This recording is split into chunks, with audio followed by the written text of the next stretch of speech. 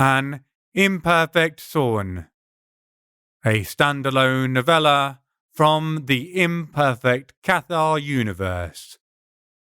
Written and read by C.N. Rowan. Chapter 1. Toulouse, 30th of October, 1958. The sea brings us gifts, welcome or not. Colour-drained driftwood from the vessels it breaks apart with uncaring, uncorralled force. Tangled knots of seaweed, like thickened locks sliced by scissor snips from an unwilling mermaid's hair, are strewn with wild abandon across a cold, grey shore. Along with bones, bleaching under clinging morsels of the person they once supported, those last scraps still bound to its marrow-filled frame.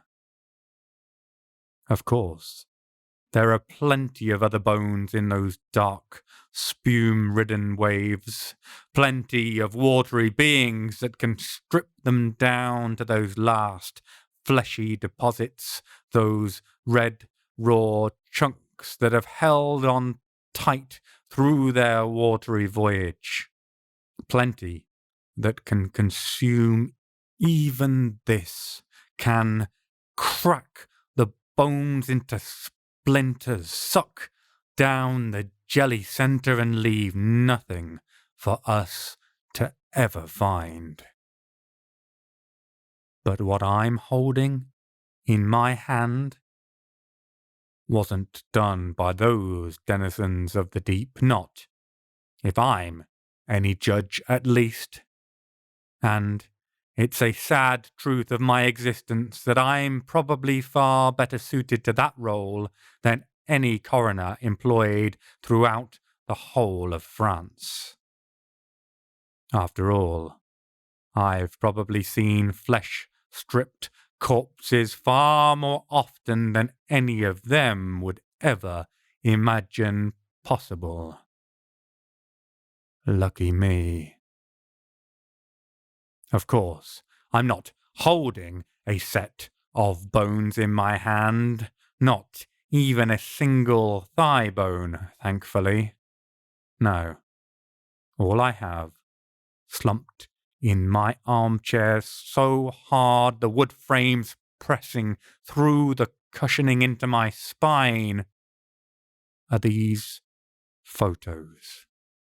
A selection of snaps of an assembled skeleton, cosseted by a beach's grainy embrace. It's hard, to be sure, even when I enlarge the image in my mind palace, throwing it up on the silver screen in my projector room to study it in detail until I can see where the flesh still hangs, still sticks in pinkish chunks, but it seems to me that the majority of the ligaments remain in place. The bones are still connected, mostly, one to the other.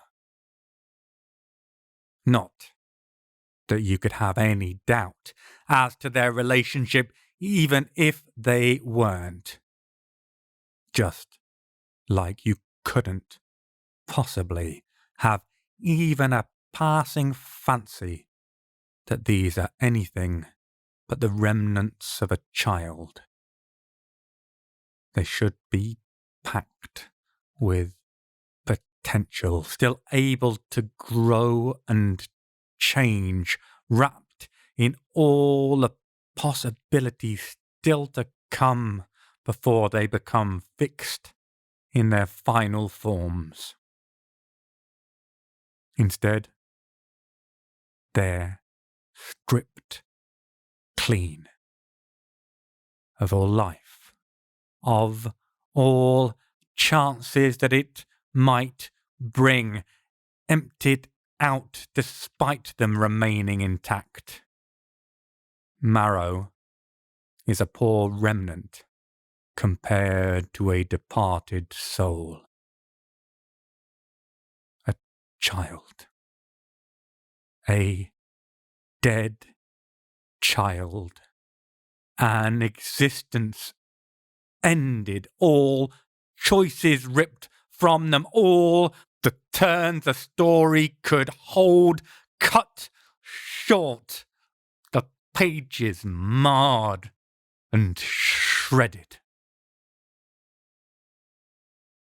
I've seen it, written in the runes of the ruined flesh of a shredded belly. Never got to see my own child's broken form, though, the fetus having been stolen from Suzanne's torn open swelling. The form once distended with all our own hopes and promises for a future together. A trio, a family, a meaning cracked like a breakfast egg, the top torn off by a murderous monster driven by a ravenous hunger. My heart cracked as well in that moment. Maybe my mind did too. I've never known what obscene appetite drove the being who killed them, never found the slightest hint or trace that might allow me to track down their murderer, the one who sought, perhaps, my unborn son for some twisted, magical purposes, taking the power of the half-born of a mage and a cago. Once the rest of the cago community cleaned up the crime scene and then unceremoniously slammed all of their doors in my face, I never stood a chance of finding out. Never found a reason for that most heinous of crimes, that travesty against all of my sense and senses, too large for my eyes to choke down, that iron tang too sharp for my nose to divide into anything meaningful.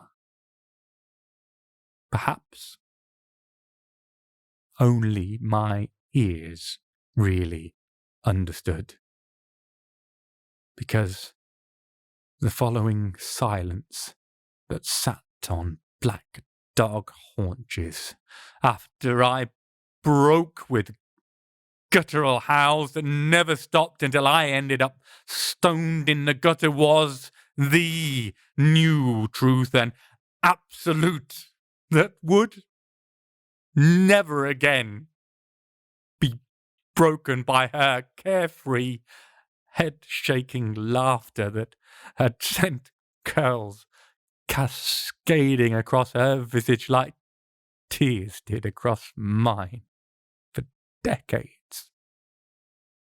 I'd never hear my son's voice gurgle or giggle or rail against the incomprehensible injustice of a world beyond what he could grasp in his tiny hands. I've never stopped railing, never been able to comprehend it. But now, in hands that never got to hold his miniature form, I hold a photo.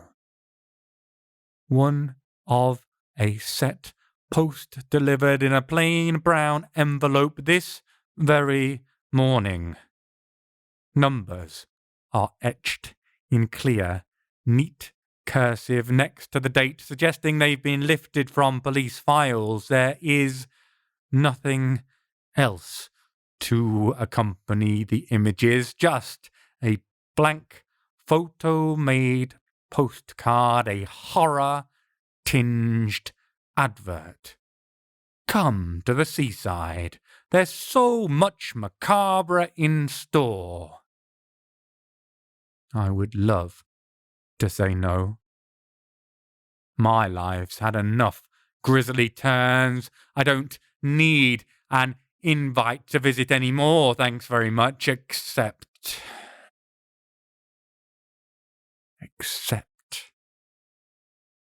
these are child bones. And there are questions too. Questions about why this unsigned invitation dropped onto my doorstep, who thought to send it, what their motivation is. But there's only one question really running through my head right now. Where? Because I don't know where. But the date is from 2 days ago. The one single bit of information I have is that this is new. It is now.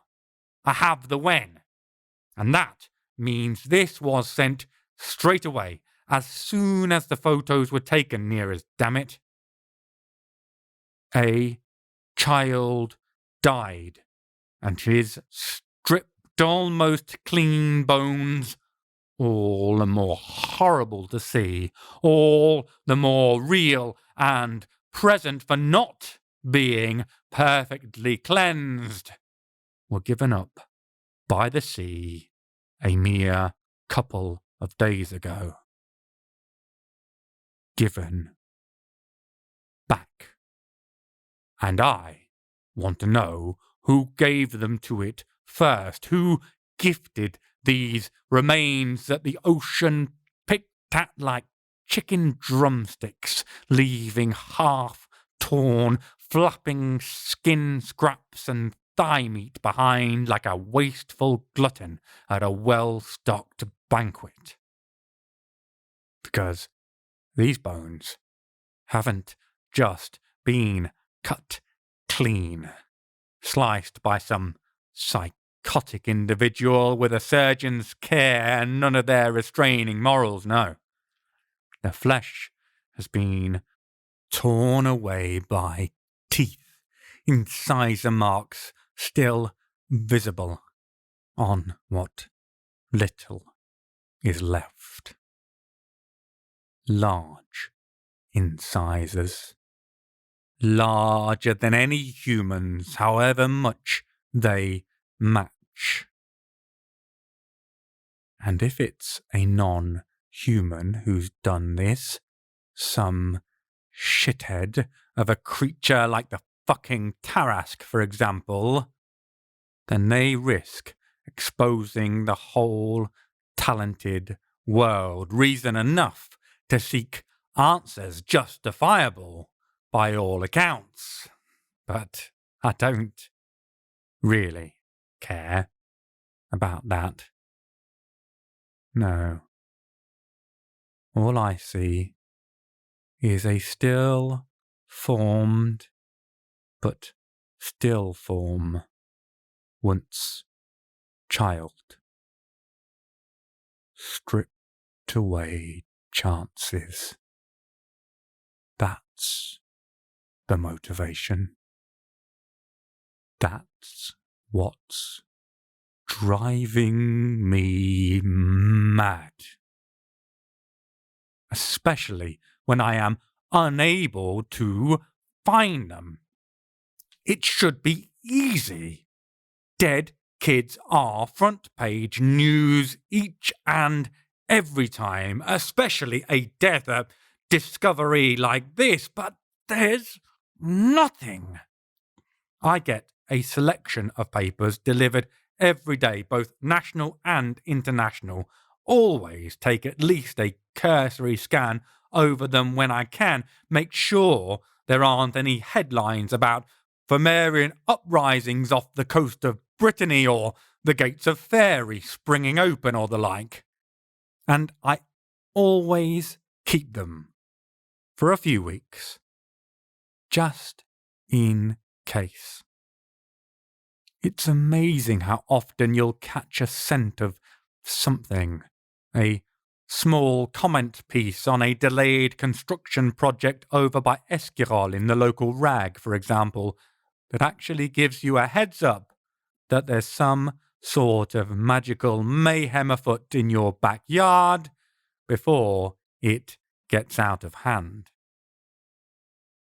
But there's nothing about this, not in any of the papers, national, international, local, nothing. And unreported child murders are setting every single one of my alarm bells ringing. The press should be haunting the station, throwing bribes around left, right, and centre. The family should be screaming their rage out, vocalising their broken hearts in unbridled, unconstrained anger, wondering where their missing child is, if they are these bones. The fact they aren't? Someone must be using talent to keep a child's death secret.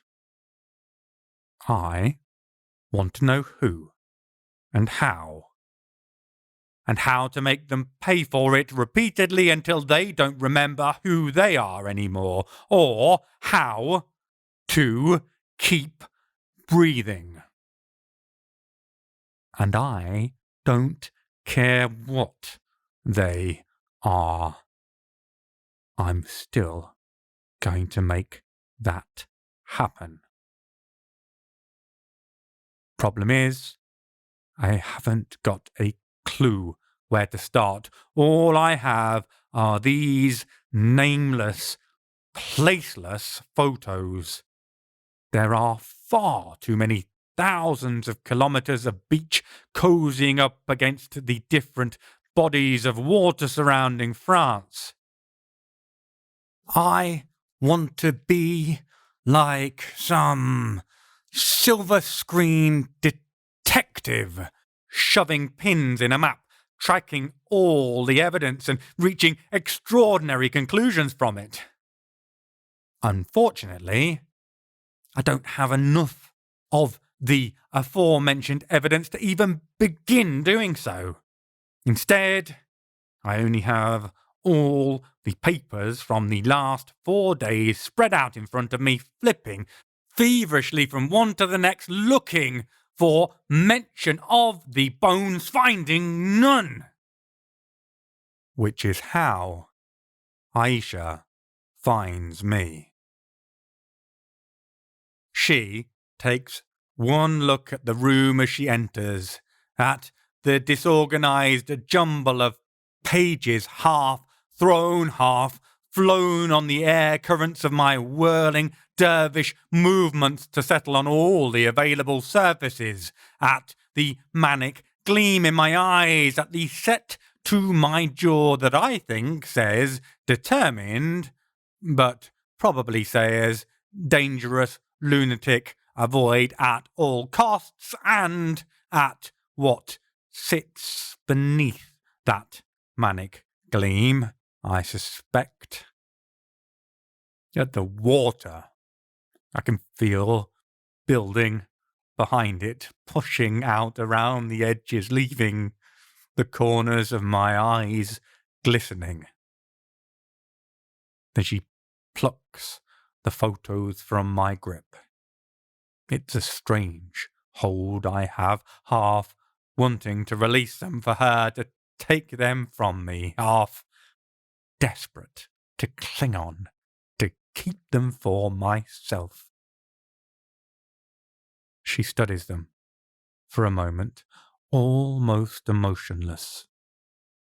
That's her usual demeanour, but I think I'm starting to see some signs in there, tiny little indications of emotions, the smallest puckering of her lips now, the drawing of the skin around the cheeks as muscles clench. I believe that's her version of screwing her face up in distaste. Sympathetic magic? She's not messing about. Her metaphorical sleeves are rolled up as she dives straight in, the good God bless her. Of course, she's spotted the problem straight away and is asking if I've tried sympathetic magic to find where the photos have come from. No doubt she remembers the plain envelope arriving. She didn't pry, of course. Nobody respects privacy more than Aicha Kandisha, but the lack of any evidence other than the photos I was clutching makes it clear what has sparked my vehement fervour. I shake my head. Won't work. They're just photos, images of the scene, but too new, too clinical and cold to have any sympathetic heat to them. Were they beloved heirlooms up on display in pride of place for a generation, it might be a different story, but these are fresh from the cold, dark, chemical baths of the photo lab. There's nothing anyone has invested in them for my magic to trace back. She frowns slightly, turns to study the scattered papers.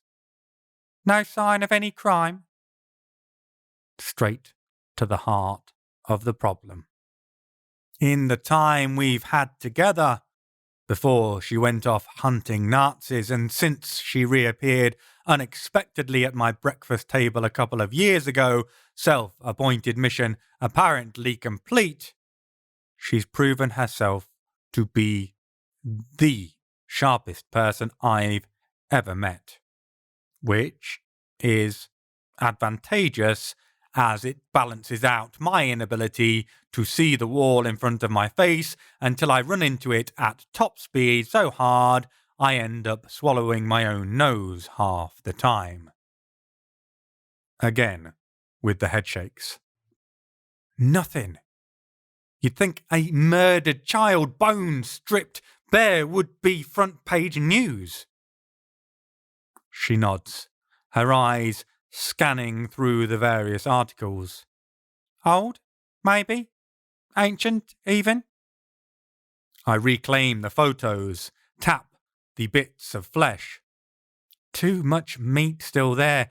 It'd be picked clean within a couple of weeks, even close to the shoreline. Plus, you can see that it's not gone rotten. No, it's a new body. Of course.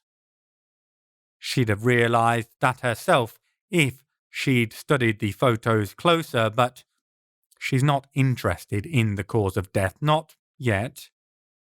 My investment in this particular case is as clear as the day is long, and she knows that the best way to help is to find out which direction to point me in.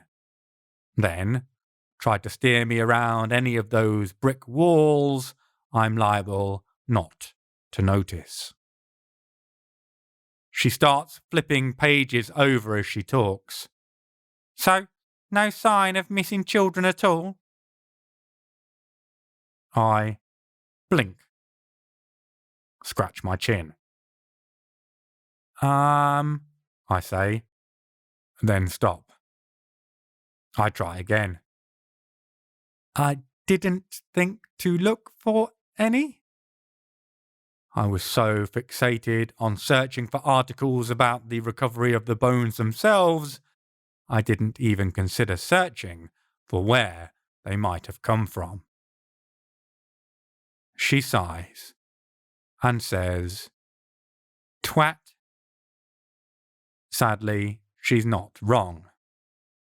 Then we both start searching again, this time with a new focus. I'm not exactly full of hope. There are lots of kids that go missing, far too many, considering more than none is far too many, that's obvious, but nearly 100 children are reported missing each day across France. Now, a lot of those are known runaways or overzealous parents, so 90% of those kids are found within a couple of days and certainly don't make the news. But still, tens of kids go properly missing every single day. At least a couple of those disappearances never get accounted for. And quite a few of them will have been chewed up by some fucked up monster from our darkest nightmares. Give me proof. I'll go to war with each and every one of them, though I'm well aware there's a touch of hypocrisy to that. I know where evil bastards hold areas of influence. The Warabuk up to the north is a prime example, and even the fucking Tarasque wouldn't hesitate to snaffle a kid or two, I'm sure, but there's no evidence. However, if I ever discover they're doing it, even knowing I'd stand little chance against either of them, I'd still try, whether I ended up permanently dead because of it or not.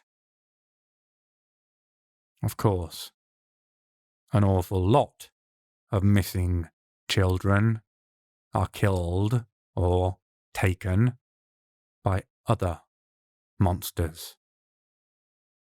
The ones who look like me, the ones who don't need fangs or talons or talent to be the stuff of nightmares.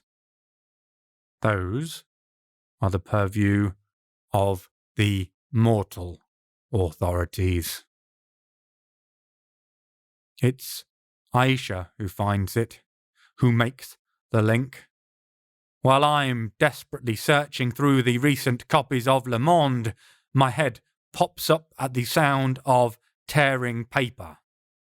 Aicha is ripping out a specific page, then flips back through another newspaper to rip out another one. She hesitates, her head scanning around like a hawk, hovering to spot the telltale rustle of the fleeing mouse through the long grass, then dives on a third copy of what looks like the same paper to pull a third page out of it.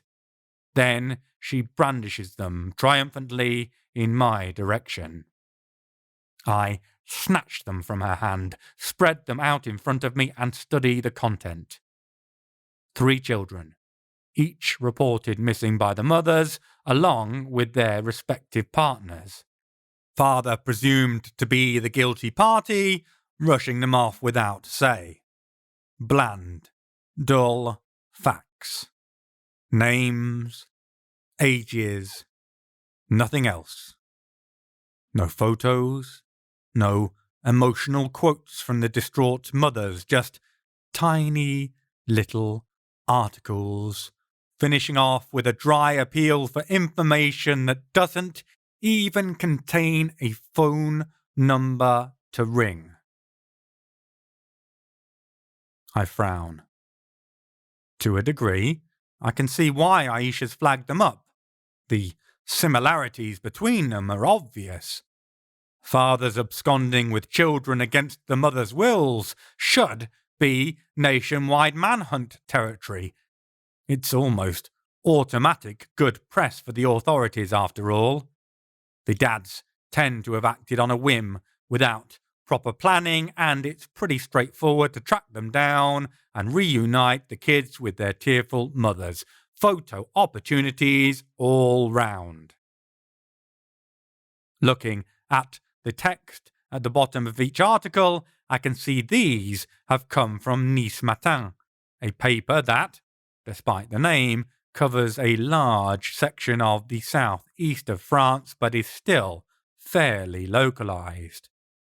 That the stories haven't been picked up and repeated by the large national papers shows said manhunt hasn't happened. But I can't quite work out what has made her link these to the discovered set of bones. My confusion is clearly evident. Aicha sighs and taps the bottom of each page. Too far back, she says, and by the good God, she's right. The page numbers are 7, 11, and 15 when they should be front page news. Any follow-up? I'm sure she's already checked, and sure enough, she shakes her head, certainty in the tight movement. It doesn't make any sense. The parents should be losing their minds, chasing up the police for news daily, for these bones to have been photographed and then forgotten. Implausible. The police might have suppressed them, I suppose. Corruption from a higher-up covering up for someone or something. But these are missing kids now. Dead kids in the case of these sorry, washed-up bones. The likelihood of everyone getting 100% on board for some sort of conspiracy to protect a secret on the say-so of a superior? Almost non-existent. The only way two people can keep a secret is if one of them is dead. Those bones are keeping secrets. But I don't believe the police are. So, where does that leave us? The bite marks look supernatural, but I'm still not sure we're not overstepping our authority. There could be someone more local, already on the case. This could already be resolved. I need to find out, though. The problem is, we've no way of knowing where these damned photos have come from. It's hopeless, Laguna. The frustration and sense of failure and deep-rooted shame threaten to bubble up in my throat and choke off the words. We'll never find where they've come from. I stomp towards the doorway, feeling that blockage in my gorge, the pressure forcing itself up, pushing the tears out of my eyes, until I feel a hand on my shoulder, gentle but firm, checking my progress. Aicha turns me around, studies my expression, peers into my eyes carefully, attentively. We know where they've come from, Sabi, she says slowly. That's what we just found out. She goes back, looks once to make sure I'm following her. I do, though it seems harder than it should be. There's a part of me drowning in frustration that just wants to bolt, wants some fresh air far away from these damned newspapers. But I trust Aicha, Candisha, so I force myself to keep walking. And when she taps the articles she's found again, I force myself to read them carefully, fighting myself the whole way.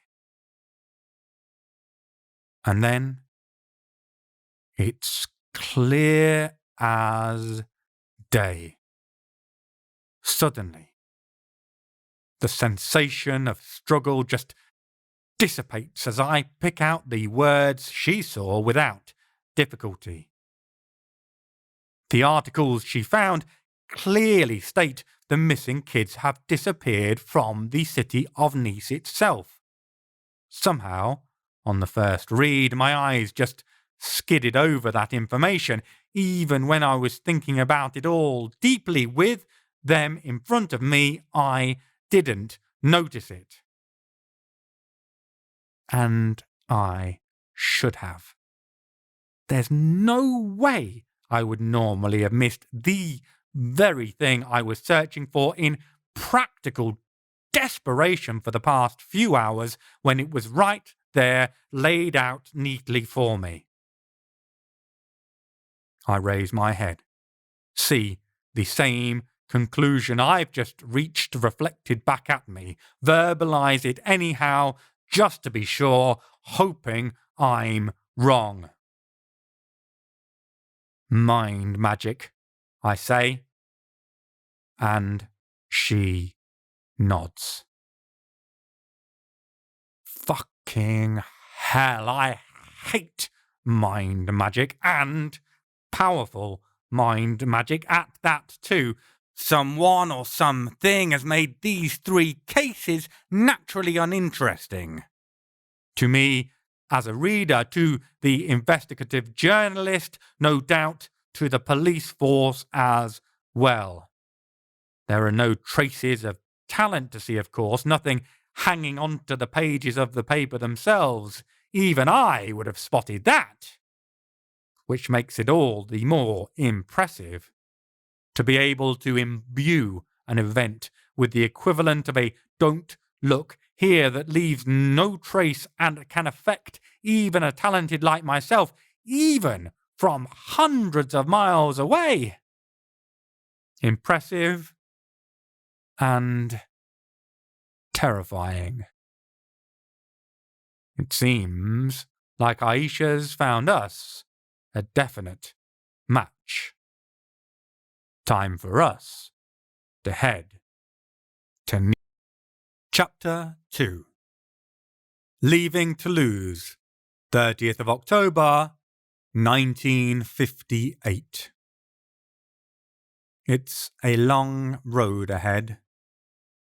As the crow flies, it isn't that far, but it's a weaving route along country lanes to get there. Even with a bit of luck, and Aicha driving, there's no way we'll average over 60 kilometers per hour, meaning it's a 10-hour slog.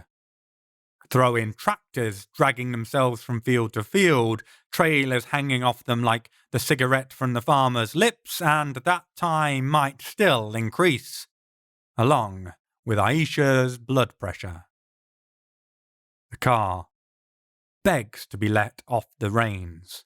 Air whips along the streamlined body of the Citroën DS19 like if we just put our foot down properly it might leap off the tarmac, take to the skies and soar straight to the moon. And when we do get on the straights, when the road's clear, and Aicha can let the engine roar, the vehicle sings. The engine is a lighter note than the occasional American imports we've encountered. Noisy beasts with their overpowered throat-back roars. This car whoops its joy when it's allowed to move. I'm not whooping with joy. I'm clinging onto the frame of the car, gripping the armrest as though I could somehow pick it up like a dog by the collar and drag it through the streets, forcing it to get us there faster. There are at least 2 more children out there, and we don't know if they're alive or dead, and that means we can't get there fast enough. Not for my liking, not to calm the insistent voice at the back of my head that tells me I can't ever arrive in time. That I'll be off drinking and laughing, carousing and playing the fool while the real innocents are crying and suffering and dying in the dark. Just like my wedding day. Just like with Suzanne. That I'm always too late to save those who don't deserve to die. Well, I just dust myself off each time it happens and head back down into the bottom of a whiskey glass. Why did they report it at all? I ask. The countryside is a blur out the window, a raucous visual cacophony, changing too fast to be anything but an impressionist canvas of greens and browns. What? Aicha's eyes never leave the road, ready to swerve around anything keeping us from setting the land speed record.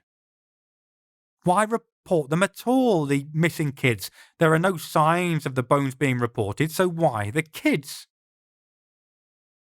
Aicha's silent for a moment, which is impressive. It means I've given her pause for thought, although she only pauses verbally.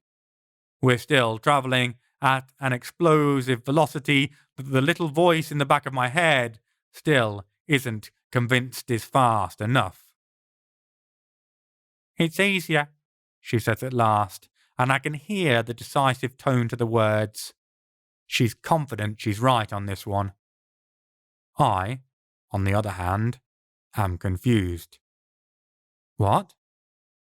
Think about it, dickhead. Persuading cops, journalists, the general public not to be interested? She shrugs, her eyes never leaving the road. Easy enough. Nothing personal, end of the day. Getting neighbours, loved ones, mothers to forget about missing children immediately, just like that. She snaps her fingers. Far harder. Better to get the reports filed, then have them get lost in the masses of paperwork. Make people satisfied with that one action. Stop asking questions. Smaller nudges on a larger scale. Much easier than tearing all memories of a missing child from a group of minds. Action like that, likely to shred their minds at the same time.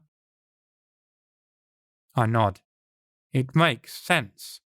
Whoever or whatever pulled off this influencing around the missing children did a terrifyingly impressive job, but they must have limits as to what they can pull off magically. At least, I hope so. Otherwise, we're fucked. By the time we make it to Nice, night has drawn in, but the street lights still lead the way. The lampposts down the Promenade des Anglais stand like soldiers, stiff in salute, ready to greet arriving dignitaries. Certainly the town draws more than its fair share of the famed and fabulous, although we're arriving in the quieter months as the town shifts down a gear, readying for the hibernal winter. I'm grateful for that, for 2 reasons. More people provides more cover and more potential victims for any murderous creature, human-shaped or otherwise. And less people also reduces the chances of someone upsetting Aicha and turning her murderous herself. Nobody wants that. Least of all those making up said madding crowds. Aicha parks up on the promenade, an impossibility when the days are longer and the beaches call out a siren song to everyone who wants to go out. The opal waters and white sand host celebrities from every corner of the world. The French Riviera is the place to be seen. Unless you're one of the missing kids, of course.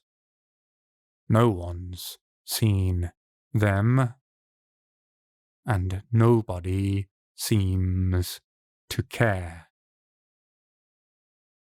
By the time I shake myself from the dark grip of that particular thought, Aicha is already striding across the street towards the... No. Wait, Aicha. No chance. She stops, dead, in the middle of the road. A low-slung Renault Floride, its soft top thrown back to catch the last illusions of daytime, has the audacity to honk at her. I'm amazed she doesn't make the engine explode like a direct strike from the aliens in Earth versus the Flying Saucers.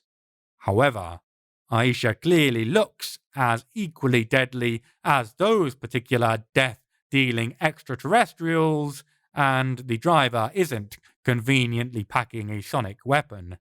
They reverse, spinning the car round and heading in the opposite direction.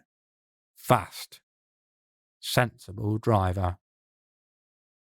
What are you saying no to, dickhead? I can read the subtext. She knows what I'm saying no to. She means, am I brave enough, or stupid enough, to clarify? I'm definitely one of the two. We aren't staying there. I gesture at the pink-topped apparent palace she was storming towards. The place is lit up like a hedonistic emperor's party is about to get swinging, gold and electric illumination spilling out from every window. The dome is aglow too, rounded rose tiles pointing to the prominent flagpole protruding off the top. Light pours out across the night sky from the letters picked out in neon tubing, the name of the hotel, Le Negresco. Why not? Aicha's tone is calm, flat. It would be enough to make a wise man shut their mouth. Luckily, I am not that man. Because it's the poshest of all places ever in the world, ever. It's a place for rock and roll stars, for models, for royalty. And there. Right there. That's the moment when I realise I've fucked up. Spectacularly. Now her eyes narrow. Do you remember who you are talking to?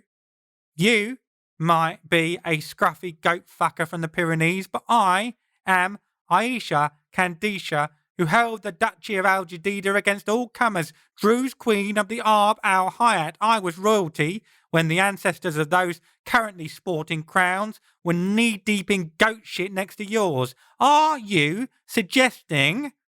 She somehow manages to raise an accusatorial, questioning eyebrow while maintaining her narrowed gaze. That I am unworthy of this hotel? Yeah. No. There are limits, even to my stupidity. I mime zipping my lips. Falling silent is the only possible attempt at excusing myself that won't make matters worse. She stares at me long enough for the sweat to bead and then chill on my forehead, cold and clammy. Then I get the briefest of gracious nods, meaning I won't carve your stomach into patterns like one of those ridiculous Anglophone pumpkins, before she heads towards the clearly newly refurbished hotel, the gleaming crown jewel of the promenade. And an incomprehensibly short amount of time later, we are in a luxurious duplex on the floor officially reserved for VIPs. I still have zero idea how she managed it, other than by force of will and by being Aicha. Right, recap, she says.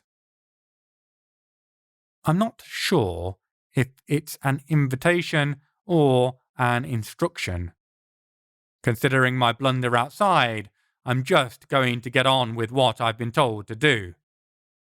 3 boys gone missing that we know of, all within the past 2 weeks, one the same day as the bones washed up on shore. Each time, the father also disappeared and is the only official suspect. Each time, the story gets relegated in the papers behind far less interesting stories, and nobody connects the dots or raises the sort of hue and cry you'd expect with multiple disappearing kids, at least one of whom is dead.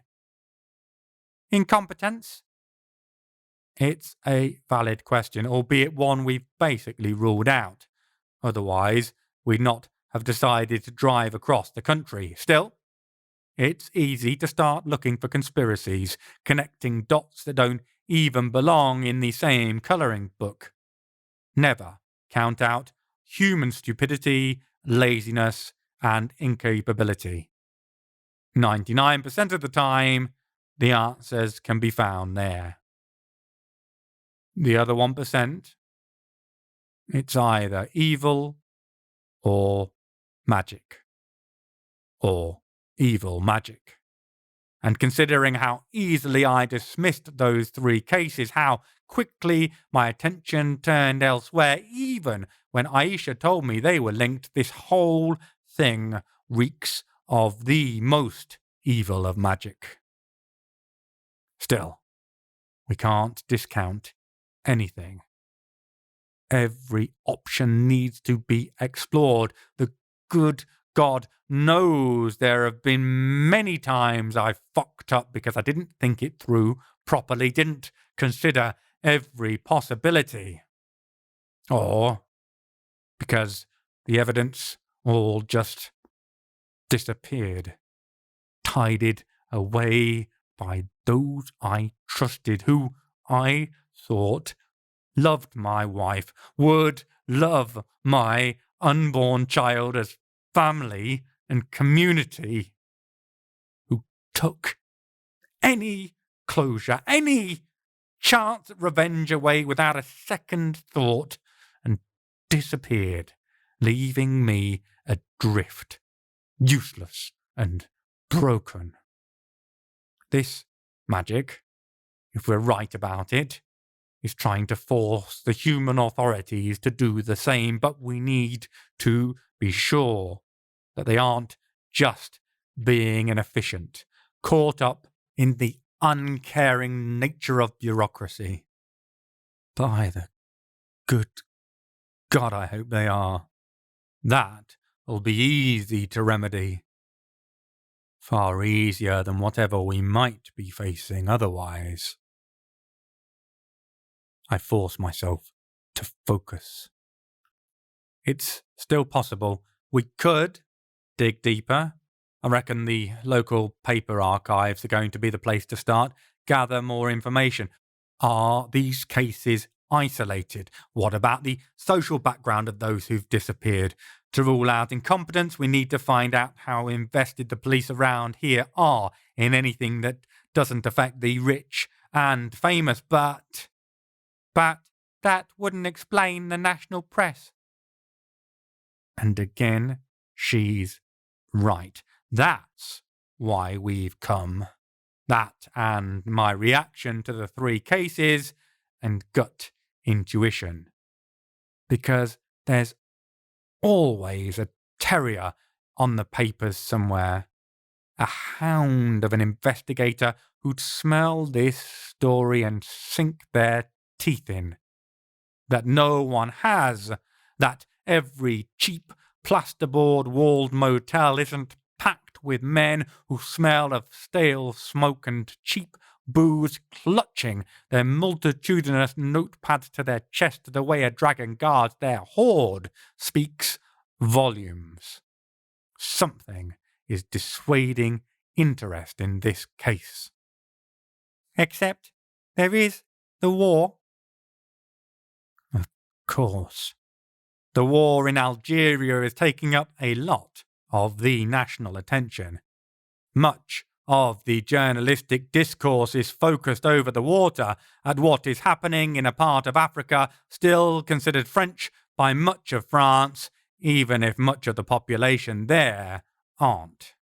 So, it's possible, just, that it slid under the radar because the news hound's eyes are elsewhere for the moment.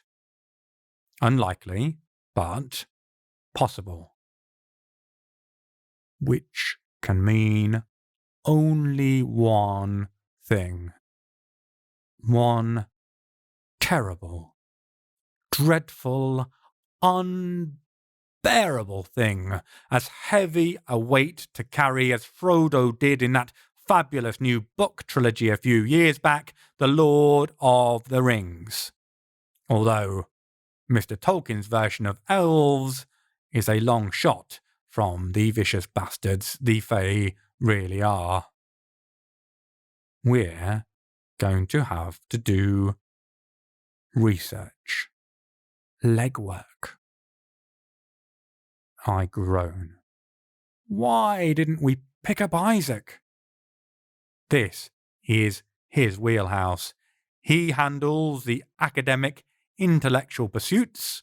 Aicha deals out the ultra-violence and cutting remarks, and I blunder into danger like a drunk bear in a minefield, normally dying even quicker than such a creature would. We all have our roles to play. This isn't mine. Aicha shakes her head. Deep in an experiment. Said not to come knocking for 2 weeks. Oh shit, yeah, I forgot about that. Which is a spectacularly dangerous thing to have done, because if Isaac says don't come knocking, it means he's performing some ludicrous bit of research that could tear holes in the space-time continuum if distracted. He's probably trying to discover a long-lost flavour of oolong tea, which, to be fair, is a valid reason to risk tearing holes in the space-time continuum, particularly if you're Isaac. Okay, so what information do we need? What I really mean is, how little can we get away with before we go and punch someone in the face or blow something up? Aicha nods, gathering the subtext. 2 things. Number of disappeared children. How they disappeared. So, we know the names of 3 kids who've gone missing. Either we can go try speaking to the mothers, or we can go try to dig, see if any others have disappeared. Neither are exactly appealing options. The first involves speaking to understandably distraught women, poking at their trauma till it sits up and bites them. The second, trawling through endless paperwork in the local newspapers, searching for similar cases. Aicha shrugs. Ends up the same? I blink, thinking about it. Oh, right. Because even if we find more cases, find a pattern, we're still going to need to speak to the remaining parents sooner or later. If we're going to have to come face to face with their grief, we might as well skip straight to that, rather than losing hours or days drowning in archived issues of the newspapers. She nods, seeing my realization. Congratulations, dickhead. You got there, eventually. Sigh. I deserve that one. It's not exactly my idea of a good time, going and prodding away at the horrendous weight of worry, that soul-dragging loss and suffering each of them must now be carrying around, but it makes sense. And if we can get a clue from them, perhaps something they don't even realize they know, something that points us in the right direction, then just maybe we can stop any other mothers from having to carry such an unbearable load around. Chapter 3. Nice, 31st of October, 1958. Getting our hands on the addresses of two of the victims isn't difficult. We already picked up their names from the newspaper articles. It's just a question of digging in the phone directory to find the right person. The first one is easy. There's only one Lasson in the listing, so Mrs. Juliette Lasson's address is simple. Mrs. Joubert isn't quite as straightforward. There are 3 Jouberts listed within the city boundaries and a few more in the suburbs.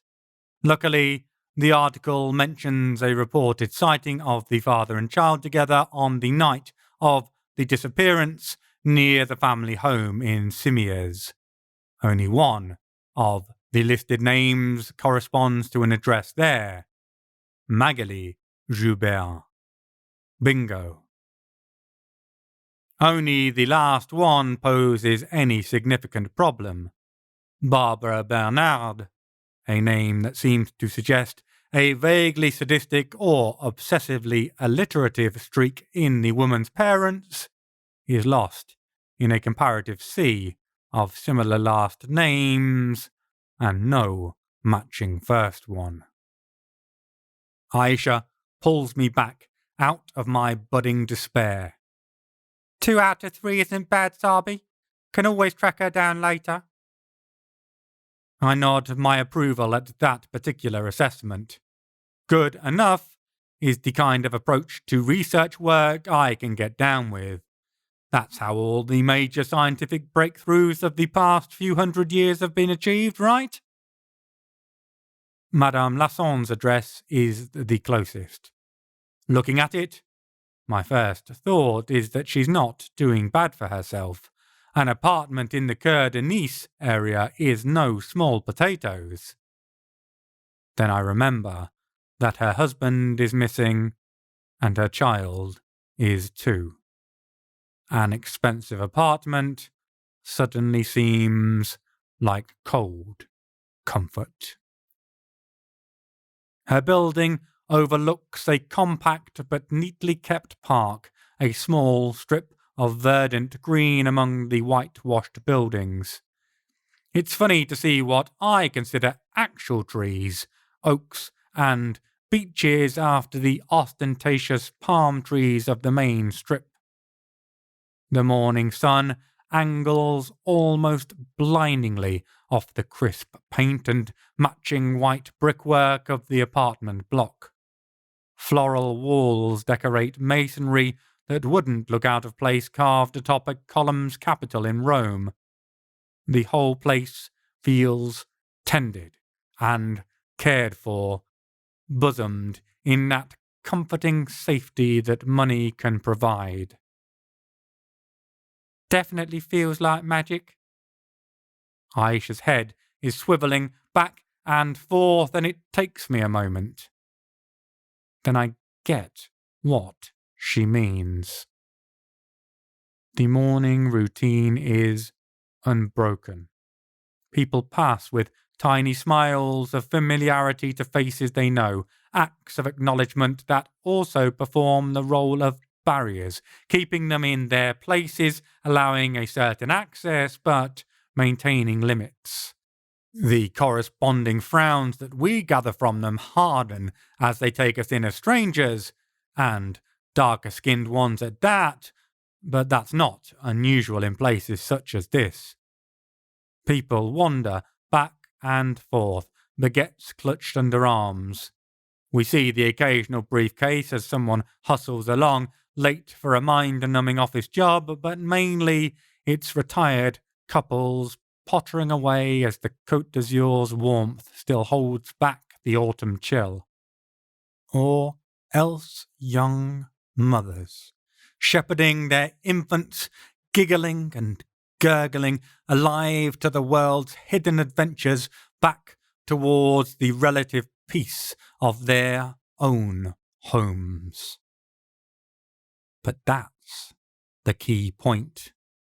None of them have that harried fear to them that goes with events such as have transpired. No one clutches their child close to them, their fingers wrapped in a shirt collar or clamped on a shoulder, a safety chain to reassure a terrified adult about presence, that they are still here.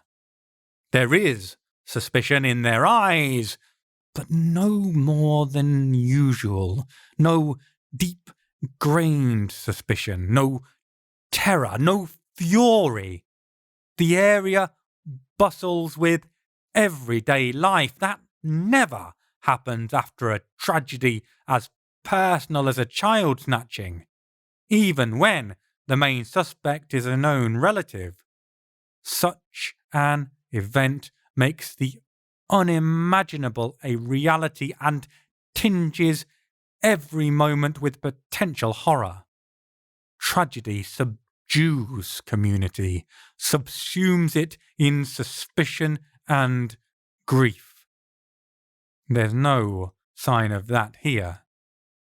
It raises my hackles and only makes me more sure it's right that we've come.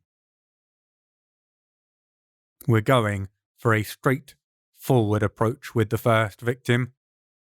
When his mum answers the intercom, the cut-off of the rattling buzz letting us know we're connected, I introduce us as detectives Mason and Street. Assuming the local police haven't been totally useless, there's no one she's more likely to open up to. Our conversation cuts off as the door clicks open. She lives on the second floor. Both the complex's hallway and stairs are clean and bright, carrying an airy feel thanks to the elongated windows showering us with the angled sunlight. The place speaks of contained material comfort. Every fixture, from light shade to shag carpet, carries obvious quality without screaming ostentatiousness.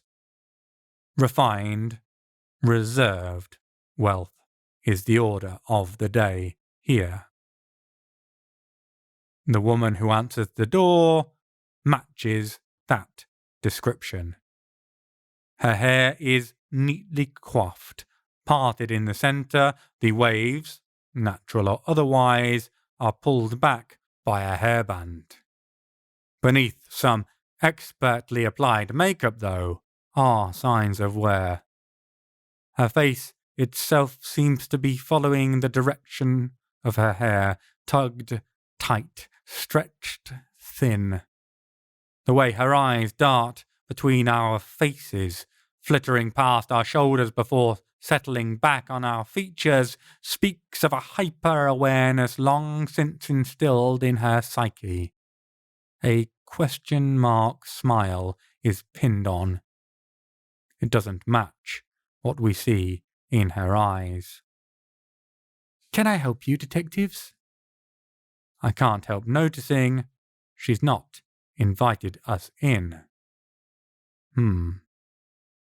That's outside of the expected, as is the question itself. She blocks the doorway, leaning on one jamb, her arm reaching across to rest on the other. Her pink dress stretches out around her, helping to fill the space to make casual entry impossible. I see Aicha's lips purse out of the corner of my eye, and I know why. No mother missing her child should welcome an arriving police officer in such a way. One would expect two emotions to be warring internally, fear and desperate hope. Have they come to let me know my child has been found, or horror beyond horror that they've been found? The woman in front of us should be a bag of nerves torn apart by anticipation and dread. Instead, she looks composed, calm, almost bored by our presence. Something is definitely wrong here. I brighten up my smile, plastering it on thick, and turn up the charm. Madame Lasson? She nods minutely. I'm sorry to bother you at such a difficult time. My partner and I... Her eyes flick with suspicion towards Aicha. Female, Arab, police detectives don't exist, but I barrel on. Have been sent from the Parisian headquarters to investigate your son's disappearance. It should suffice, and, sure enough, I see the suspicion in her regard relax slightly. The capital is always different, and I know those far flung enough away from it will believe advances in ethnic and gender recruitment a possibility. What she makes of Aicha's Ciala tattoo splitting her chin in half, I have no idea, but I'm not here to find out. Best just to keep her attention focused on me. I'm afraid I don't have any news, and there's the wrong reaction once again. There's no stiffening, no tiny expulsion of air as hope gets pushed physically from the body, no guilty flash of joy to the eyes that at least it's not bad news. No. The woman just regards us with the same uninterested, vaguely polite air, and it's making my teeth itch worse than chewing tinfoil during a heavily charged thunderstorm. I press on. But as we'll be assisting the local police in their inquiries, we need you to share your story with us once more. Again? Really? There's the vocal equivalent of a bored eye roll in her tone. Indeed.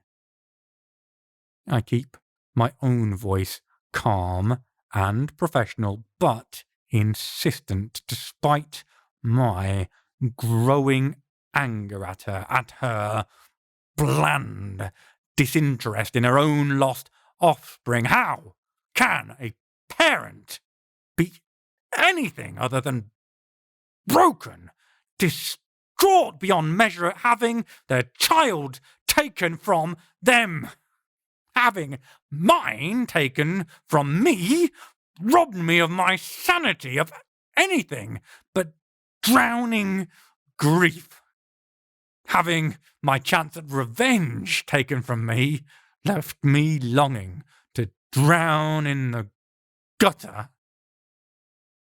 And this woman, who could still have a chance at a reunion, at a happily ever after, just stares with a bored insouciance that makes me have to bite my tongue in case I pour out all my fury on her to ignite at least the tiniest spark of emotion in that uncaring mask of a face.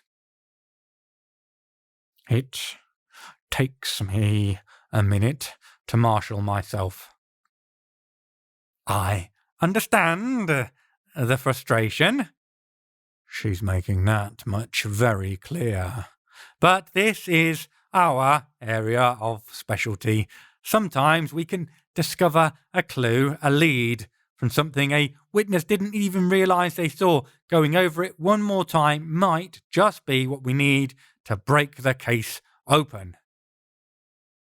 I realise I'm talking like the character I claimed to be from Dragnet or any of the other TV detective series spouting off cliches.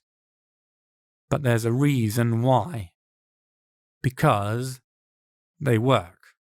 They are what people expect to hear, and so they relax when they do, and Madame Lasson is no exception.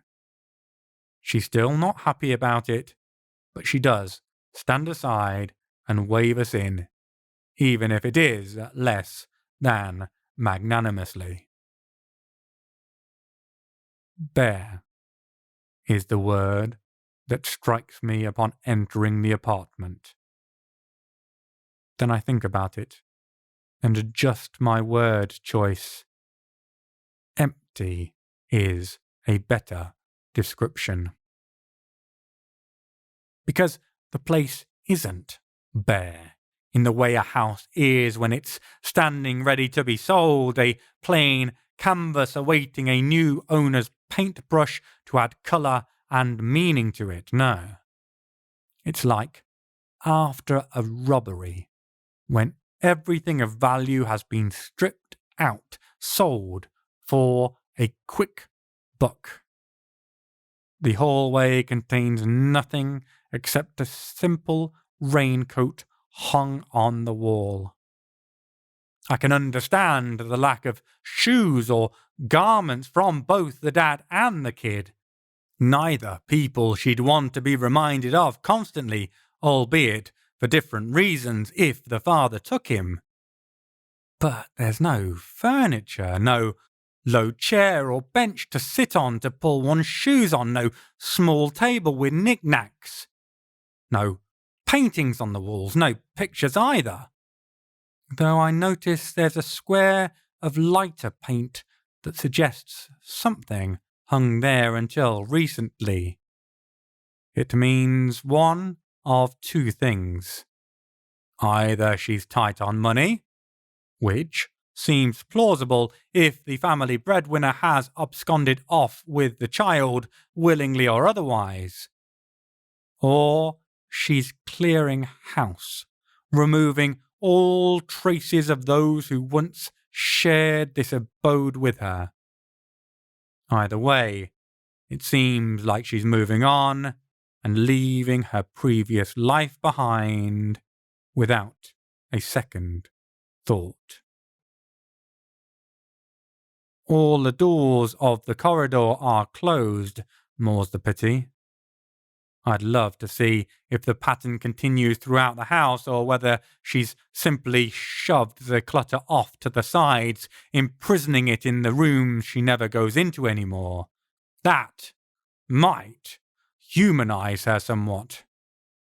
The good God knows she needs it because she's behaving anyway but how I'd expect her to. If she peeled off her skin to reveal a robot's metallic sheen underneath, well, I can't say I would be surprised. It'd be a new one on me, but it'd certainly fit with her patterns of behaviour at least. The kitchen area she brings us into carries on the same pattern. It's a large space, all gleaming modern chrome that suggests they've had it redone in recent times. The huge windows keep it light and airy, but there are no plants, no photo frames, not even a funny, carelessly placed magnet to break up the reflective sheen of the units themselves. Just a small, plain table and 4 chairs that hug the side wall as though afraid they, too, will be dragged kicking and screaming out at any second, perhaps thrown into a skip, discarded remnants of a previous life. Although, if so, I'm going to be passing through the area with a stolen van in the near future. The lady may not have much in the way of furnishings, but those she does have are of clear and categorical quality.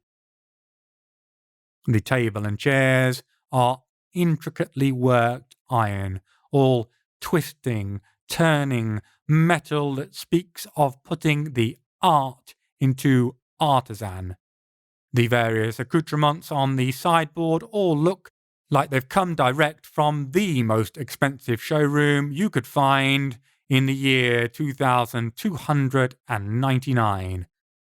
If you told me the kettle could fly a mouse to the moon, I'd believe you. Although I'd then insist on you starting the launch sequence so I could witness said miracle. After making sure the rodent was fully equipped with breathing apparatus and spacefaring gear, of course. I'm not a monster. Not that I get to see it used for either exploring the cosmos or for boiling water. She lets us sit down. The basic rules of hospitality still apply, but she's not falling over herself to offer us a drink. I accept the indicated chair. Aicha stays standing, a looming presence, which sounds bizarre only if you've never met that sort of shorter woman who's such a force of nature they can tower over you while being half your size. The woman takes a chair and looks at us blankly. It's as if she can't imagine why we're here, which makes me want to grab her, shake her, yell at her that she has a missing child and ask her what the hell is wrong with her. That shouldn't be something you just forget. How are you holding up, Madame Lasson? Despite this grim feeling churning away in my stomach like it's trying to turn all the acid into the world's most disgusting butter, I try to keep my tone sympathetic, acting like the caring but professional detective trying not to seem anything other than politely interested. She blinks at me. My first thought is the movement is owlish, but there's something more of a hawk to her, more obviously bird of prey than a tawny owl seems, at least to anything bigger than a mouse. Fine. A one-word answer to a question that could hold a myriad of answers in a normal situation like this. Anything from a diatribe about everything going on that's keeping her distracted from even thinking about what she's lost, to her collapsing on the floor, bawling and broken, but fine is about the only thing I wouldn't have expected to get back. Not if she doesn't know what happened to them. Anyhow, normally I'd skirt around the issue, but right now I want to do anything short of prodding her with a sword to get a reaction. Although, if she is involved, if she's as guilty as she's acting, as she's making me think she is, then I'll be more than happy to do that, too. It must be unbearable having lost your son. How old was he? 10 years old, and yes, unbearable. Nothing. Not one thing other than the facts. I know it's what detectives always say they want. Just the facts, ma'am. But in this situation, nobody stays cold and concise. She should be blabbering about all his favourite activities, all the things she loved to see him do, perhaps breaking out photos or sharing moments she still clings to like a life preserver, desperately staying afloat on the idea that happier days might come around again. Instead, she gives us his age. Nothing more. She doesn't even say his name. It's like for her, he never even existed. Or perhaps she knows he doesn't exist anymore. Perhaps she made it so he doesn't exist anymore. Female murderers might be statistically rarer than men, but they still exist, and I'm starting to wonder if I'm not face to face with our culprit, if all our suspicions of magical involvement and flesh-eating monsters might turn out to be almost wishful thinking. Better than the thought of what this mother might have done to those who loved her, who looked to her for safe keeping. A possibility that is truly monstrous. I pull out a pocket-sized notepad and flip the leather front over the ring binders with apparent practiced ease, looking every part the professional gumshoe. So, Madame Lasson, have you heard anything from Thierry? Finding her husband's name was as simple as hers. He's officially a wanted man, despite the troubling lack of a countrywide manhunt I'd have expected to accompany his supposed crime. Her reaction, or lack thereof, is making me feel even less convinced that's what happened. No, nothing at all. He's gone. It's like he never even existed. She slides her hands across the table, leaning forward, and it's all I can do not to leap backwards out of my chair like I am some cartoon image of a subterranean housewife and she just flung a mouse in my direction, because this untalented, very normal-seeming woman has just pushed some heavy-duty magic in my direction. Chapter 4. Nice, 31st of October, 1958. I feel the power rolling off her fingers, see it creeping across the table. Deep orange tendrils, the colour of burnished bronze, start to crawl up my skin, skittering up my arm. They try to creep into my mouth, my eyes, my nose. I know what their magic's seeking. My brain. It's hard to suppress a shudder. This is mind magic. Dirty fucking business. So, confirmation. Now it's so close I can sense the intent. This isn't important. There's nothing to see here. The husband and child don't matter. They aren't even worth worrying about. This isn't a don't look here, more of a forget here even existed. A small-scale version of whatever has ingrained itself into every element of this mystery, so that even those reading the sparse details about it in the local paper don't want to know more, won't question the lack of resources assigned, the lack of results achieved. Mind fucking magic. It makes sense, considering that the weirdness of the comparative media silence is what drew us here in the first place. Getting confirmation doesn't make me any less uneasy. Not in the slightest. Of course, as strong as this strange, unexpected magic is, it's not about to start rewriting my brain, the dirty little mind fucker. I'm about to explain so to the woman with strong language and caustic humour, possibly followed up by extreme violence, when a hand settles on my shoulder and then clamps.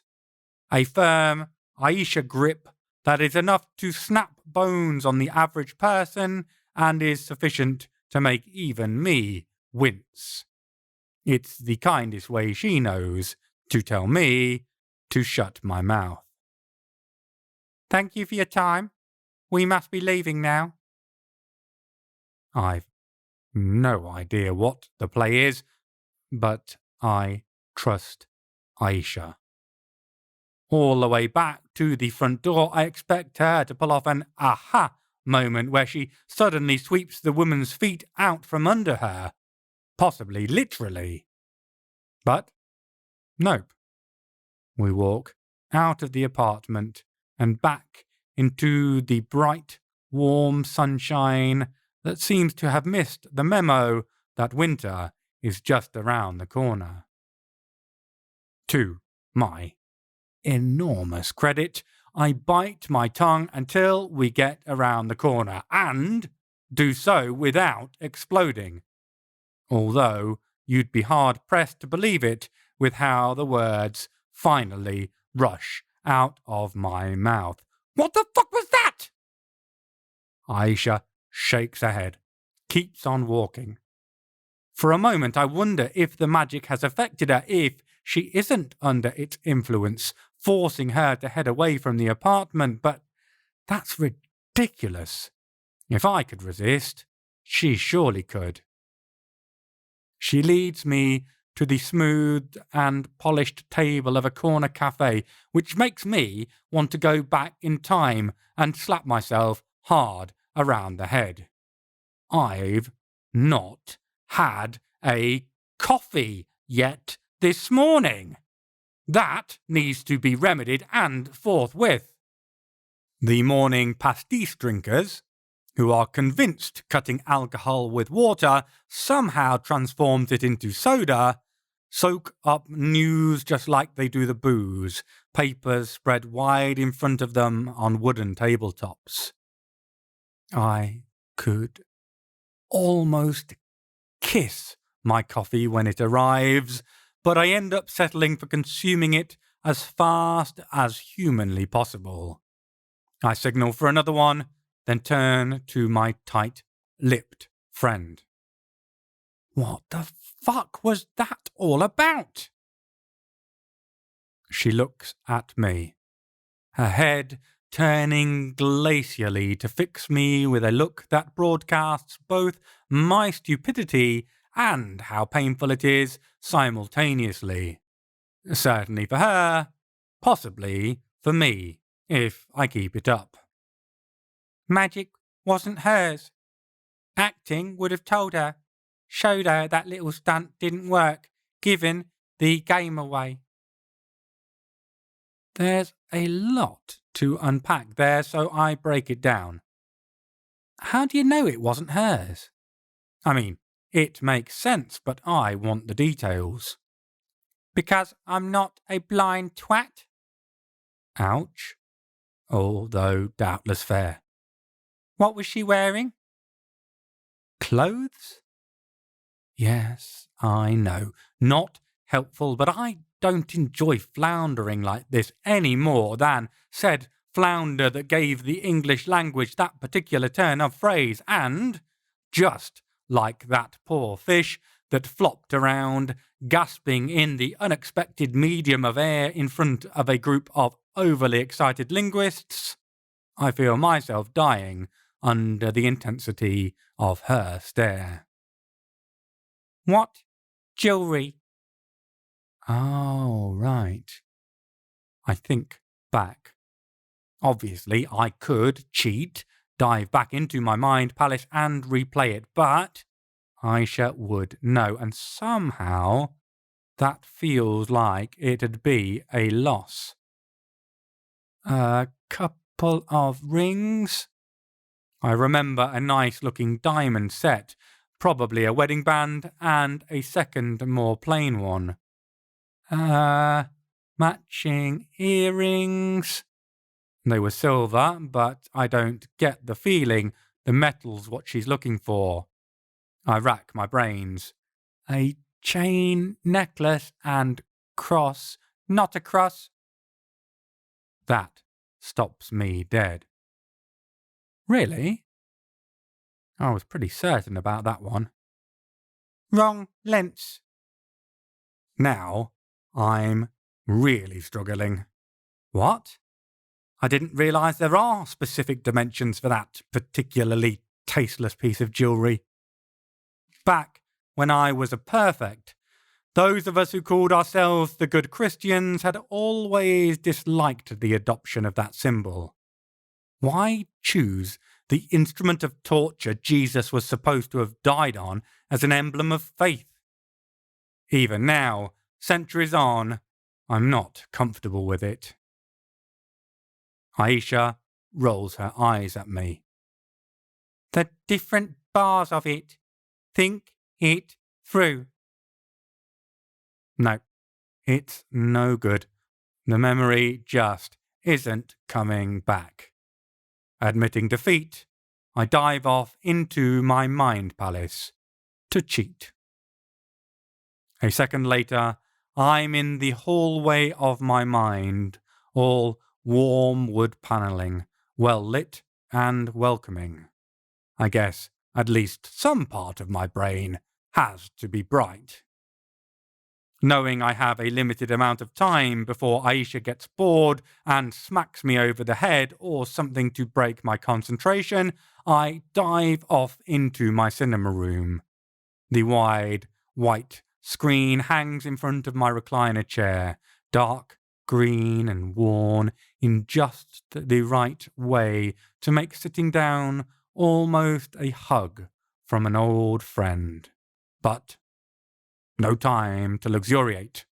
I wave a hand, the clatter of the projector syncs with the images springing to life, and I watch the end of our recent encounter with Madame Lasson. If I'm going to cheat, I'm going to cheat properly. I gesture to bring up the point where she pushed her magic out at us. Slowing down the viewing, I can clearly see it wasn't hers after all. It came from the necklace. I watch that strange coloured magic stream down her neckline, disappear from view, then drip from her sleeves to gather in her hands. Just before she launches it, the necklace itself. I snap my eyes open to see Aicha's hand inches from my face, her palm exposed, ready to slap. I got back out just in time. Ouch! Fuck's sake, Aish! Or apparently not. Although she may have just decided to slap me for the fun of it, anyhow. That's for cheating. Oh. Apparently, it was a game, after all, and I lost. Of course, it would have been nice to know the rules properly beforehand. Although the glint in Aicha's eyes and her still readied open hand make it clear what the prize will be for challenging her on that. I decide a change of subject is probably the safest option. I saw what you mean, at least. The magic came from the necklace. And she makes a rolling gesture with her hand, either to indicate I should get on with it, or to warm her wrist up to inflict some more brain-rattling slaps on me if I don't get the answer right. And the bars of the cross were all the same length. That's what she was getting at. Almost the same length, but not a cross. Could be a Greek cross? It can't be the Occitan one, even though that's also symmetrical. It was missing the heraldic detailing. Or Scottish? She shakes her head. The crossbar was shorter. Just the top and the bottom were the same length. I want to dive back into my head, have another look, but I also don't want to feel my teeth ringing in my skull, so I decide to take her word for it. So what was it? I assume she has the answer. This is the normal game. Aicha works it all out and then waits patiently for me to catch up. Or not so patiently, doing the equivalent of setting the dogs on me to prompt me into hurrying the fuck up. Only with more knives than canines. K-knives. Fucking hell, that's a terrifying thought. This time, that's not the case. No idea, but not a cross, and definitely the source of her talent. She pauses. Not hers, the talent she borrowed, or triggered, perhaps didn't even know what it did, what it does. So, not a talented, but somehow triggering a talisman given by a talented to keep us from asking questions. The woman in there, weird as all living fuck as she was, isn't the villain of the piece. Or, at least, not the main one. Not the magical one. She certainly didn't come across as a victim. Or a concerned mother. It makes me think of a film I saw a couple of years ago where invading aliens came down and snatched people's bodies, titled, with unimaginable originality, Invasion of the Body Snatchers. It was a great film, although I have already come to regret letting Aicha watch it. Point is, she didn't even come across as human. Not properly. Not one who is in the situation she supposedly is. Which brings me back to my original point. So why did we bail? If she's a wrong'un, surely we could have beaten it out of her, found out what she knows rather than just walking away. Aicha quirks an eyebrow at me, an eyebrow that might as well have grown its own mouth and told me quite clearly and categorically that it would have been her doing the beatdown. But she doesn't verbalise it, which means I get off comparatively easy. Can always go back and do that later. Doing it now tips our hand. Ah. I get it now. If, and we seem to have established this is the case, she's in some sort of cahoots with whoever the real villain is, bringing the Dan Dare all-action hero kind of approach would have only tipped the real Mekon off. Best case, we got their location and they're sat waiting for us. Worst case, we got nothing except a dangerous enemy now well aware we're in town. Plus, we don't know. Aicha swirls her cup, stares hard into it. Don't know what?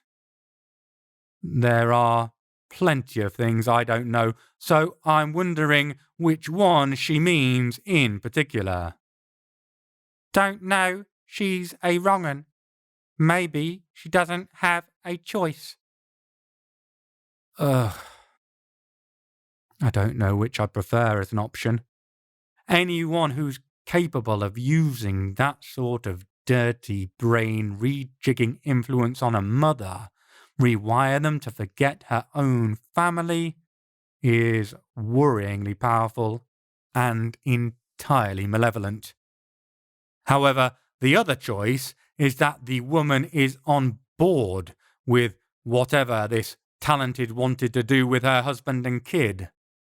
Neither are wonderful options in my book. We take a moment over those last caffeinated dregs still lingering in the bottom of our cups. There's no way I'm going to leave a single damn drop. It's horrific, I say at last. She looks up at me. What? The very idea. I can see she's about to prompt me further, possibly with another slap for trying her patience, so I hurriedly carry on. That a mother might be involved in the disappearance of their own child, willingly or not. Might not be that yet. Aicha holds up a finger. Maybe the kid's cursed and Dad is getting help. A second finger. Maybe the dad gave her the necklace as a gift before he took their kid. A third one. Maybe kid's talented and they're hiding him from the world. A fourth. Or maybe she's a monster and deserves to die. They're all valid points. And, apart from the last one, not possibilities I even considered. I knock back the last of the liquid gold that's slowly making the day a more bearable prospect. So, what now? Aicha's lips thin. Now, we have to go present ourselves to Caliburg. Oh, good.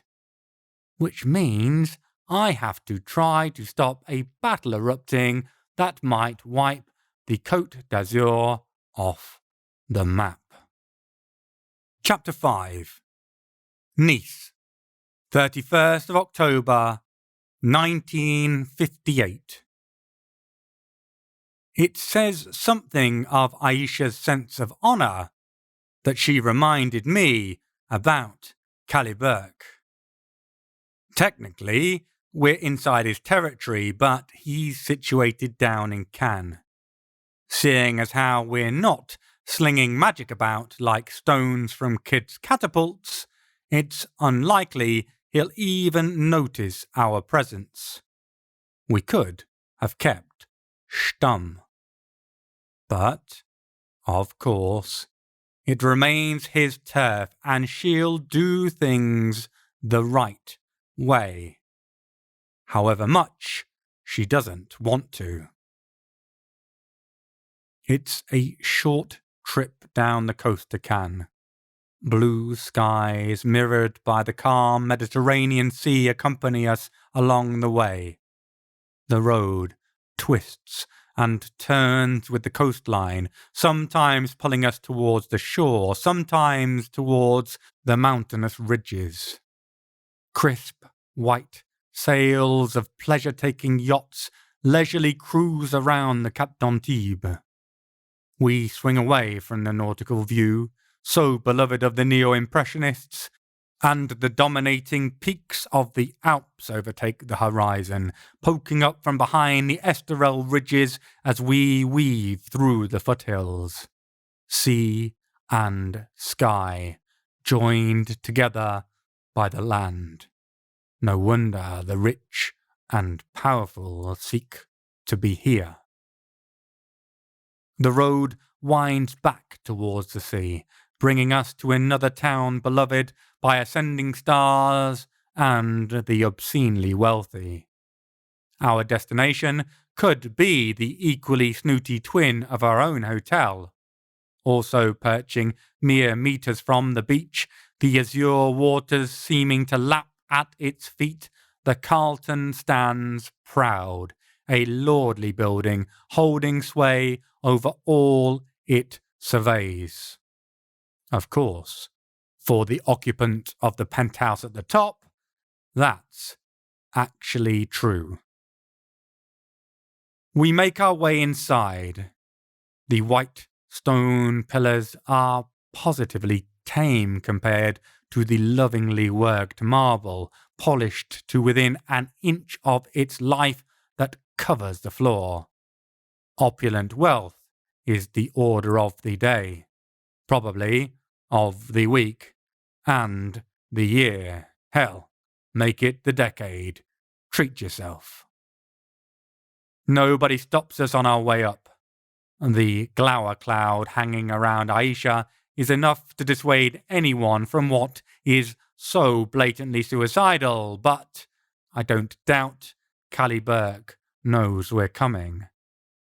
I'm not stopping to check out who's talented around here. Aicha is sweeping through like the wrath of God anthropomorphically personified, a wrath who was made to waste several hours applying for visas with the endlessly frustrating and slow French administration system before being released on an unprepared world. If I don't keep stride, she's liable to do someone a serious injury. Or blow the hotel up. One or the other. To be fair, the latter would probably lead to the former. Lots of the former. We don't take the elevator because neither of us are that terminally stupid.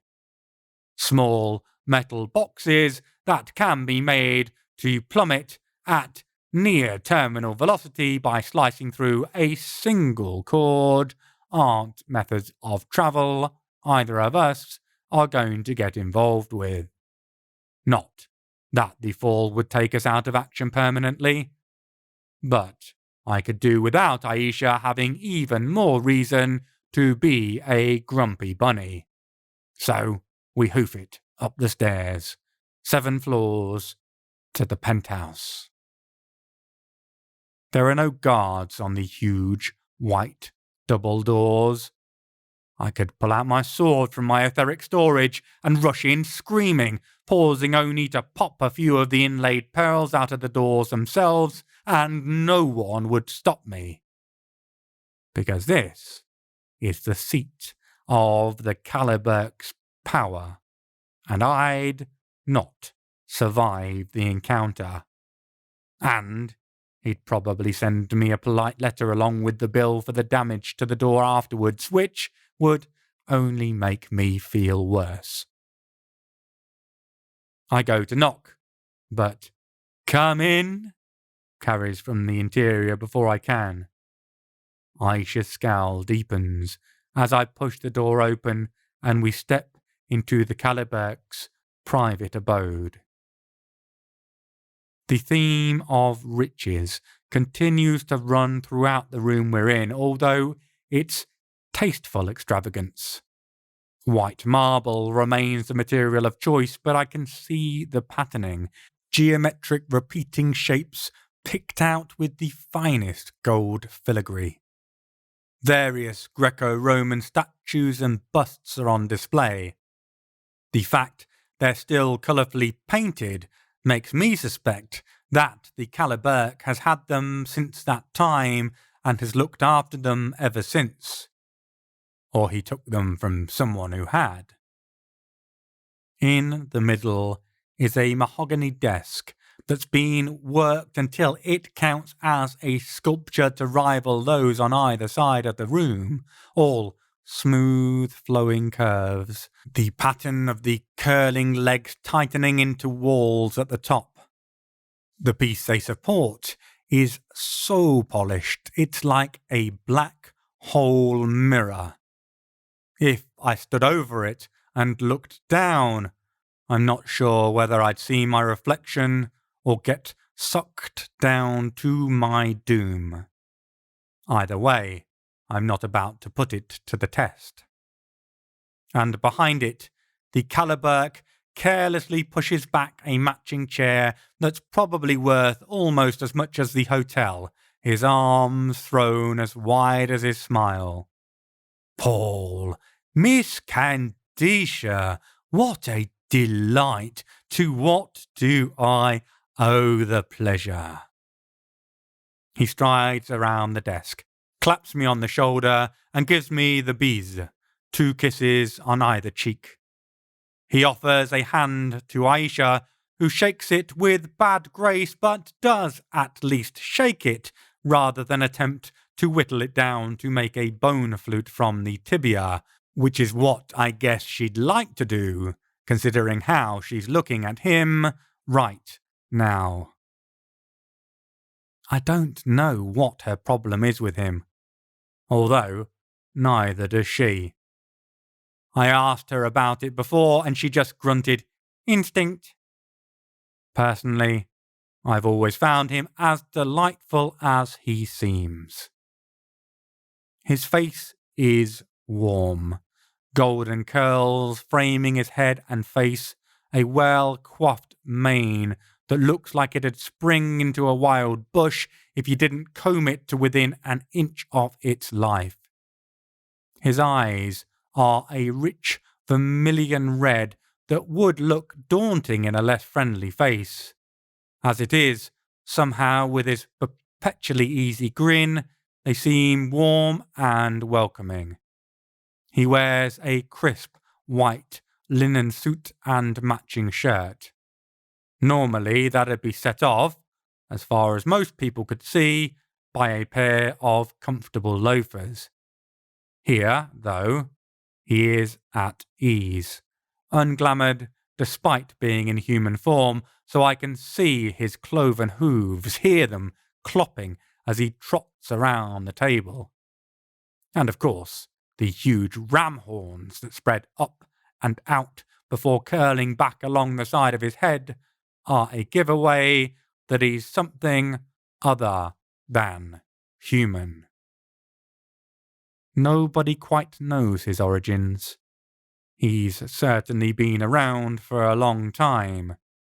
The legends of the Golden Goat and his ostentatious wealth are well known through the fairy tales of Provence. According to some stories, he was brought to the Côte d'Azur by raiding Moors and left by Abd al-Rahman to guard his fabulous treasures, hidden here and waiting safely for his triumphant eventual return.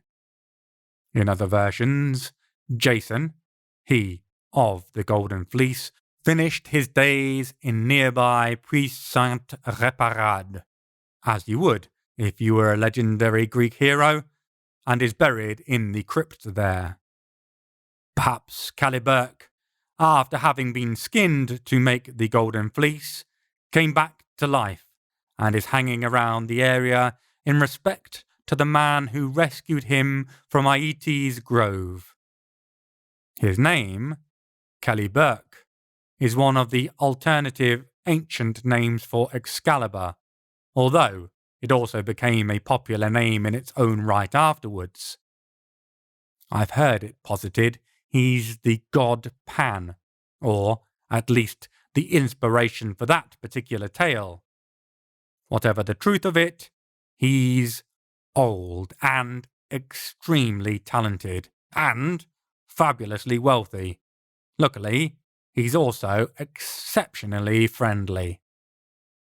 Unluckily, that doesn't seem to make any difference to Aicha, who's currently about half a degree away from spontaneous combustion based on her scowl, which is why we agreed, or she at least didn't disagree, that I'd do the talking. Good to see you, Callie. I ignore the wince from Aicha at the familiarity. He's always been friendly to me. I'll pay him the same courtesy. The same, Paul, mon ami. He gestures expansively at a couple of empty chairs and sits back in his own.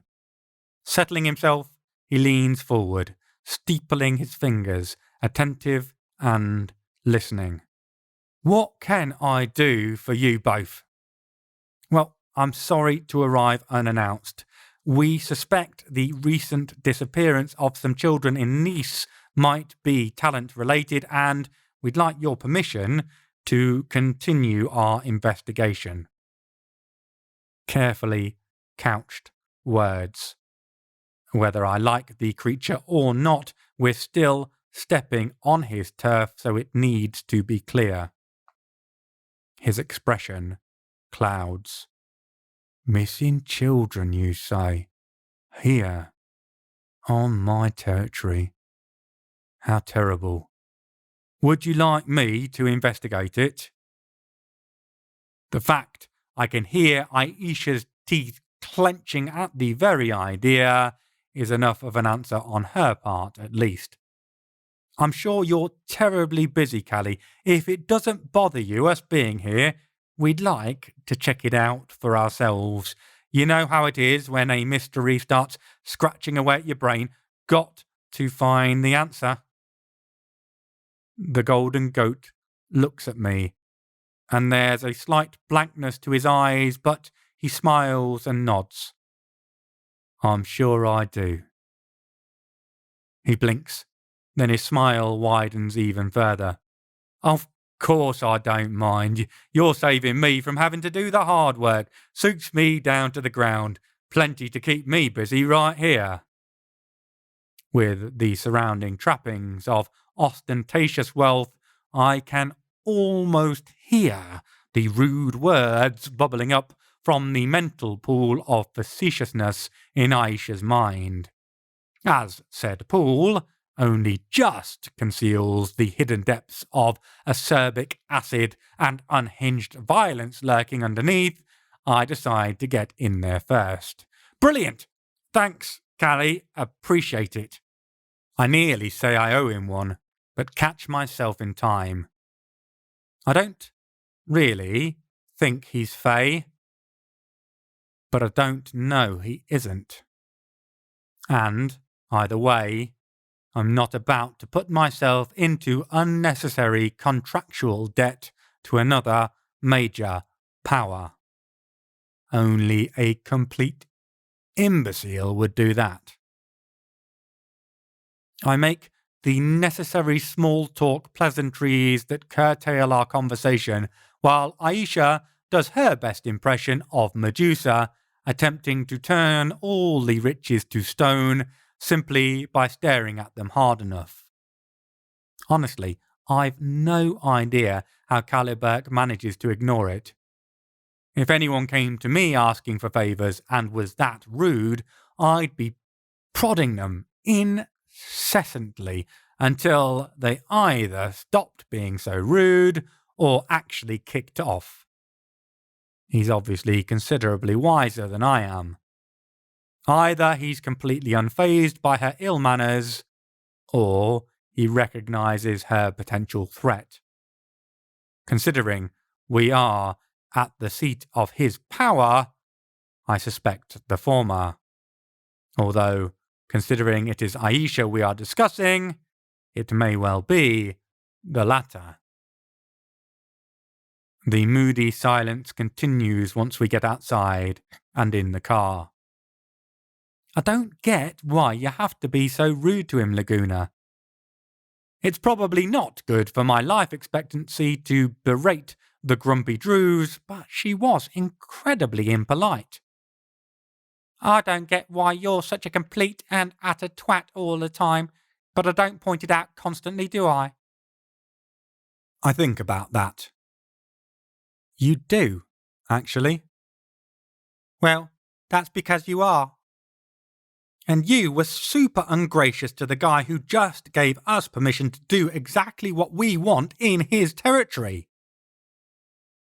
She turns her attention on me, a glare that would make Heracles whimper and hide his head under his Nemean lion skin.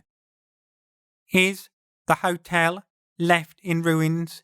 Is Cannes currently ablaze? Are large sections of the coastline currently crumbling away into the sea? Without even thinking, I check over my shoulder to be sure. I can't help myself. No?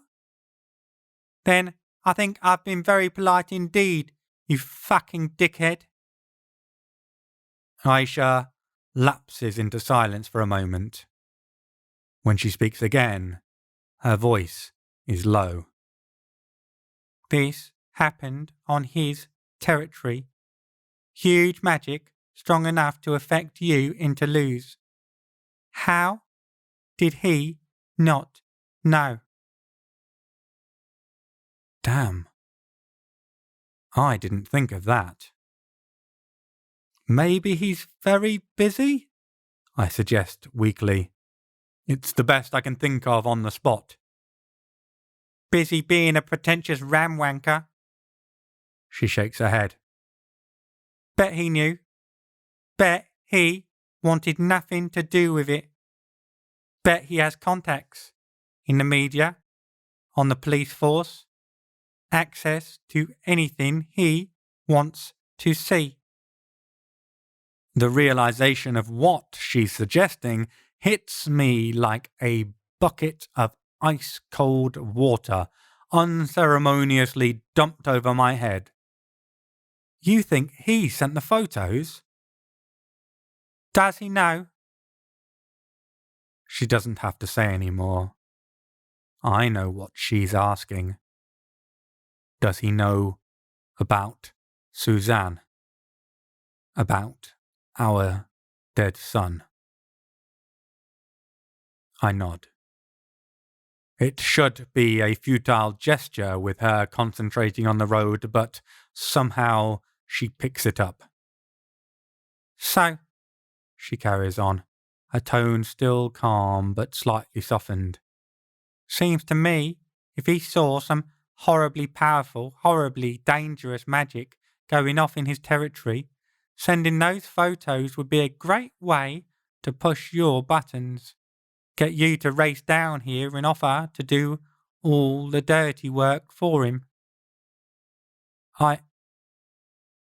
The words trail away as my mind races through the loops. Could he have done that? There are no flaws in her logic, none that I can find from prodding at it anyway. However, there's also no proof. It's possible.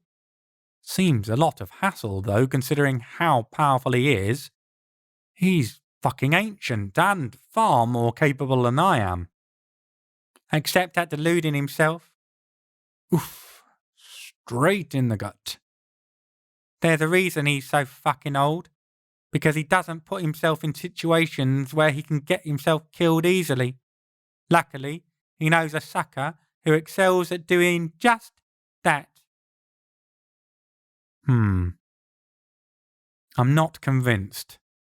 It just doesn't match the way he's behaved. I'm not gullible or stupid. I know perfectly well that most talented are self-serving pricks, but I'm a great believer in giving everyone a chance. Of course, if they take that chance and piss on it from a great height, then you should proceed to clean it off carefully and then stab them in the face with it. So far, despite Aicha's logic, I'm not convinced the Caliburk has done that. Plus, I suspect if I tried to stab him in the face, it'd go very badly for me indeed. Aicha must be able to see the doubt creasing up my face because she sighs.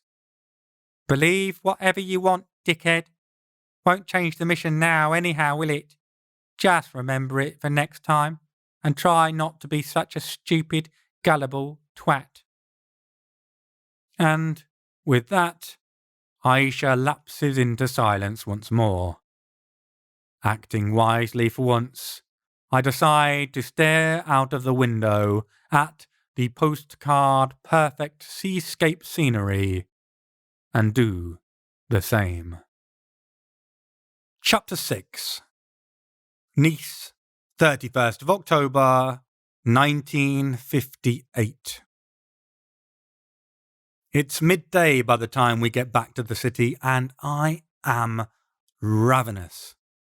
The chances of me getting some decent vegetarian food are 0. And I've already accepted I'm going to be subsisting on a diet of green salad and fries until I can cook for myself. However, Aicha, the good God lover, has recovered from her professional level grumpathon and spots a restaurant offering baked camembert. The fact that she can grab a steak and we can both have chips is an added bonus. We tuck in with abandon. Manners be damned, I just want this food in my belly via a quick tickle session with my taste buds. Savouring it can get fucked. Once my stomach's grumbling has been quieted to a level below Aicha's on the way to visit the goat, I can think more clearly again. Not that we need much in the way of brainpower to work out our next move. Time to head to the next victim and see if they act as shady as Madame Lasson did. Simiers is the burbs, all neatly trimmed hedges and imposing walls and gates to keep the riff-raff away in case their poverty and suffering might be infectious. The Joubert family home speaks of wealth and want for nothing. Of course, the problem with that statement, it only looks to the material, never to what might lurk beneath. The doorbell is sufficiently sonorous that, even from the considerable meters separating the front door from the gate, I can hear it ringing out. I half expect Lurch to shuffle his way out, although, considering how perfectly whitewashed the walls are, how immaculate each and every bush is, I don't think the Addams family would feel comfortable here in the slightest. This is no place for honest monsters. More for those who lie behind smiles and sordid handshakes on dirty deeds. I recognize I may be projecting, but kids are missing. It's a normal reaction, in my opinion, to start seeing villains behind every visage, especially after our bizarre encounter with the last supposedly grieving mother. And, by the good God, I hope I'm wrong about this one, the way Madame Lasson acted, even discounting the attempted assault with a mind-fucking weapon at the end, deliberate or not, isn't how parents are supposed to act. And there's more to it, if I'm honest, because this is the woman whose child disappeared last, just the night before the bones washed up. If we are dealing with any sort of monster that kidnaps and keeps them to feast on later, this is the one we might yet save, if they weren't his bones. And if the mother is really grieving, truly suffering, then we might not be too late to save her from that festering wound that will tear her soul apart. Although we've wasted time, slept a night, seen Madame Lasson first, went to the Caliberg to get permission, all those little seeming necessities that might mean the opportunity has slipped away. Like staying up late, drinking, dancing, celebrating a marriage that is being ended in blade strokes and torn up wombs and a blood-drenched wedding bed. It all seems so important until everything is rendered meaningless in a single moment. So I want to be wrong. Sadly, my projecting turns out to be justified. Madame Joubert swans out of the entrance like it's a limousine door, freshly drawn up at the red carpet in Cannes. Her pinstripe folds swirl around a waist that's trimmed with the same level of precision, and I don't doubt the same amount of care and attention as her garden. Huge Jackie Kennedy sunglasses peel off to a point that's mirrored by the sharpness of her smile, and if the glass she's waving about isn't a martini, then the olive floating in it should sue for misrepresentation. It's only when I show her the piece of paper that acts like our warrant card that her veneer cracks. Only for a moment. The smallest of fluctuations of her lips, her smile dropping for a second, creases around her eyes appearing before she smooths them away by force of will. I see it before she plasters back on the charm, so I'm sure Aicha did too. That didn't look like worry or hope or grief. It looked like fear. She leads us through an expansive hallway bedecked in potted plants. Huge, climbing, vine-like stalks overflow their boundaries so that nature feels more wild and rampant inside than it does in the neatly tended outside. Once more, we are hurried through to the kitchen. Again, we are greeted by gleaming chrome, with everything polished to within an inch of its life. All the contraptions a housewife could dream of, if this was really her dreams, and really the limits she truly wished to live within. Coffees are offered, and it isn't only the grains that are strained, not only the filter that's pulled up tight. Her smile grows more rictus-like with each passing second as we ask if she's had any news, when she asks us the same back. What can I tell her? None at all. In fact, we don't know if we believe there is any news we could tell you that you don't already know. Because, sure, my first impression of her was the same as Madame Lasson, comfortably well off and utterly unbothered by her lost child, the epitome of louche arrogance. But this isn't the same woman in front of me. Oh, she doesn't want to talk to us. Each syllable almost forcibly dragged from her, but neither is she uncaring. Her skin is so taut, it's a wonder the cracks I suspect are forming in her mind don't show in her flesh, the grief tearing it apart. Hummingbird wing lips can't be concealed by how tightly she clamps them shut. The tremors carry, no matter how hard she bites. And the glistening to her eyes is real. The Côte d'Azur might draw Hollywood's elite, but I don't think she's a leading lady in the making. This is real suffering, real grief. It hits me like a heavyweight uppercut.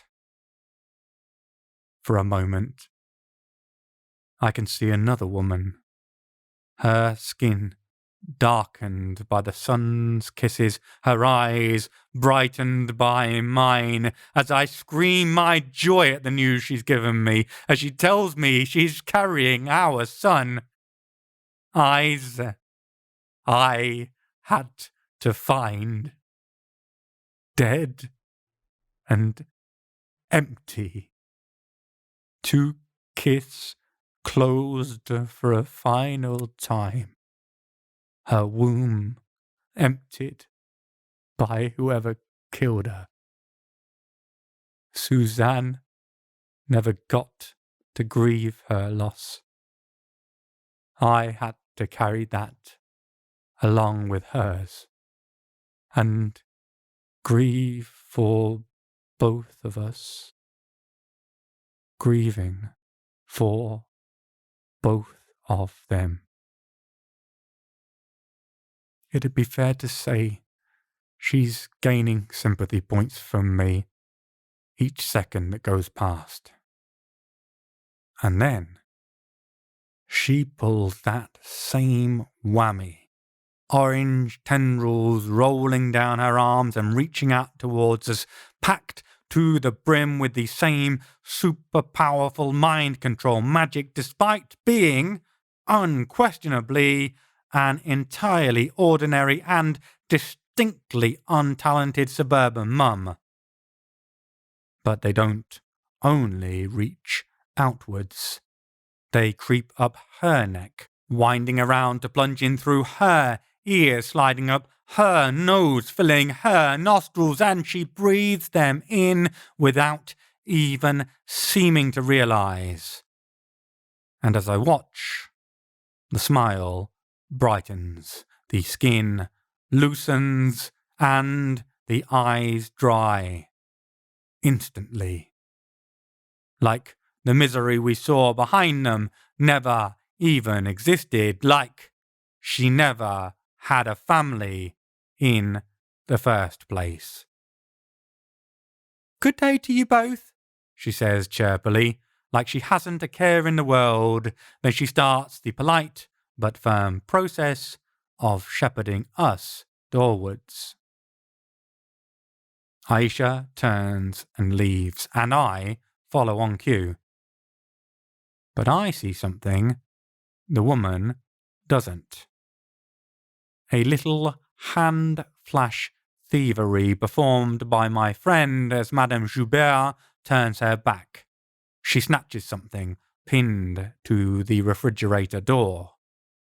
Looks like Aicha is doing some borrowing of her own. Chapter 7. Nice, 31st of October, 1958. So what was it?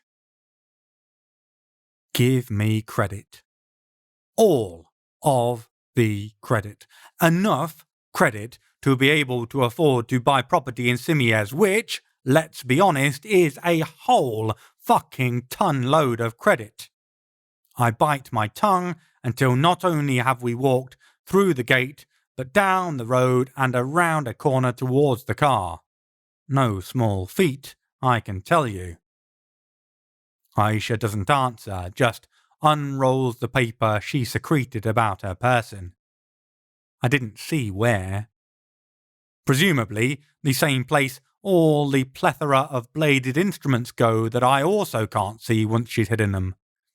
I do sometimes wonder if her skin itself is some form of etheric storage and she just slides them all directly into her flesh.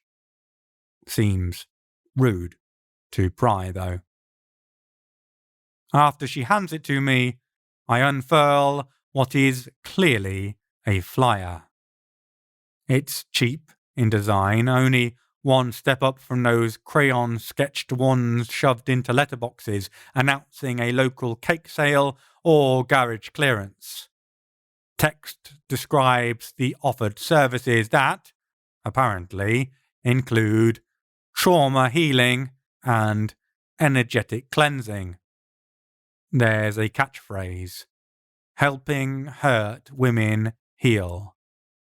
Catchy, despite being almost illegible. A shoddy-looking logo lies next to a name. Dr. Kazti, Aicha points out helpfully. I know I seem useless at times, Aish. All the times. Not particularly helpful, Laguna, but the point is, I can actually read now. Shh! I'd not normally be so suicidal as to shush Aicha Kandisha. But there's something about the logo. Vines wrap themselves around the shape. I tap it, excitedly. Look! It's that same knot cross shape the woman was wearing. Exactly. Aicha looks triumphant. I believe that is what they call in the detective business a lead. Just like I call you a twat. Appropriate terms, both of them. I ignore her, continuing to peer thoughtfully at the strange, reoccurring symbol. It really doesn't look like a cross, more like a letter T almost. That's it! Aisha's head whips up. You're a genius! I preen for a moment, but she quickly corrects herself. No, I'm a genius. You got lucky. Know what it is? What? The letter T. I blink, then rewind the conversation in my head. Pretty sure I just said that, Aish. Right, but you didn't say in which alphabet. Oh, right. I sit here and wait. The moment stretches, then goes for a warm-up jog, and then considers whether it actually even wants to be a moment anymore, or whether it would prefer to spread its wings and transform into a considerable period of time now that it's all grown up. Fuck's sake. Which alphabet, then? Tifinagh. Tifinagh. The Berber alphabet. The alphabet that developed from the original language Aicha Kandisha spoke back when she was first a mortal. And she had that same shape on the necklace she used for her magic. Her words bring me back to the moment. I nod. My thoughts might have been other when even, but I saw she sported the same jewellery choices as our previous victim turned suspect. Her eyes bore into mine. What did you notice about her face?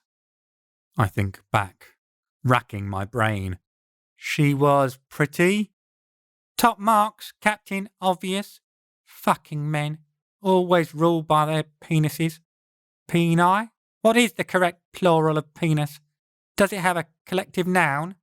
A government of peni, maybe? Can't help thinking we're getting off the point here, and also, I didn't finish before you so rudely interrupted. Twat!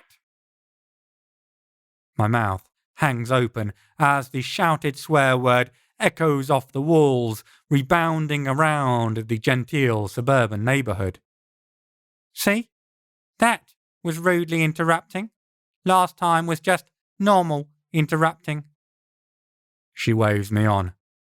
Continue. I shake my head to clear the bamboozled feeling from my brain. Right.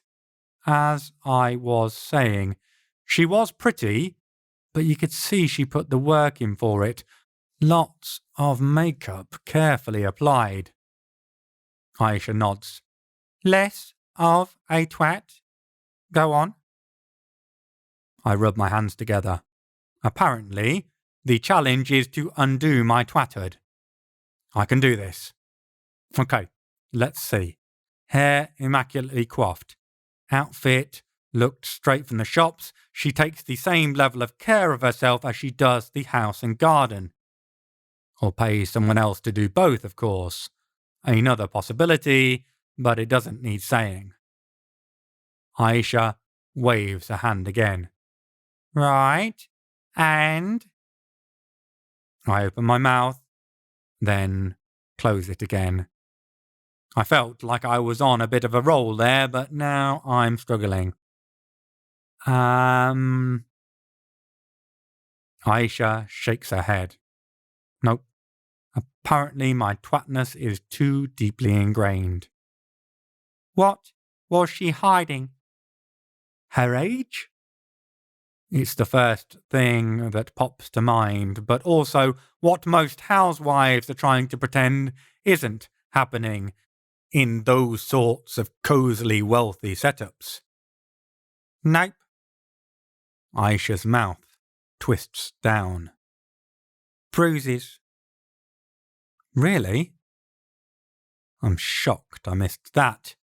Even the most artful of cosmetic applications normally wouldn't have fooled me. Except, of course, I was applying a layer of my own, overlaying a face that I miss every day, that stalks my dreams and my hollowed out heart every night. Too lost in thoughts of all I'd lost to properly see what Joubert had won from her marriage. Old ones, almost entirely healed. That explains how I didn't notice them. Of course, Aicha did, though. I think about it. Joubert's family was the last father-son pairing to disappear. They vanished within the last few days. Certainly recent enough that the bruises could be a parting gift from the husband. Or, of course, it could have nothing to do with the case. My gut tells me that's unlikely. So, what's the next step then, Laguna? She waves the piece of paper in front of my face and taps the Helping Hurt Women Heal slogan. Certainly fits Madame Joubert, doesn't it? A grin flashes across her face again. I think we should go get our energy cleansed. Oh, good. Mine was starting to feel really dirty. Polluted by twattery, I reckon. Chapter 8. Nice, 31st of October, 1958. There's nothing unique about the building we're standing outside. That doesn't seem right, really, if this is, as we suspect, the den of our villainous talented who's killing children, rendering them down like worn-out horses at a knacker's yard. It should be a glowering castle, perhaps, with ominous wolf howls in the distance.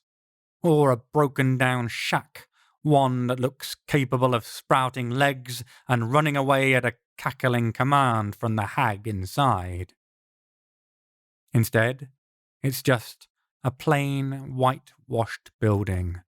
Relatively modern, but showing that standard wear the mixture of fierce sun and mountainous tectonics can cause. Singular cracks run from the window frames and doorways, just the earliest beginnings comparatively, but they're the only defining feature. And considering most of the surrounding buildings show similar markings, it only adds to the normality of the place. What it doesn't scream is money. This isn't one of those specialist clinics beloved of the rich and carefully private. A place where they can discuss their woes and addictions without it leaking to scandal-hungry journalists. No, this is a very standard place. Normal enough to avoid frightening away potential victims, maybe. A form of camouflage, if you like. Dr. Kasdi's work doesn't scream professionalism, though. A hand-painted sign in the window displaying the same symbol, and the words, "Here to help the hurt goddess inside," shows we're in the right place. I'm starting to think, I say slowly, that he's not actually a real medical doctor. Shh! Which seems slightly rude to what was a fair comment, until I feel a "don't look here" snap into place and see who has turned up. "Looky, looky," I murmur to Aicha. Madame Lasson comes hurrying up the road, clutching her purse. She swings her head wildly around as she reaches the entrance to the parking spaces, her eyes scanning left and right with about the subtlety of a drunk bull trying to tiptoe in high heels. She's clearly not practiced in spycraft, although I guess there's not been much requirement for that in her privileged life. At least, not until now. Not that it would have done her any good, of course. Despite her funky necklace, she has no magic of her own. It doesn't matter how much she cranes and peers about, she's not going to spot us under Aicha's carefully constructed spell. Satisfied that no observers are standing around holding cardboard signs bearing the inscription, "Look out, we are spying on you," she hurries in through the open doorway. Seconds later, "Schubert," I breathe into Aicha's ear, which gets me a dig in the ribs with an elbow and a muttered, "I know, dickhead," as the glamorous woman we just had a chat with swoops up the street and inside without even pausing. Apparently, either the mind magic has made her not worried about being spotted, or she's simply more honest with herself about her inability to identify anyone, even if she is. While I'm still trying to remember how to breathe and wondering if Aicha's elbow is sufficiently sharp to have punctured a lung, a third woman sidles up to the property. She's less done up than the other two, more dowdy. Or more honest, perhaps. There's none of the haute couture, no hiding behind layers of foundation, and nor is she wearing the same mask as the others. No, her fear is clear in her eyes. "Barbara Bernard," Aicha says, and I briefly consider elbowing her in the midriff back, because even I worked that one out. I decide against it, though, mainly because I want to hold on to my elbow, and not in the sense of having it detached from my arm and then having to carry it back to the hotel. So, our 3 grieving mothers, 2 of whom don't seem to be grieving at all, and this one who looks more terrified than traumatized, are all meeting with this peculiar energy healing doctor/guru. The plot, as they say, thickens. I'm about to go barreling over there, smashing my way in like Superman, thinking he's going to catch Lois Lane in a furtive clinch behind his back with Lex Luthor. Aicha lays a restraining hand on my shoulder and shakes her head. Wait. It's a command, not a suggestion. I do as I'm told. It's only a matter of minutes, 15 according to my watch, before the women file out. They follow the same order they entered. Lasson swoops out of the doorway and heads off down the road. A few seconds later, Joubert glides out, poise incarnate, and heads in the opposite direction. But it's our third woman, the one we didn't have a chance to speak to yet, who shows the greatest change. The other two might have regained their confidence. Madame Bernard looks like she's been baptized in it, like she's had all her fears washed away in the waters of whatever snake oil the fellow inside has sold her. Her eyes are aglow with the fervent surety of the fired-up convert, and she strides out like she's ready to take on the world. In fact, not just like she's ready, like she's about to pull out a glove and slap the world across the face, challenging it to a duel. Whatever Dr. Casdy isn't, and I'm still going with a trained medical professional, it seems he's a damned good talker, because a 15-minute group chat doesn't seem sufficient to undo losing your only child. It certainly took longer than that for me. The "don't look here" drops. I look over at Aicha. There's a calculating look in her eye, one that's running all the mental maths every possible way and arriving each time at the same definite answer. Follow my lead. That's all she says. Then she's off up the street, trailing Madame Bernard. It's not easy. The woman is marching like she's on a mission from God, seeking to smite the heathen sinners who, presumably, are camped over the brow of the next hill. Still, we're both in peak physical form and both trained in moving sneakily.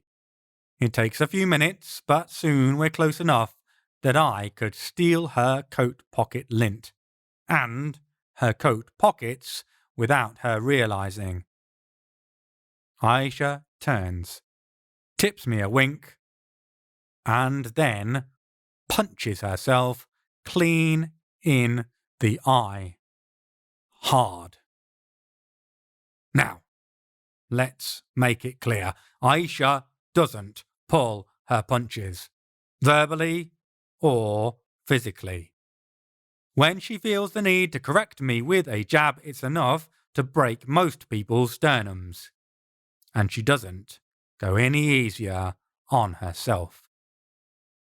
The smack carries with it that grinding kind of crunch that suggests bones have either grated hard against each other or given way. It spins her, twirling her like a wind-caught wingnut.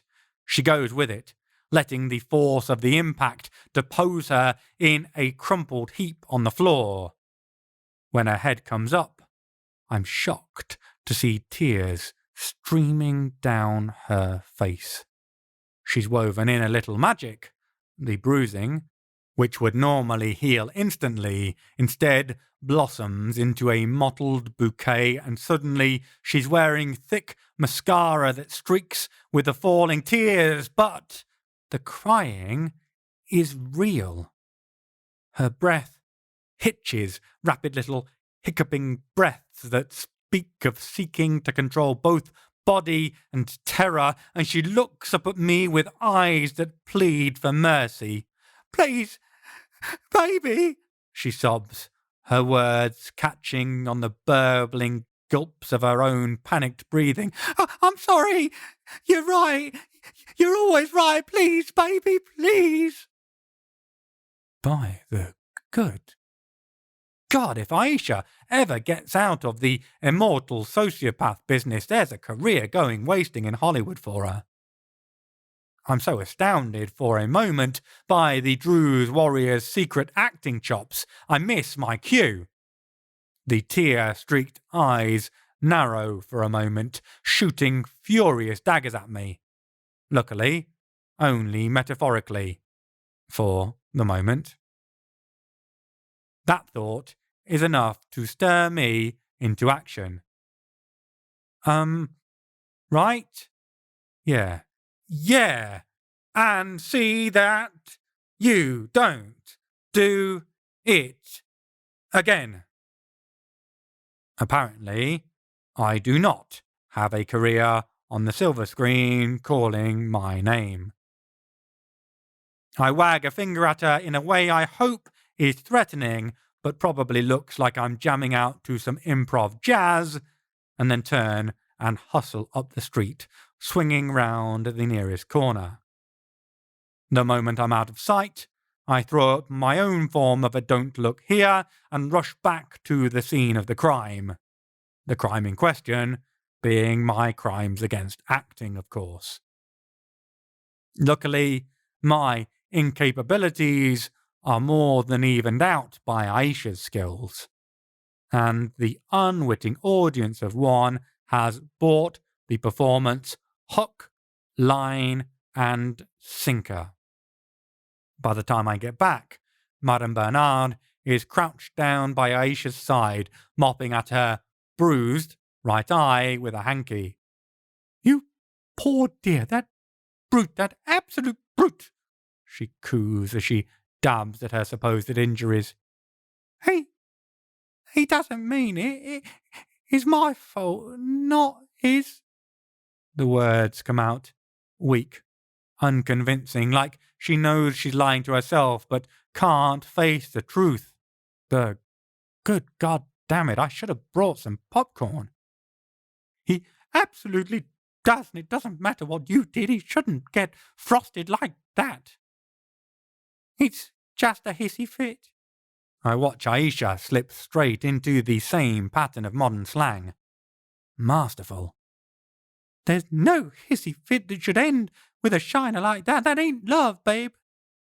She puts a hand under Aisha's arm and helps her up to her feet. Aish adds a little wobble as she regains them, stifling another sob. He's all I got. Him and Jimmy, our little boy. Although he's shaping up to be as much of a deadbeat as his dad. She throws a hand across her mouth in shock, as though the words just slipped out. Like she's horrified she could even think such a thing, let alone say it. Hey, don't worry, doll, I hear you loud and clear. Barbara Bernard chews her lip, clearly thinking something over. Then she rolls up one of the sleeves on her black jacket, far too long and thick a top for the Mediterranean clime. And I see why she's wearing it. Her arm is a mess of bruises and burn marks. The mottling is well faded, quick on its way to disappear, but the burns. With those, I can read each story, hear a cigarette extinguished, cooled in puckering flesh, there a heated Zippo lighter, that metal patterning so distinctive, pressed on like a cattle brand over an older mark that is, if I don't miss my guess, where her arm was pressed against an overheated car exhaust. I want to hope the bastard who did this is dead. Except I can't imagine a world where he is, and the child isn't. Then I remember the bruise around Madame Joubert's eye, and the promises made on the doctor's card. I'm pretty much certain Aisha's just joined the right dots to let us find the answer, or part of it. Seems to me it might just be written in the messed up scars on this young woman's arm. Aicha is still playing her role effortlessly. The hand never comes away from her mouth, but now her eyes are wide with pitch-perfect innocent shock. How did you hurt yourself so badly?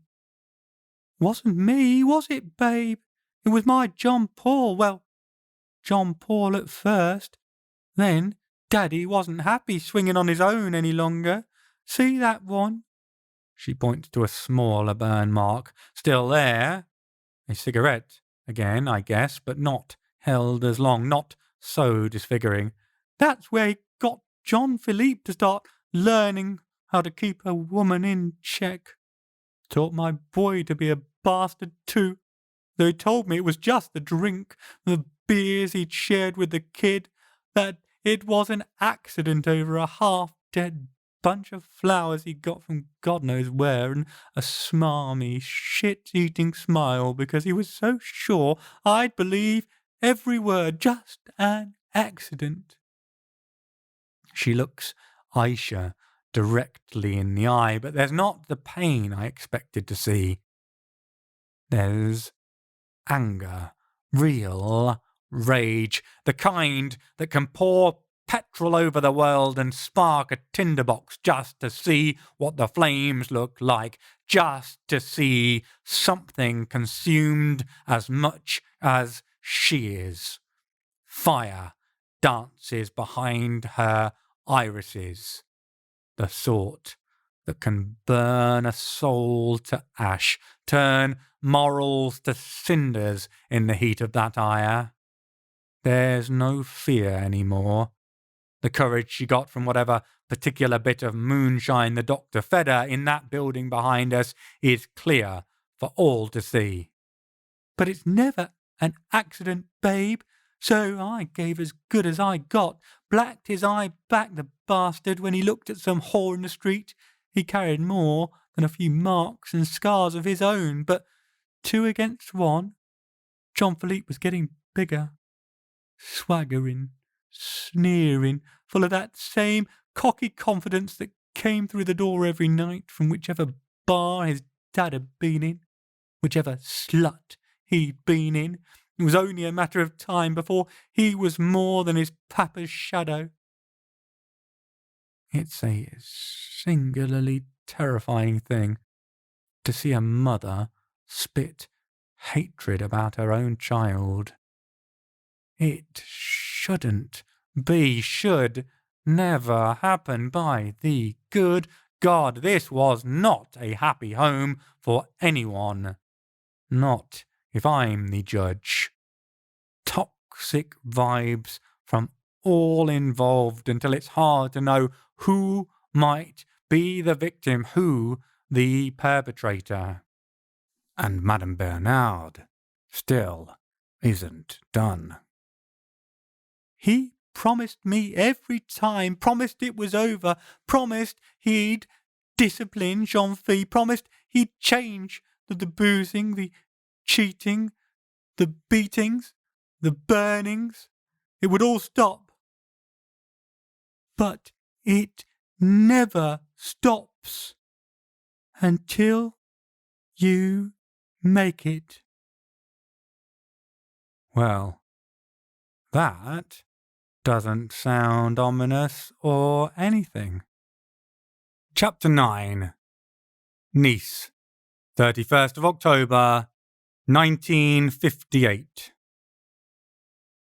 You will be utterly unshocked to hear that our strange little rabbit in the headlights turned vengeful crusader steers Aicha back up the street towards the unassuming building where she just got the fire put in her belly. Aicha leans on her, tremulous, nervous, unsure. Basically, the antithesis of all things Aicha for a minute. Give that woman a Golden Globe because it's a masterclass in playing a role at the antipode of who you are. She's like Marlon Brando and Audrey Hepburn rolled into one. The hidden depths to that woman never become any less deep or any less hidden. While I wait for her to come back out, I think about the situation. I'm not worried about Aicha. She's skilled enough at keeping her magic locked down that if the strange doctor inside is talented, as I assume he is, considering that at least 2 of the 3 women carry artifacts, allowing them to wield forces beyond their ken or capacity, he should just assume she's a latent talent, not yet blossomed into her gift. But if he does notice, he'll likely either play dumb or attack her, either of which will likely lead to Aicha introducing him to her collection of shiny, sharp things. If she needs my help, she'll give me a clear signal, like setting the place on fire. The previously missing link between the 3 women looks pretty clear. Domestic abuse. Disgusting as it is, though, unfortunately, it also links them to a good swathe of the female population of suburbia, all over the so-called civilized world. The other link is our mysterious doctor.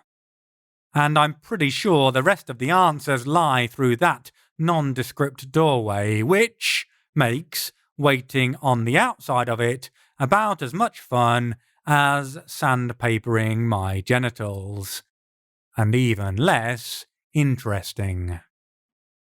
By the time the 2 women emerge, I'm moments away from just dropping my "don't look here" and barging in demanding answers, mainly because I cannot bear another second of the horrendous mixture of boredom and anticipation. Aicha and Madame Bernard hug when they finally come out, which is enough to make me rub my eyes and check I haven't accidentally ingested some of that funky LSD I've been hearing so much about. Nope. Apparently, I'm not hallucinating.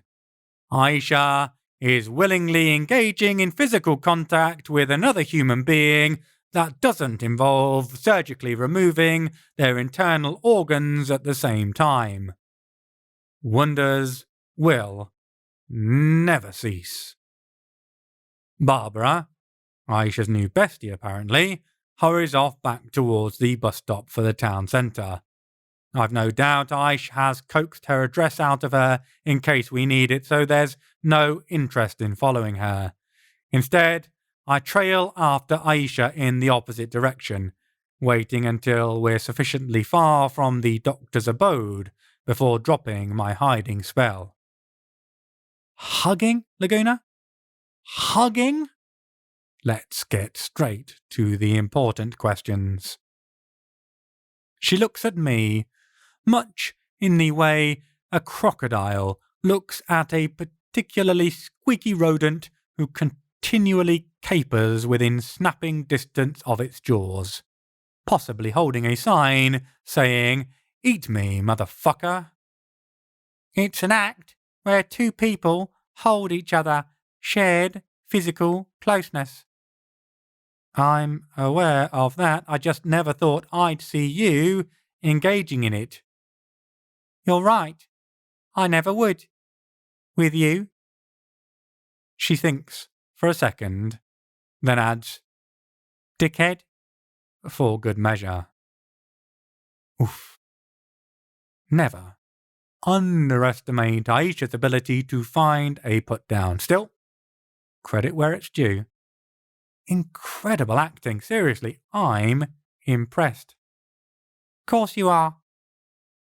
So, what did you find out?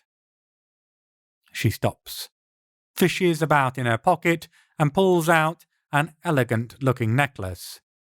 It's wrought gold, if I've not missed my guess, and there's that Berber letter T as well. Let me join their super-secret club. Got the decoder ring and everything. I let out a whistle of appreciation.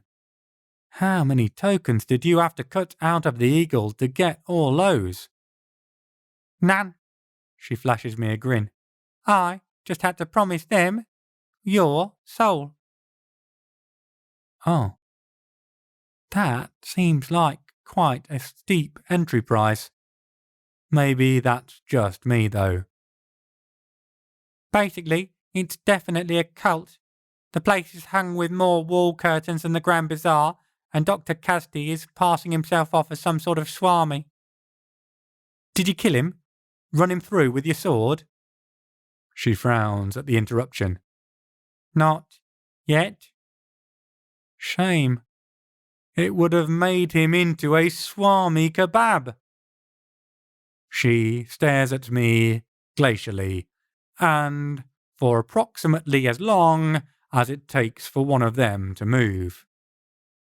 Could practice on you, if you'd like. I'll pass, thanks. Anyhow, get on with the story. I'm definitely living dangerously. Somehow I get away with it, though. Dr. Kazdi was delighted to meet me. Sold him some story about coming over when the French were throwing citizenships at anyone willing to sign up to all their much-touted and rarely applied values. Sold a sob story about falling for a Spaniard. I'm bloody French.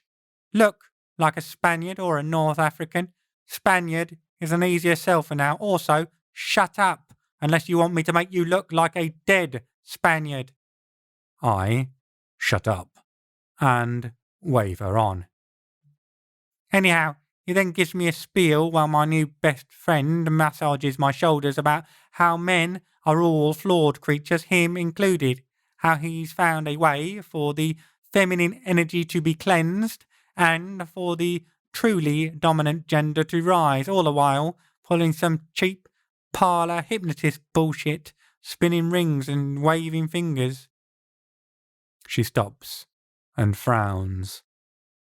Despite all that, he didn't notice my talent. Not that I could see, anyhow. That means either he didn't, or he is the world's best poker player. Fooling Aicha Kandisha is no easy task, and his base of operations isn't exactly suggesting he's cleaning out the casinos on a regular basis.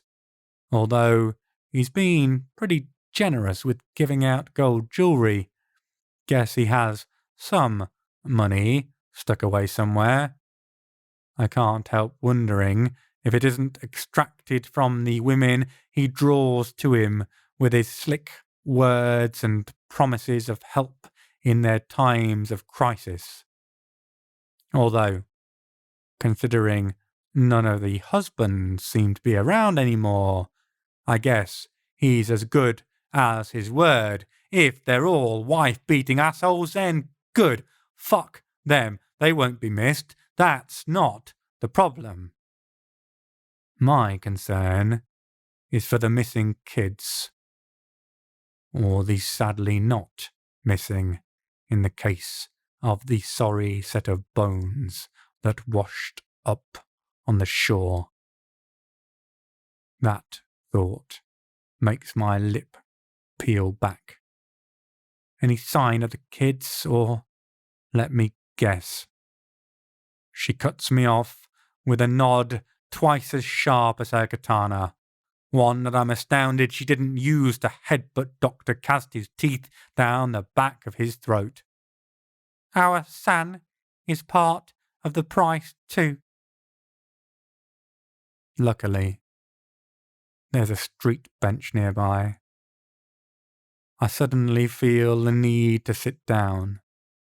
The weight of every inch of my flesh, of every one of my years weighing down on me, of every time humans have failed to live up to the most basic of my expectations.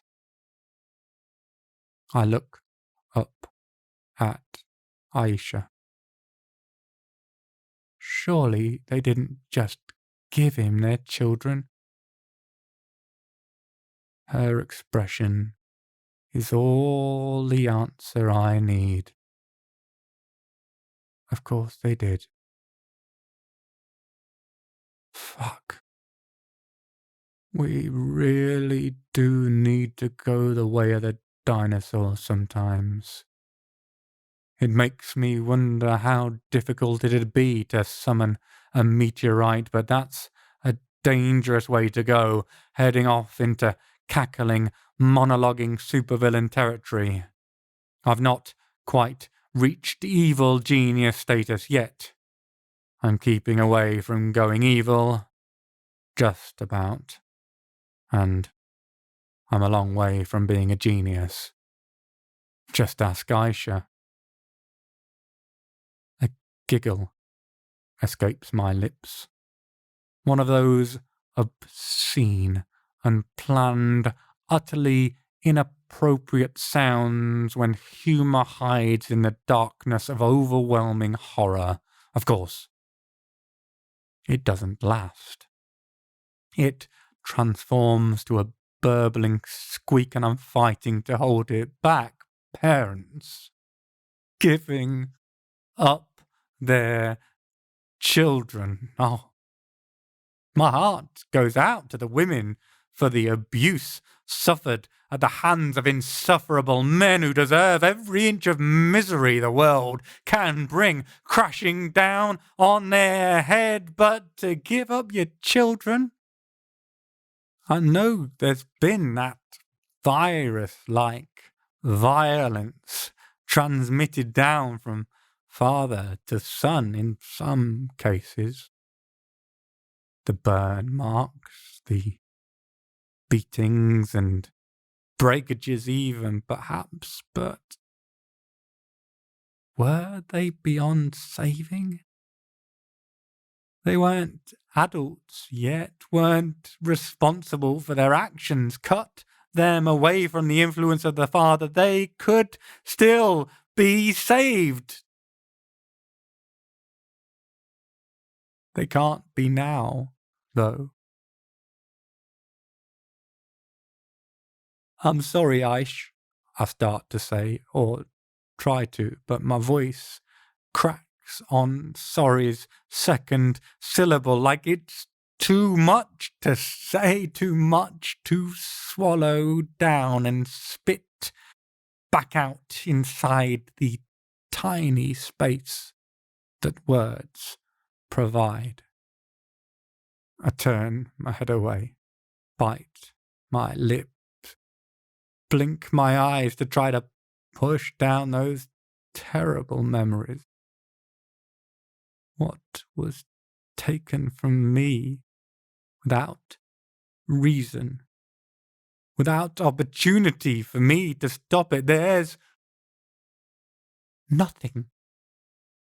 Nothing I wouldn't have given for it to be me, butchered upon that bed for Suzanne and my son to have their chance to walk their days in the dappled sunlight. I'd have died 1,000 times for that.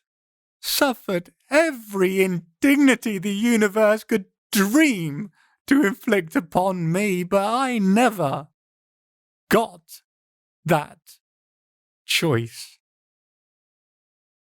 And these women made theirs. So, I might understand their pain, might even weep for all they've suffered. But I'll not forgive them that choice they've made. I feel the hand on my shoulder. It starts as a pat, then stops, rests in place. A reassuring gesture from someone who might be able to hug as part of a performance, but for whom genuine physical intimacy remains anathema. I know how much that takes from her to bridge that gap.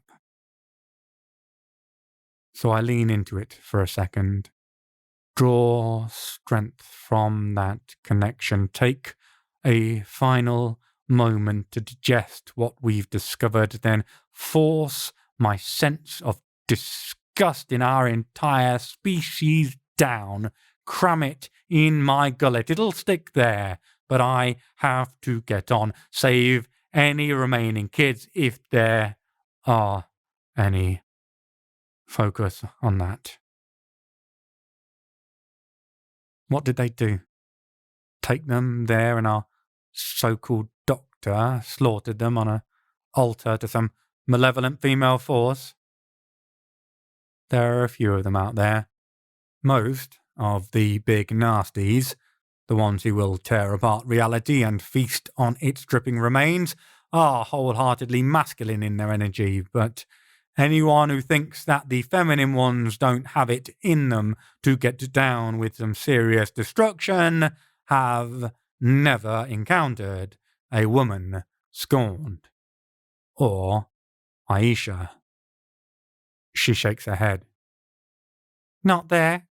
Apparently, I'm to use this necklace to ensnare you and then take you to Lazare Grotto. Of course. Why is it always dark, dingy caves? Why can't the murdering, esoteric wankshafts do their dirty deeds in an airy 5-star hotel room for once? Preferably with a well-stocked minibar. I could really get down with sipping a single malt in between disemboweling the knobheads.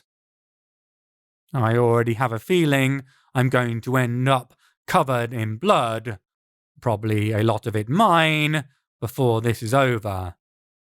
And now, on top of that, I'm probably going to end up with wet socks and squelchy shoes.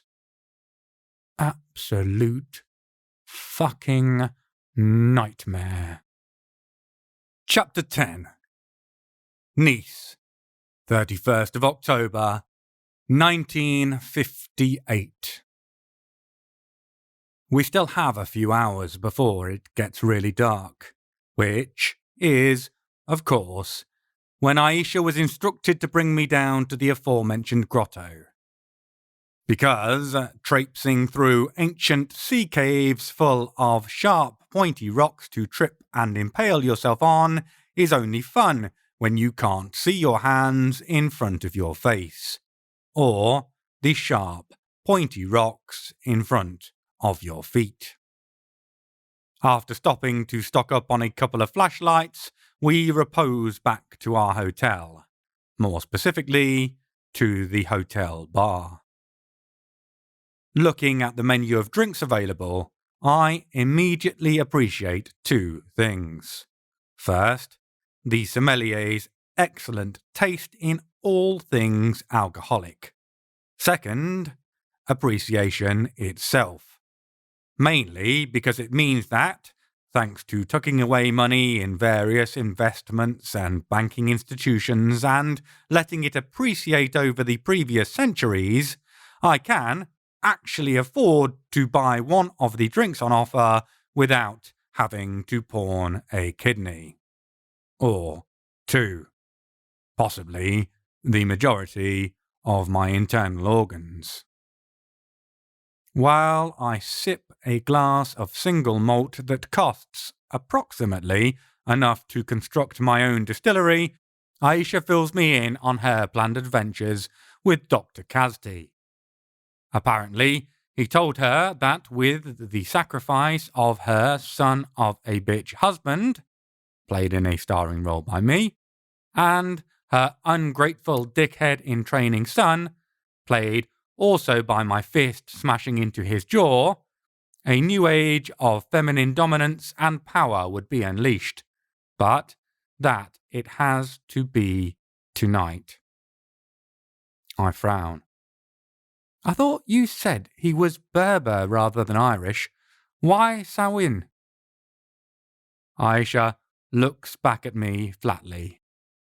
Yep, Dr. O. Kazti missed off the O, as in, oh, what a twat you are. 2 things. 1, cross-pollination of magical traditions. 2, not just the Irish who've attributed significance to this part of the year. I'm intrigued. Obviously, I know plenty of cultures who do exactly that, from the Chinese and their hungry ghosts across to the Mexican Day of the Dead. I didn't realise there was an Arabic equivalent. There isn't. There was a Berber one, though. Once. Once? How long ago once? Before my time. Okay. A long, long time ago then. Aicha stares into the murky depths of her freshly squeezed orange juice as if the shards of pulp clinging to the bottom might take the role of tea leaves, rolling back the veil upon the past and future. Our calendar back then, based on lunar cycles, but this was the start of the Awizamet Yeguaran, meant the end of the baby gazelles, a time to make sacrifices. I'm guessing, looking at her grim expression, the sacrifices made weren't always baby deer. She's right, of course, anyhow. It doesn't matter what culture you're from, at this time the nights draw longer. When the cold bite of winter brings with it all those first throat skin kisses holding promises of dark and death for the unwise and unweary. The power to be drawn from a sacrifice, from a blade-drawn windpipe, from a chest-broke heart, is always at its pinnacle. Call it Samhain. Call it the siren song of the hungry ghosts. Call it the end of the baby gazelles. The finish of summer's promise brings winter's demand for payment. I take a dram of the single malt to drive out the chills trying to settle in my bones. Any idea what we're up against? I don't really mean Mr. Not a medical professional, so don't ask me to help in a heart attack, doctor. More what he's aiming to summon or appease. Most likely the former, based on the words he used. Aicha clarifies her opinions on him first, though. He has talent. Can't say if it's innate or borrowed, though. Doesn't matter either way. We'll teach him the wisdom of the old proverb, neither a lender nor a borrower be, or else an extremely violent and innately terrifying Moroccan warrior princess is likely to kick your teeth so far down your throat they perforate your intestines.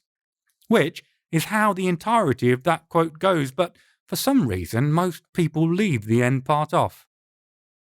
I whirl the whiskey round my glass with a flick of my wrist, watching the ice cube bob about like a lifeboat caught in the swells and terrors of a sea-born storm. So, what's the plan, Laguna? Go there, find out what the twat fish is up to, see if we can save any children, smash his face in. Now that is the kind of plan I can get on board with. Chapter 11.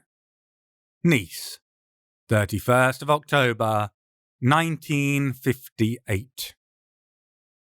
Night has drawn in, swaddling the buildings in shadows that elongate in the flickering lighting. throwing themselves across the stretched-out light pools where they can. It's all so primordial.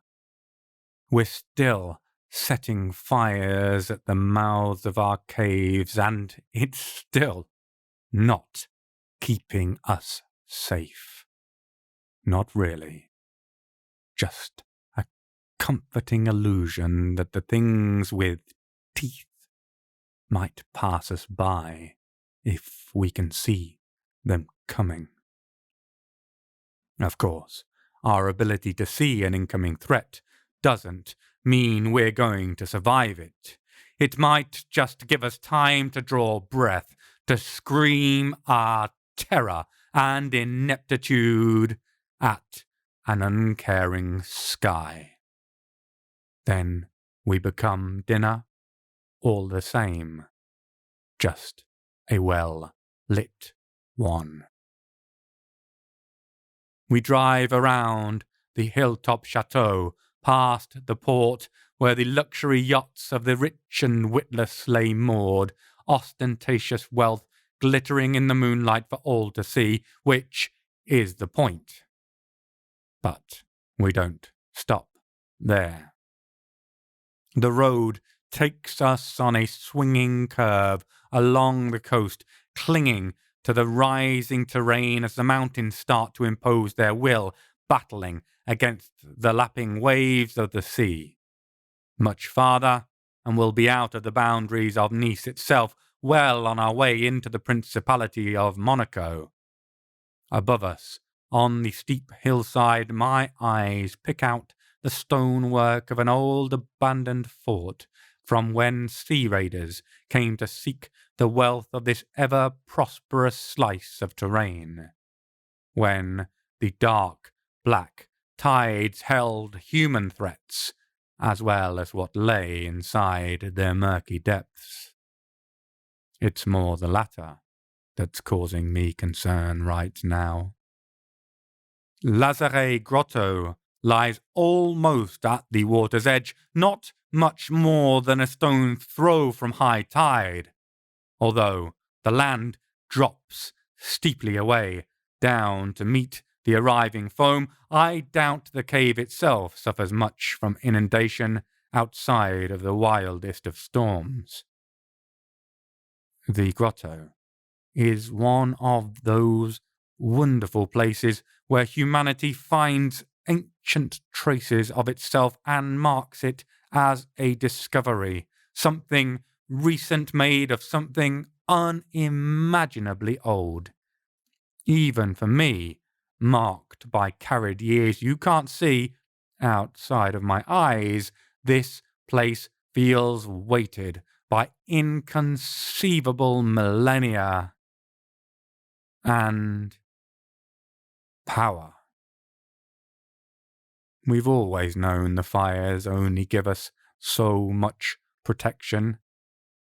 There's always been other bargains to be made to keep the dark at bay.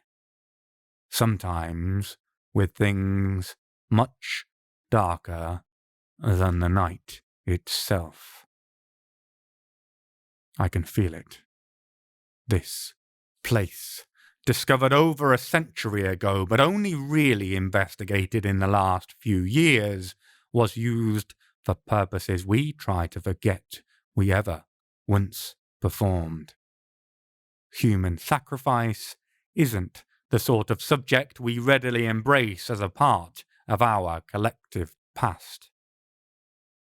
But this place is prehistoric, a hilarious word really, full of the presumption of the human spirit, before history, as if, because we don't know the intricate details of their existence, or the facts and figures, those times meant nothing, carried no value, like it was all just animalistic scrabblings, nothing but thoughtless surviving, stripped of meaning.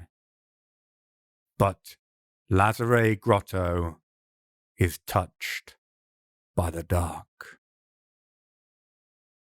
Once again, I find myself wishing this arsewipe decided to set up shop in a more comfortable locale instead of making me trip and swear my way through this dig site.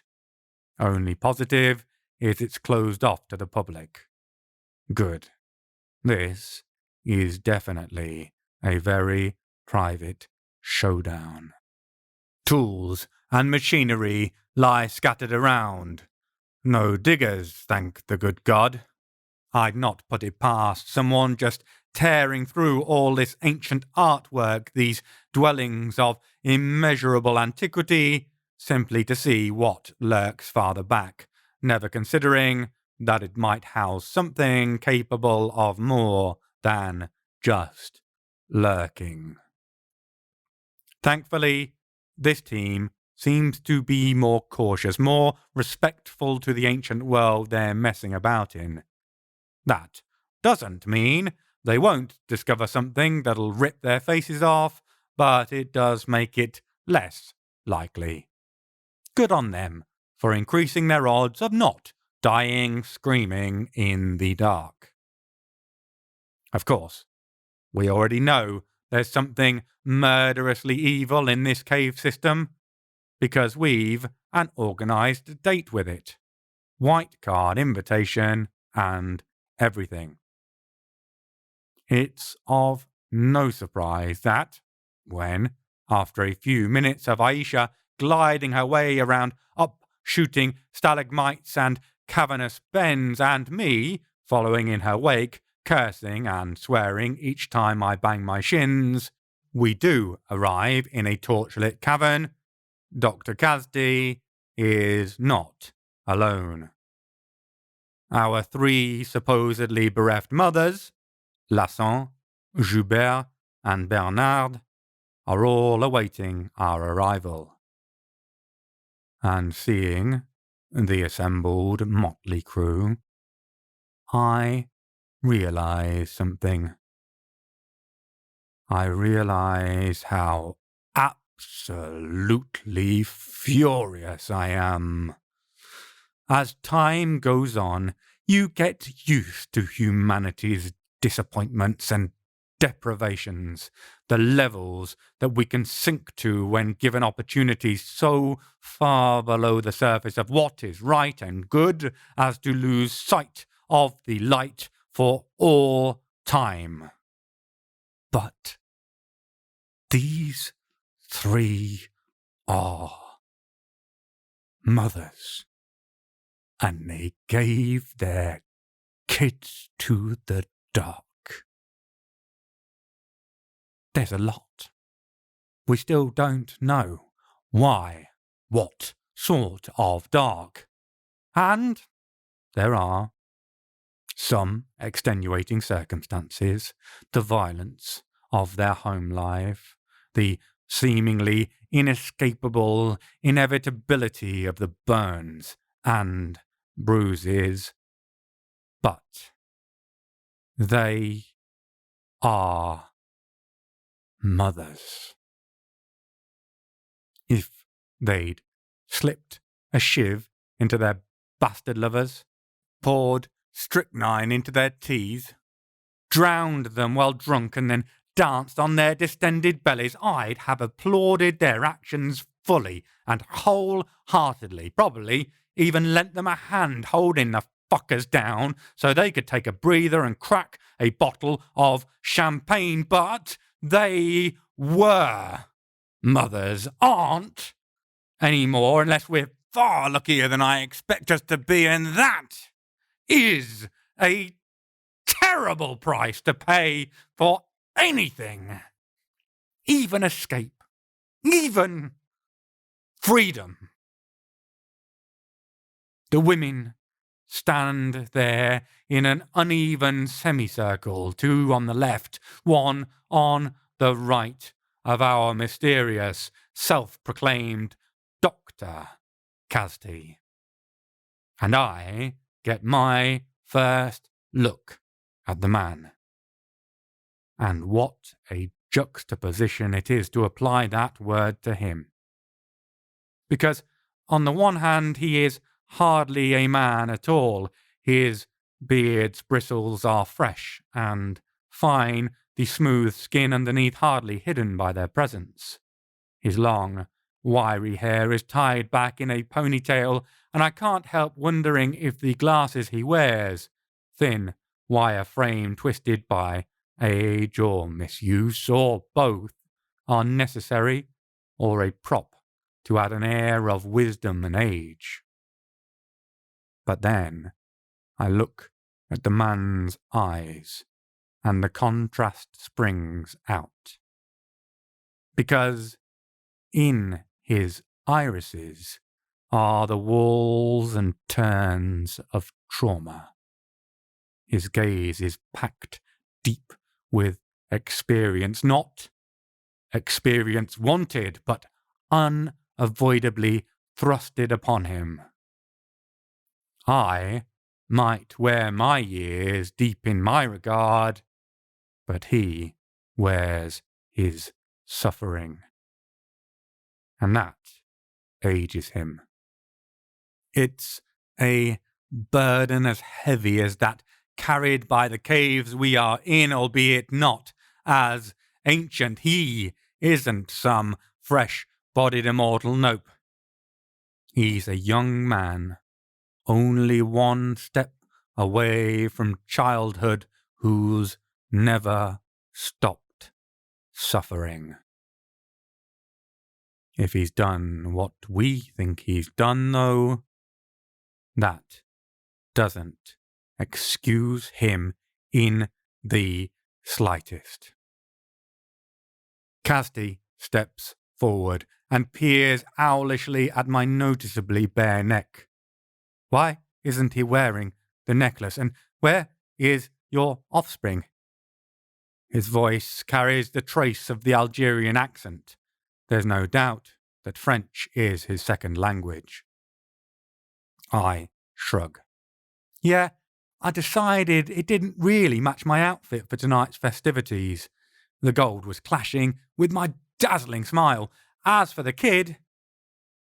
My smile falters at a thought from long ago, but I bite down hard on it, push it back under the smothering surface of the unfathomable depths of my own trauma, and fix my smile back in place. As for the kid, I practice safe sex. Not with me, you don't, Aicha grinds out. Don't care how shit you are, how much practice you need. Not fucking happening, dickhead. Okay, I mastered safe sex long ago, and definitely not with you, Aicha. Please stop threatening to stab me.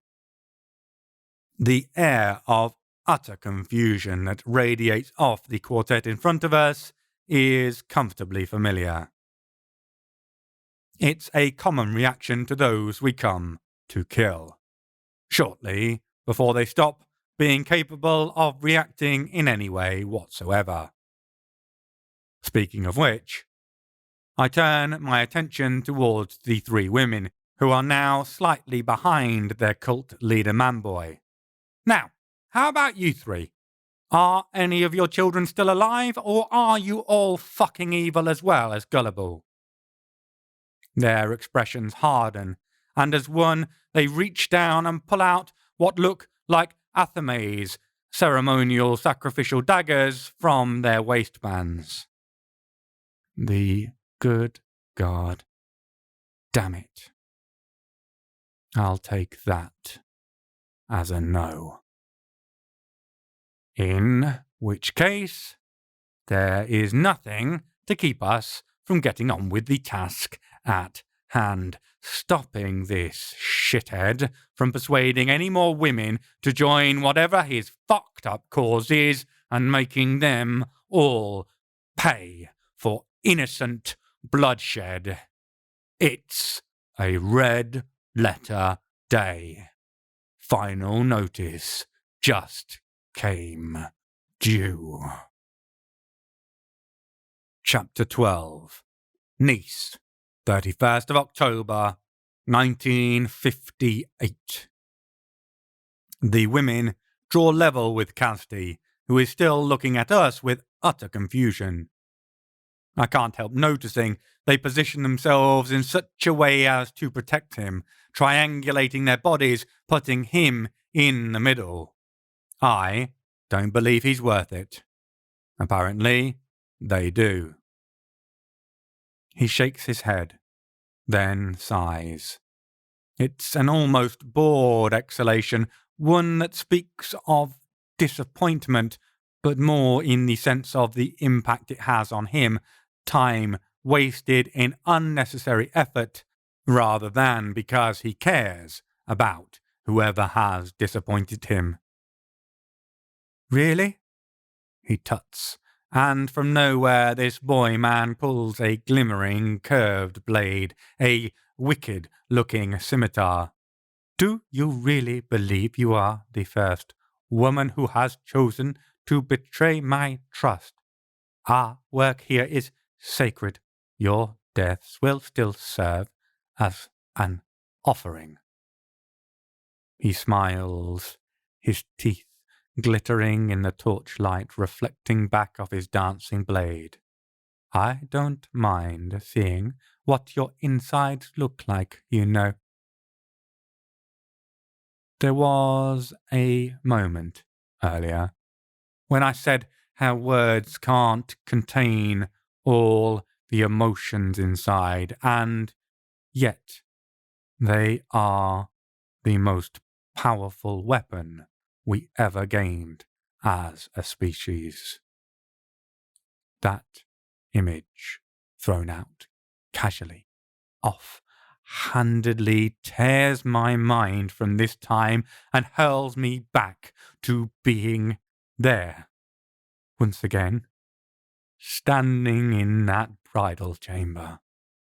Once again, I'm staring down at the ruined, bloody, mangled mess that's all that remains of two lives that made my own mean something.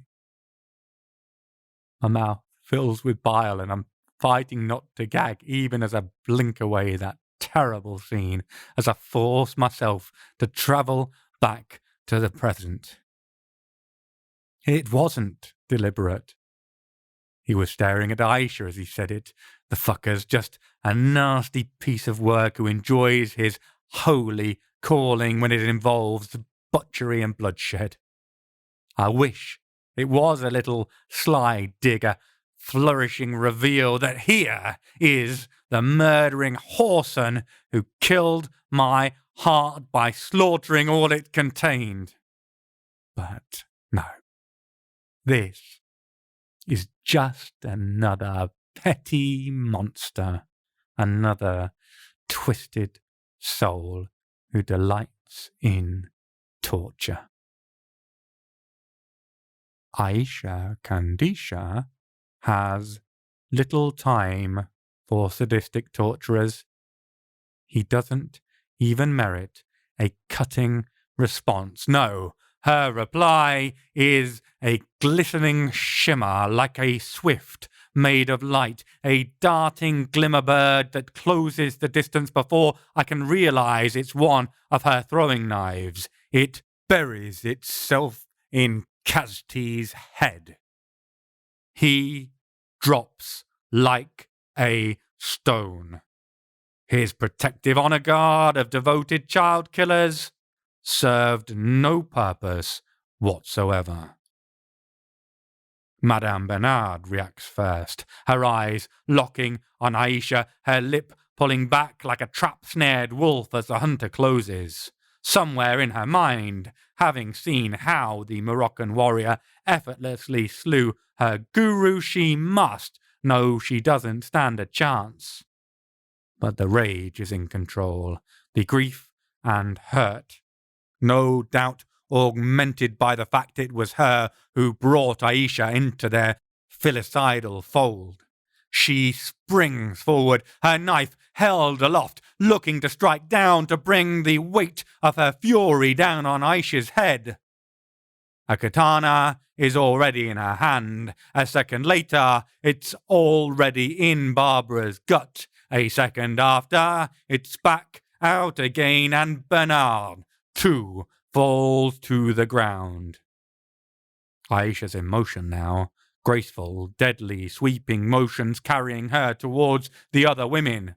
Madame Lasson lets out a howl, a ululation like it was her kid we killed, rather than her kid-killing enabler, and launches herself, springing to meet her instantaneous death. The knife's knocked from her hand, and her throat is slit just so, angling the blood spray away from Aicha, covering the walls like memories of times of old. Madame Joubert, though. Joubert hasn't moved. She's watched all this, the death of her sistren or fellow cult members or whatever the fuck this is, but remained in place. The blade clatters to the floor from her hand. Then she follows the dropped Athame, falling to her knees. Lifting her chin, she displays her neck. She's not just accepting her death, she's inviting it, welcoming it even, the equivalent of an open-armed embrace for her ending. Justice, she whispers. And I know it's not a plea. She's not asking us to take her before the law, to stand trial for what she's done. She's acknowledging Aicha's actions, the justice therein. There's no need for a jury. She's already judged herself as guilty, that what she knows is coming, what she's seen served to the other two is entirely deserved, entirely just. We could let her live. The words are half whispered, as though a blasphemy against the righteousness of what Aicha has done here. We could give her to the mortal authorities. Please, Joubert starts. And I'll never know. Never know whether she was saying please to ask for my suggested mercy, saying please for the other judgment on offer. I'll never know, because Aicha cuts her off. Literally. No. That's her answer, as Madame Joubert's head bounces down and wedges between two stalagmites, sightless eyes fixed on the ceiling above. She turns to me. No, we couldn't. The words are firm, as determined as she is, as right, too. Because she's totally correct. How could we have handed over that woman to a police force? With what evidence? What proof of her guilt?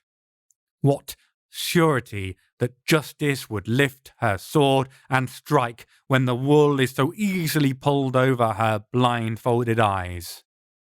Better to bring certainty, closure. But it doesn't make it right. Because justice is blind, unseeing, uncaring. The magic woven by whatever they were doing might have stopped the world from noticing those missing, but the world didn't need a talented working to completely fail to see what these women went through before their suffering drew them to the dark. They didn't spot the bruises and black eyes and locked down terror in every flinch and fear-stretched smile. Not their suffering, not their husbands, not their children, not their concern. Closed doors, walled-off faces. Doesn't matter how much you've lost, how much you've paid, it's not their concern. Go wallow in your own misery away from our sight. I've seen it, lived it, over and over in my dreams and meaningless days. Tears shed in the dark. So many times. What's more makes no difference. But it doesn't stop the tears from coming. Bitch! Ah, apparently one of them isn't dead. I dry my eyes surreptitiously. Sure, Aicha noticed. Equally sure she'll never show she did, and turn to look. Down on the floor, Barbara Bernard is trying to push her intestines back inside her body and failing miserably. She's still alive, but not for long. Doesn't seem to be reconsidering her past actions, though. Her eyes are burning with hatred and fixed on Aicha. You betrayed us, betrayed your own gender, helped keep us enslaved to fools like him. I get treated to a contemptuous flick of the eyes in my direction. Then they're back on the woman who signed her death warrant. Aicha goes and hunches down next to her, her eyes curious, her head on tilt as she regards the dying lady spitting hate at her. Traitor? Never betrayed my own. Fool? She nods at me. Absolutely, but doesn't imprison me, and again, doesn't kill kids, especially not his own. I'm glad she doesn't see me wince in the darkness. Doesn't see me bite my lips to keep the pain silent. She's right. I don't. Doesn't make my kid any less dead, though.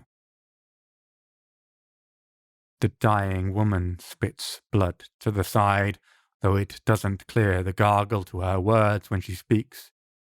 All men enslave us, place us below them. We are the ones who are incarnate, who deserve worship. Definitely do. Well, I definitely do. Aicha grins for a moment, but there's no humour there. Then her face is flat again.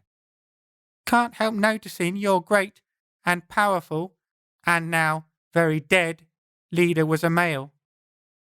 Barbara Bernard chuckles, pink foam flecks flicking from her lips at the pain sound. He wasn't our leader, just a messenger, just her Cathar. One she's but spared, and now you have killed her. She who would lead us back to our strength down in the paths inside, and you killed. Coughing splutters punctuate every single syllable now. Killed milk, son. Her eyes look past Aicha, staring deeper into the tunnel system. And now she's waiting for you in the dark. And then, though her eyes continue to stare, she sees no more. Her breathing hitches, then ceases, and she's gone. But as she leaves this life, a rumble starts from down the passage leading further under the mountain. A rumble that transforms into a furious roar. And behind us, a barrier of pure magic springs into being, blocking our retreat. Okay, looks like it wasn't that easily finished after all. Apparently, Kazti and his acolytes were just the warm-up. Now, we're going to find out who the true villain is. Chapter 13. Nice, 31st of October, 1958. We don't even try to take down the barrier. For a start, it'd be a waste of our strength. This isn't our home turf, and all we'd be doing is wasting magic we might need very shortly. Second, whoever or whatever is waiting down there was the real inspiration for the deaths of those children, and they are the one who needs to be stopped. So we pull our swords, set them ablaze with radiant talent, and head down into the plunging blackness, following the wearlight Aicha's thrown out to battle with the oppressive gloom. We don't take too many steps before we hear the voice. Who are you? Plan defilers, sun life takers. The sound reverberates back off the walls, creeping up the winding corridor, echoing off the rocks, so as it's impossible to be sure if it really is coming from in front of us, or behind us, or from the very surfaces of the tunnel itself. Neither of us respond. Would-be heroes, please note and learn from the example of Odysseus. Giving your name to your enemies is a spectacularly bad idea, particularly when you're free and clear with no requirement to do so. It just allowed the blind Cyclops, Polyphemus, to grass Odysseus up to his dad Poseidon, bringing the wrath of a god down on him, instead of him having a nice, simple jaunt back home. Not the wisest move ever. Plus, names can hold power. We're in no hurry to give ours to whatever is waiting for us in the bowels of this ancient cave, because I can feel the talent of the grotto itself somehow tied into whoever this being is respond, reaching out and touching us, tasting us, drawing what it can of our identities. A man, the voice hisses, death rejected, life waster. Ouch, a bit harsh. I don't feel like I waste my life. I managed to watch Arsenic and Old Lace 3 times at the cinema. That sounds like a life well lived, in my opinion. The magic pulls back. It feels like I've been dismissed as a consideration, which is only adding insult to injury, frankly. Now it concentrates on Aicha. Another of ours. The voice is still sibilant, but now it sounds almost joyful. Sister soldier, water bearer. Not yours, mine.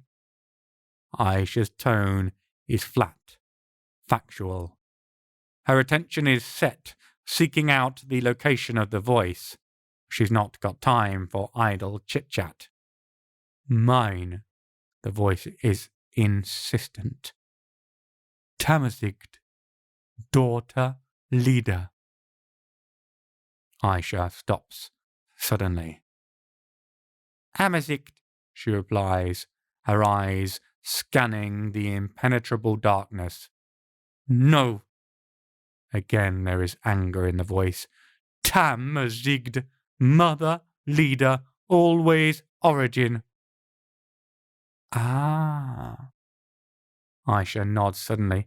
And what are you doing so far from Algeria, Teriel? A clucking laugh shakes stone dust from the ceiling. A clever one, learned, wise woman and sharp-bladed warrior. A great pride source for me. Teriel. Fuck. This just stepped up a whole level of difficulty. Apparently, our opponent is a god. Chapter 14. Nice, 31st of October, 1958. Of course, my knowledge of Berber myths and legends is shoddy compared to the actual Berber at my side. Is she really a goddess? I mutter from the side of my mouth. The question is to Aicha. I'm not looking to flatter Teriel's ego any further, particularly considering I've basically been judged unworthy to even get a seat at the adult table of this particular conversation. Not sure, but she thinks she is. According to some legends, yep. According to others, she's a child-eating ogre. According to others, she shrugs, she's me.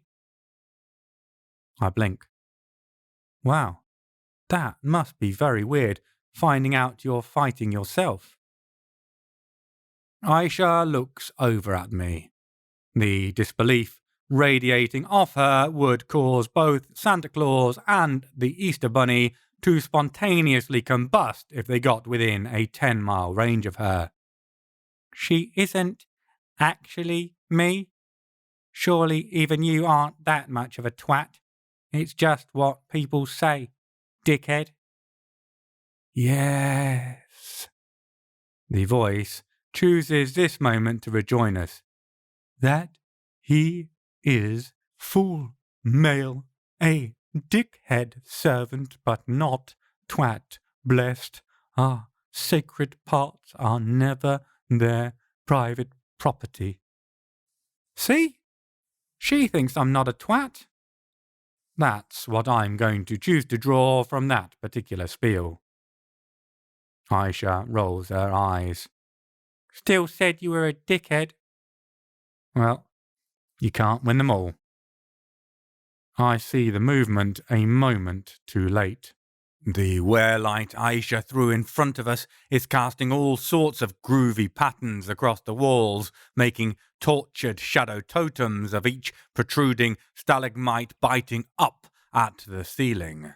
There's movement to them all, gifted by the bobbing magic light, so I don't notice the extra one. Not in time, and not fully anyhow. I sense the rushing air moments before the living shadow twists around me. It's enough to trigger my instincts, so as I pull myself back and around looking for the danger, trying to see, it wraps around my bicep instead of my waist. A shadow, a lasso made of that deepest unmined dark envelops it and starts to burn. Of course, it's my right arm, the one currently gripping my sword. The pain, like acid eating through soft tissue, is enough that, had I not actually experienced the feeling of acid eating through soft tissues more than once, I'd have dropped the blade on instinct.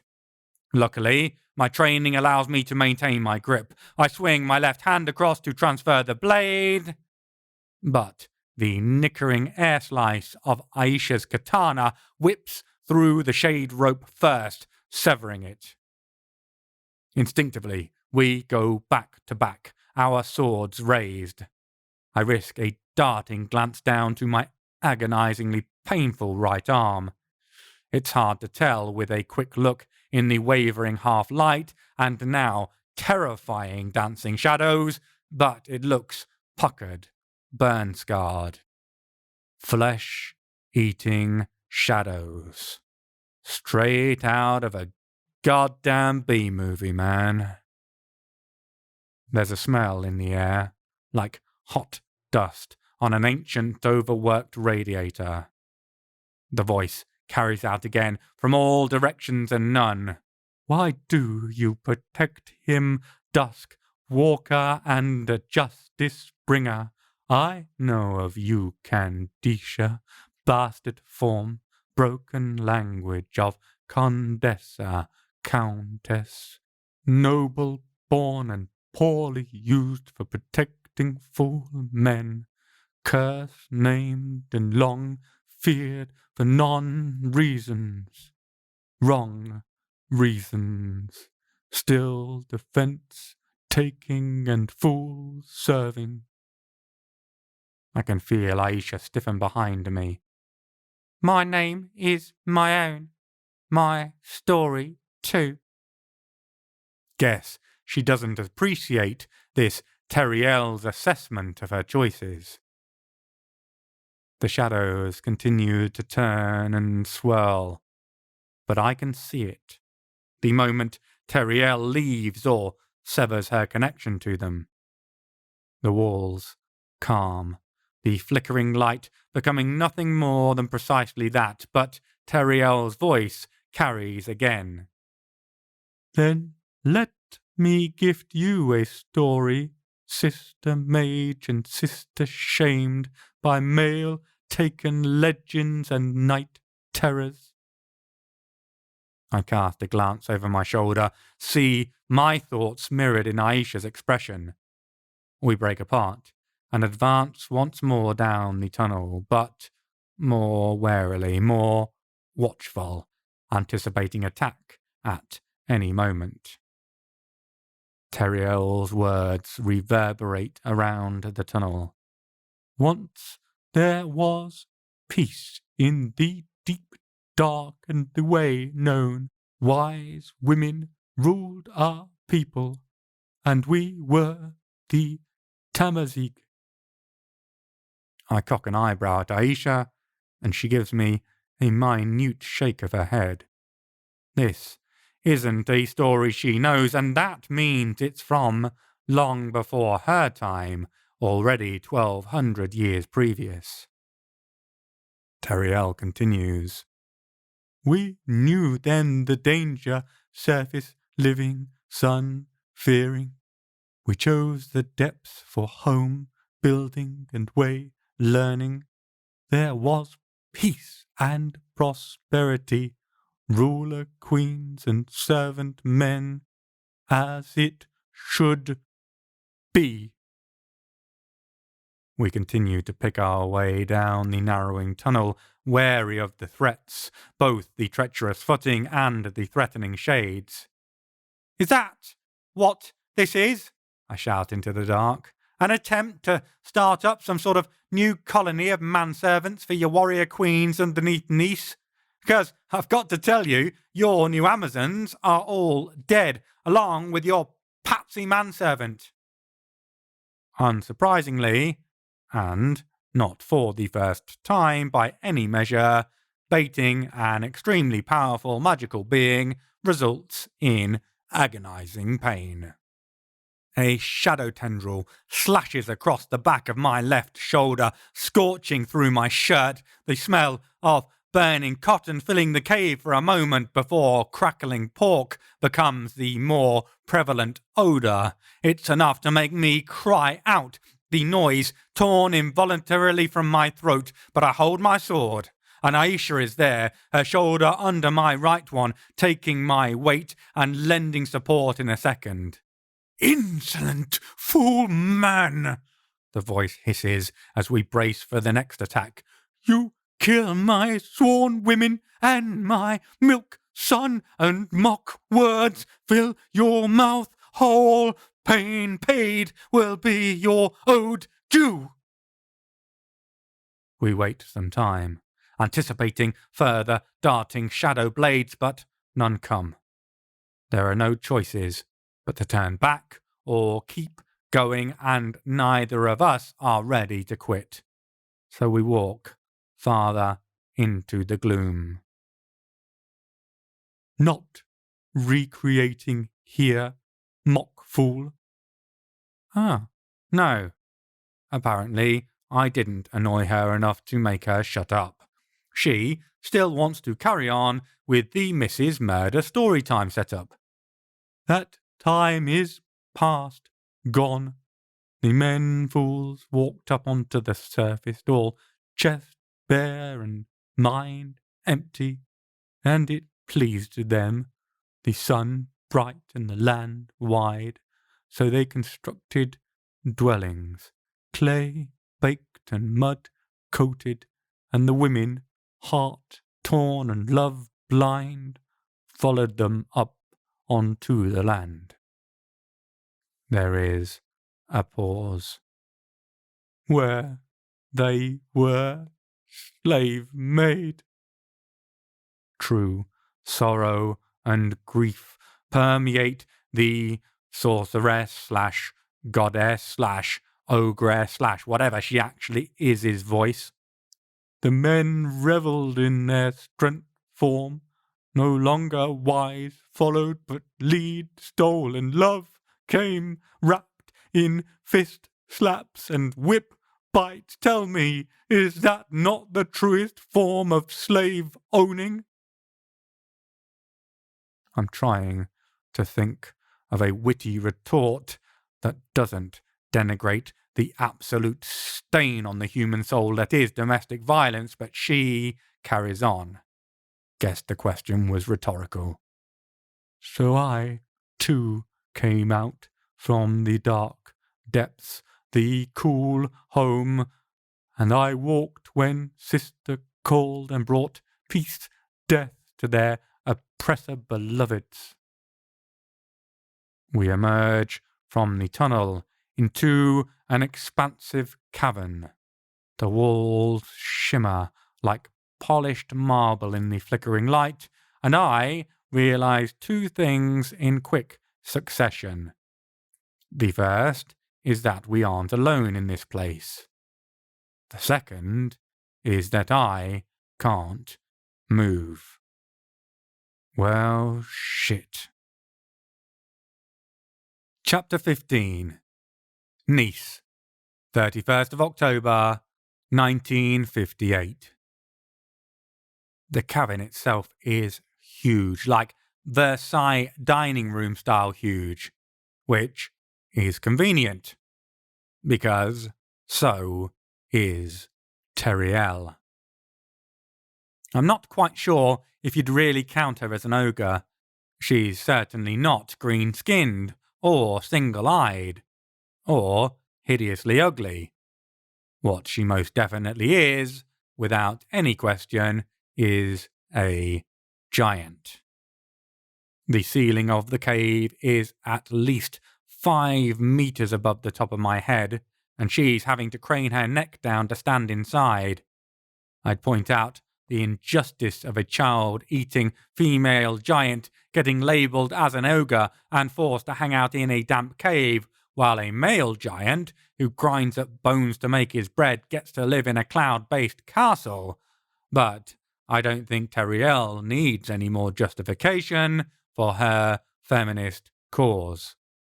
Plus, it'd draw her attention in my direction.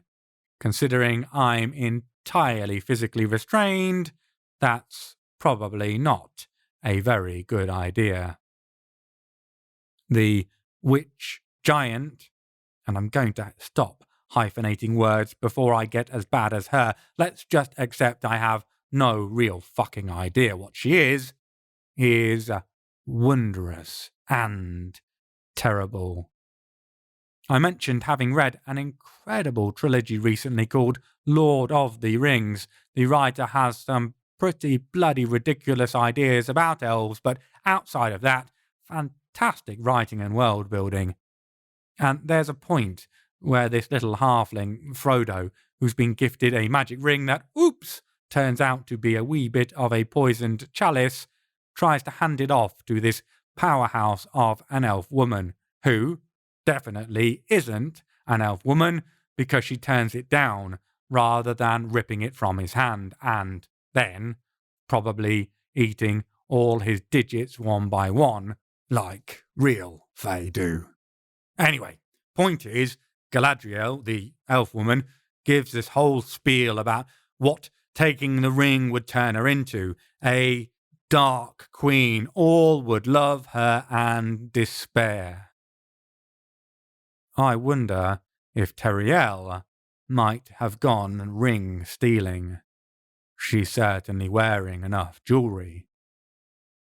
The amount of gold she's carrying in terms of bangles, braces and bracelets, not to mention the solid gold torque that is covering a significant part of her breastbone and must be almost as big as I am, would probably pay for the Negresco Hotel outright. Maybe the Caliburks Hotel in Cannes too, with the spare change. Chains link across from her torque to her arms like spiderweb filigrees, making a veil mesh that sparkles in the wear-light as she breathes. A chain as thick as my wrist goes up and links to her nose ring, and her face is covered in tattoos. A tiara that, like Aicha's, divides her chin and further arrow-like runic symbols up each cheek. Kohl eyeliner sweeps up from under and over her eyes, joining and driving outwards like knife-blade mascara. She wears on her brow a steel-spiked headband, a triple-pronged coronet with each point jutting forward, and just under that is another tattoo, the same one that the necklaces bore, the Tamazight letter T. T for Teriel! I shout, and then immediately want to curl up and die under the withering glares both women turn in my direction. Looking back on it, that should have been obvious to me considerably earlier, but I can't help it when my brain decides to actually start working, can I? We'll work on ABC later, dickhead, once we deal with the giant, child-eating monster. Aicha shakes her head, but I see the small grin flick across her face. I'll settle for her laughing at me rather than with me. Of course, there's still the small problem of me being unable to move. I suddenly realise Aicha has no idea about that, and seeing her step forward doesn't seem to have the same problem. Aish? I'm not entirely sure how to broach the subject, so decide to just go for it. I can't move. She turns back to me, alarm lighting up her features. What's happened? You brought him to me wearing my favourite chain, price-marked, fancy, Tamazight child. Considering her size, you'd expect Teriel's voice to be a room-shaking cannon shot, an overhead storm's thunderous roar. Instead, now we're in her presence, it's a soft and melodious thing, a voice that carries without the magic she used while we walked through the tunnels. Soft, but strong. There's no mistaking the power in there too. It is a voice well used to being listened to, that carries an expectation that you would be wise to do the same. He's not wearing the necklace. Aicha whips her head back around to me, studying my neck. You're not wearing the necklace, are you? I shake my head. Of course not. How stupid do you think I am? Teriel chuckles. A distant waterfall's hushed cascading. You wear it in your second skin, your vestment placements. It's enough. Ah, shit. Aicha is staring at me with furious disbelief. You brought it with you? I slipped it in my pocket, thought it might be useful if we needed to work some sort of reverse tracking spell or something. I'm trying desperately to work out what the or something might be, a stroke of intuitive genius that might persuade my friend that I am not, in fact, a completely brain-dead idiot. Only a partially brain-dead one, perhaps a single cranial hemisphere. Oh, it is useful, man, fool.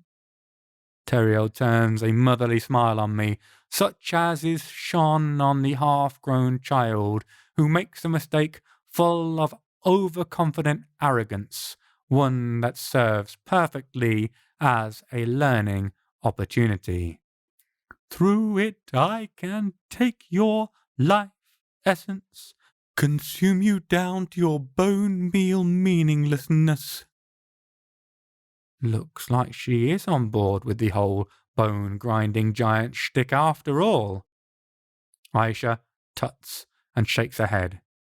She starts towards me, reaches for my pocket, then stops. Stares. No doubt looking at my pocket, at what I've brought with me, like the fucking idiot I am. Booby-trapped. Likely fuck me up if I touch it now it's activated. Didn't bring the necklace for a reason, dickhead. This reason. Looks like I'll need to finish this on my own.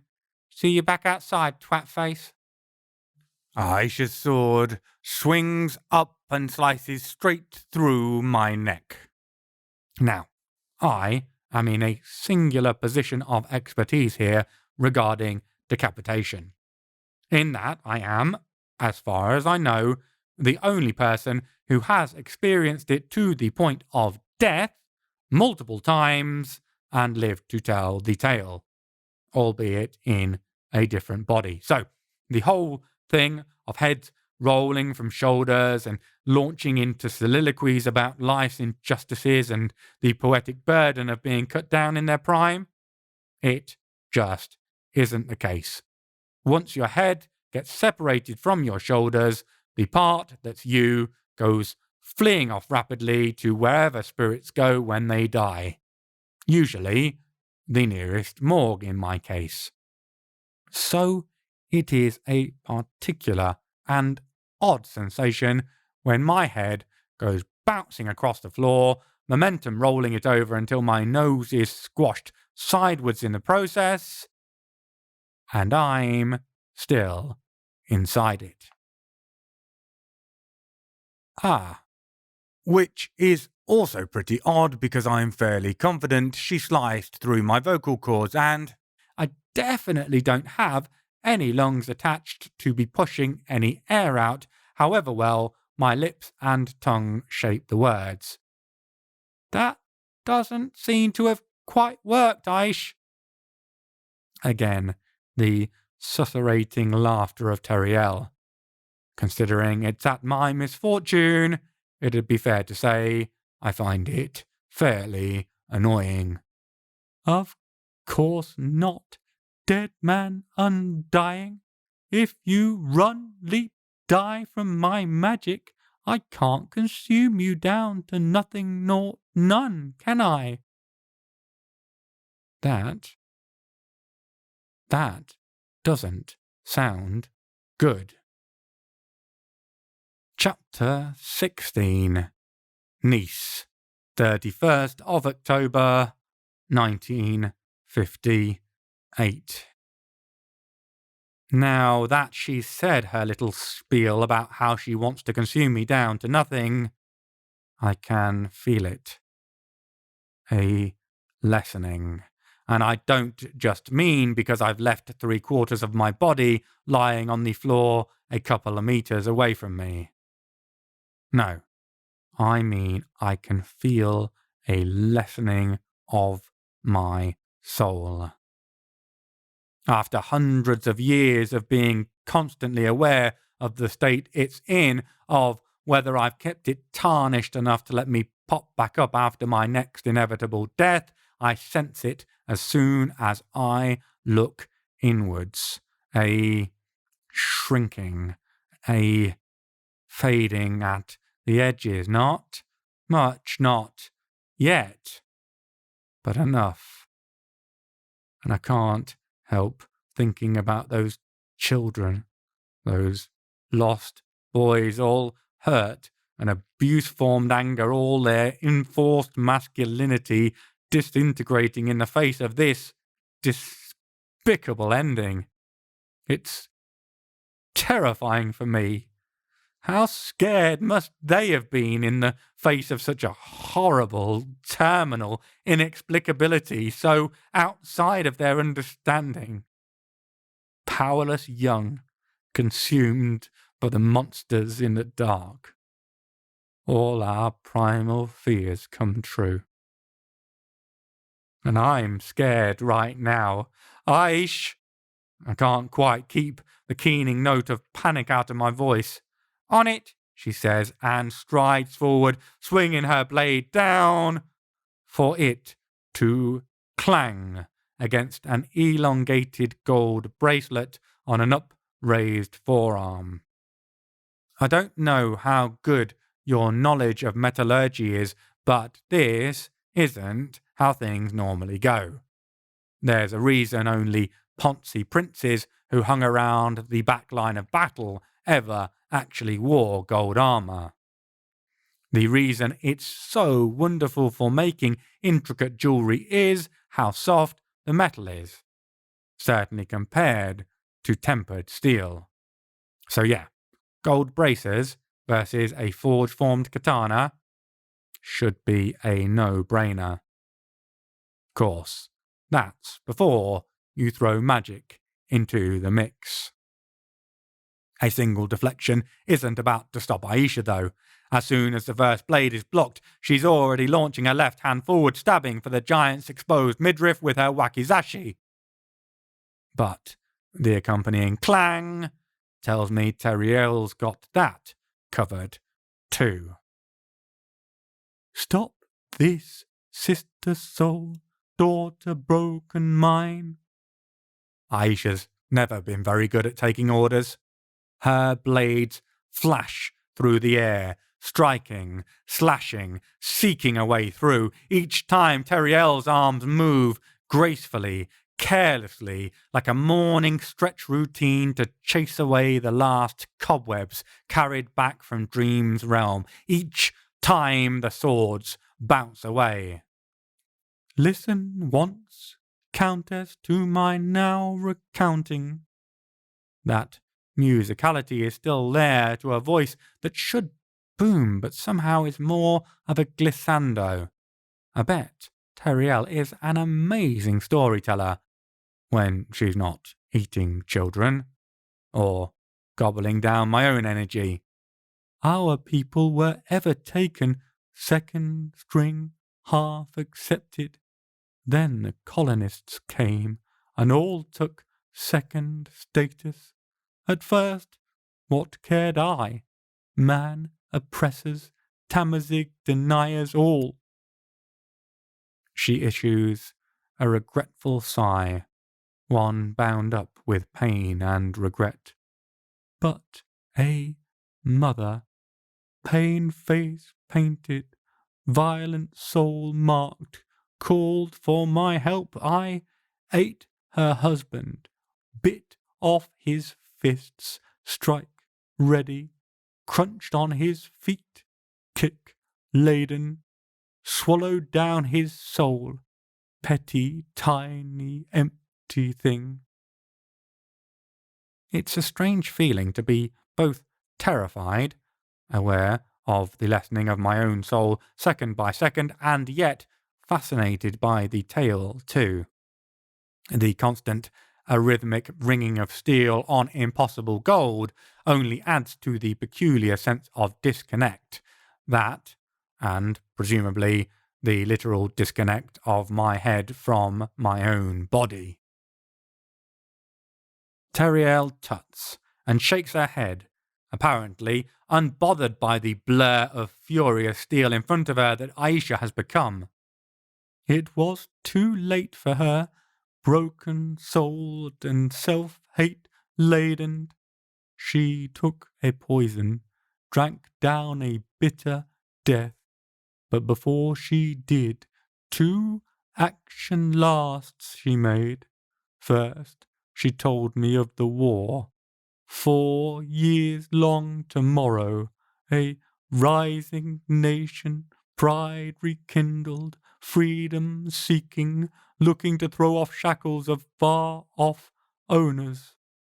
Her own husband half had been French, a situation blessed by her wealth-hungry father fool. And still the endless clangoring of metal on metal. The sounds are so loud, echoing back off the walls, they should be deafening, should be all-consuming sound-wise. Aicha looks pissed and is a practical blur, but somehow Teriel's voice carries on over the noise. And she put her son-child on my breast, made him deep drink of my own milk, and so he was mine, and though he was grown, long-haired and deep-voiced, it made him my milk-son, and I claimed him as such. Aicha's frustration at the failure of her physical attacks manifests. I watch her pull in her talent as her blades whirl and clash. Then there's a momentary lull as she feints left with the wakizashi, then follows through, spinning backwards. The blade of the katana dips, and from behind that ruse she unleashes a firestorm, a channeled, raging inferno that funnels down the razored edge and pours out a terrible cloud of heat and death. And Teriel just makes the same lazy, graceful gesture, and a second later, the force pouring forth from the end of Aicha's weapon dissipates. It's just gone. And who, she says, a tinkling laughter underlining each word, do you think gave the Tamazig their affinity to the elements, little daughter mine? Your force, power, your nature touch will serve you no good here. Fuck! If I haven't misunderstood, that means Aicha's magic is pretty much useless in this battle. Brilliant. And that's not the only problem. Aish! I tried to keep my tone level, but the strain is breaking through. I don't want to hurry you, but she's sucking me down like a fucking ice pop here. First, Sabi, that's a mentally scarring image. Second, shut up. Working on it. I'm not exaggerating. I can feel myself leaking out like someone pulled the metaphysical plug on the bath of my soul. I'm draining away, disappearing, and I don't think I'll be coming back if I get completely emptied. There'll be no convenient reincarnation taps I can turn on to top myself back up. Aicha steps it up a gear. She's an almost invisible blur of edged weapons probing, slicing, stabbing, searching for a weak point in Teriel's defences. The giant herself, though, remains Buddha-like, her arms a constant whirl, but almost a dance, meditative, while she remains completely still, wearing a patiently amused expression. I'd like to go and slap it the fuck off her face. Sadly, that would require me still having arms. Listen, child mine. Oh, good. It looks like the enormous, both in talent and stature, enchantress isn't done speaking, even as she chomps down on my soul. Apparently, no one told her it was rude to talk while you're eating. I learned of my women warriors who fight to free our man-bordered nation or male-ruled people, the Fidayat, education-privileged, city-born bomb-makers, path planners, the Mujahidat, rural dwellers, soul-brave, frontline fighters, and I cheer in my own soul for their courage readiness. Aha! Apparently, the women fighting for Algerian liberation across the waters at the moment pleases her. But then her expression sours, as I view it through what looks like almost a grey and golden mist, the constant ringing smash of sword on bracelet. And what price present did they receive for that? Marriage forced or innocent stolen, as ever men choosing, male stealers with their manhood swollen and their ego matching. She shakes her head, and I try to do the same to clear my thoughts, as sympathizing with the creature currently consuming me isn't going to do us any good, though it's hard when said head is no longer attached to neck muscles. So I made a decision, freedom in truth and the feminine return. I would go to the oppressor's land, and here I will soul eat until power swelled. Their men, their boy childs, and then I will bring ending death to these lands, the war ending.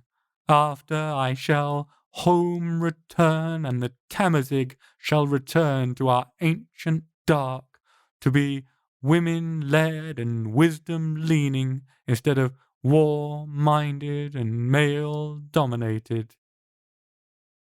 The destruction of France. The end of the war in Algeria. Hell, possibly more than that. When she talks about leading them back into the dark underground, I can't help wondering if she really means caves below the earth's surface. It's Samhain, the time when the veils are thinner. Perhaps when she talks about the Tamazig coming out, emerging into the light, maybe she doesn't mean from some subterranean civilization. Maybe she means another plane of existence, a parallel Earth, perhaps. It'd explain a lot, like why she's aiming to make it all come together on this particular night, when those other worlds might just be that fraction closer, that touch easier to access. Or, of course, it might just be the symbolism of the war's anniversary the following day. Either might be reason enough for a motivated and vengeful goddess. She leans forward. For a moment, I dare to hope she'll move into the path of the whirring steel, perhaps slice her own nose off. But her eyes are fixed, flickering, tracking something in the blurring haze, and I don't doubt it's my best friend. And don't we deserve that as a people, child mine, sister soul? Isn't it worth sacrifices small to reach such a righteous end dream? The clangering clashes reduce as the blades slow, then stop. And Aicha steps back out of range. This isn't working and she knows it. Worth it? I can see her, considering what the giant has said. Teriel can see it too, and a grin spreads across her features. In a way, men are fucking idiots. Vicious bastards too, a lot of the time. Yes, the giant is practically crowing. Bastard, vicious and brainless fuckers, it's true said, sister mine. Aicha raises a finger. But they're not all vicious bastards. Lots are. Sure, I reckon if we held power, there'd be less war, less aggression, less violence towards our sex. But not buying into your rosy little picture. Women ruled in the dark and we all sang Kumbaya. Nah. Bet there were still abuses of power. People taking advantage of others. Cool. Bullshit. The smile rapidly falls from Teriel's face. Anger starts to cloud there instead. No, it was perfection, peaceful truth and sisterhood binding. She marshals herself, smooths her expression. Let me show lead. Walk away, little child soul. I will call, seek others to me. Women wounded, by love broken, we shall deal, make, and I'll free them and grow. Just walk away and let me truth bring to our sex wounded. And leave you him? She points at me. Oh yes, that was the price struck, the bargain took. And suddenly it is Aicha who grins. That sudden, brilliant smile that lights up a room, showing the incredible mind and spirit behind it. Except it wasn't, was it? Now the giant looks confused. It was? Deal struck and done dusted. Aicha shakes her head. The deal I made with your milk son was for my husband's soul. As far as I know, the bastard's been dead for 1,200 years. Never saw him again after he turned me out of our palace for saving his hide and every other fucker in our town. Sent packing for my sacrifice. Apparently his pride was more important than 5,000 lives.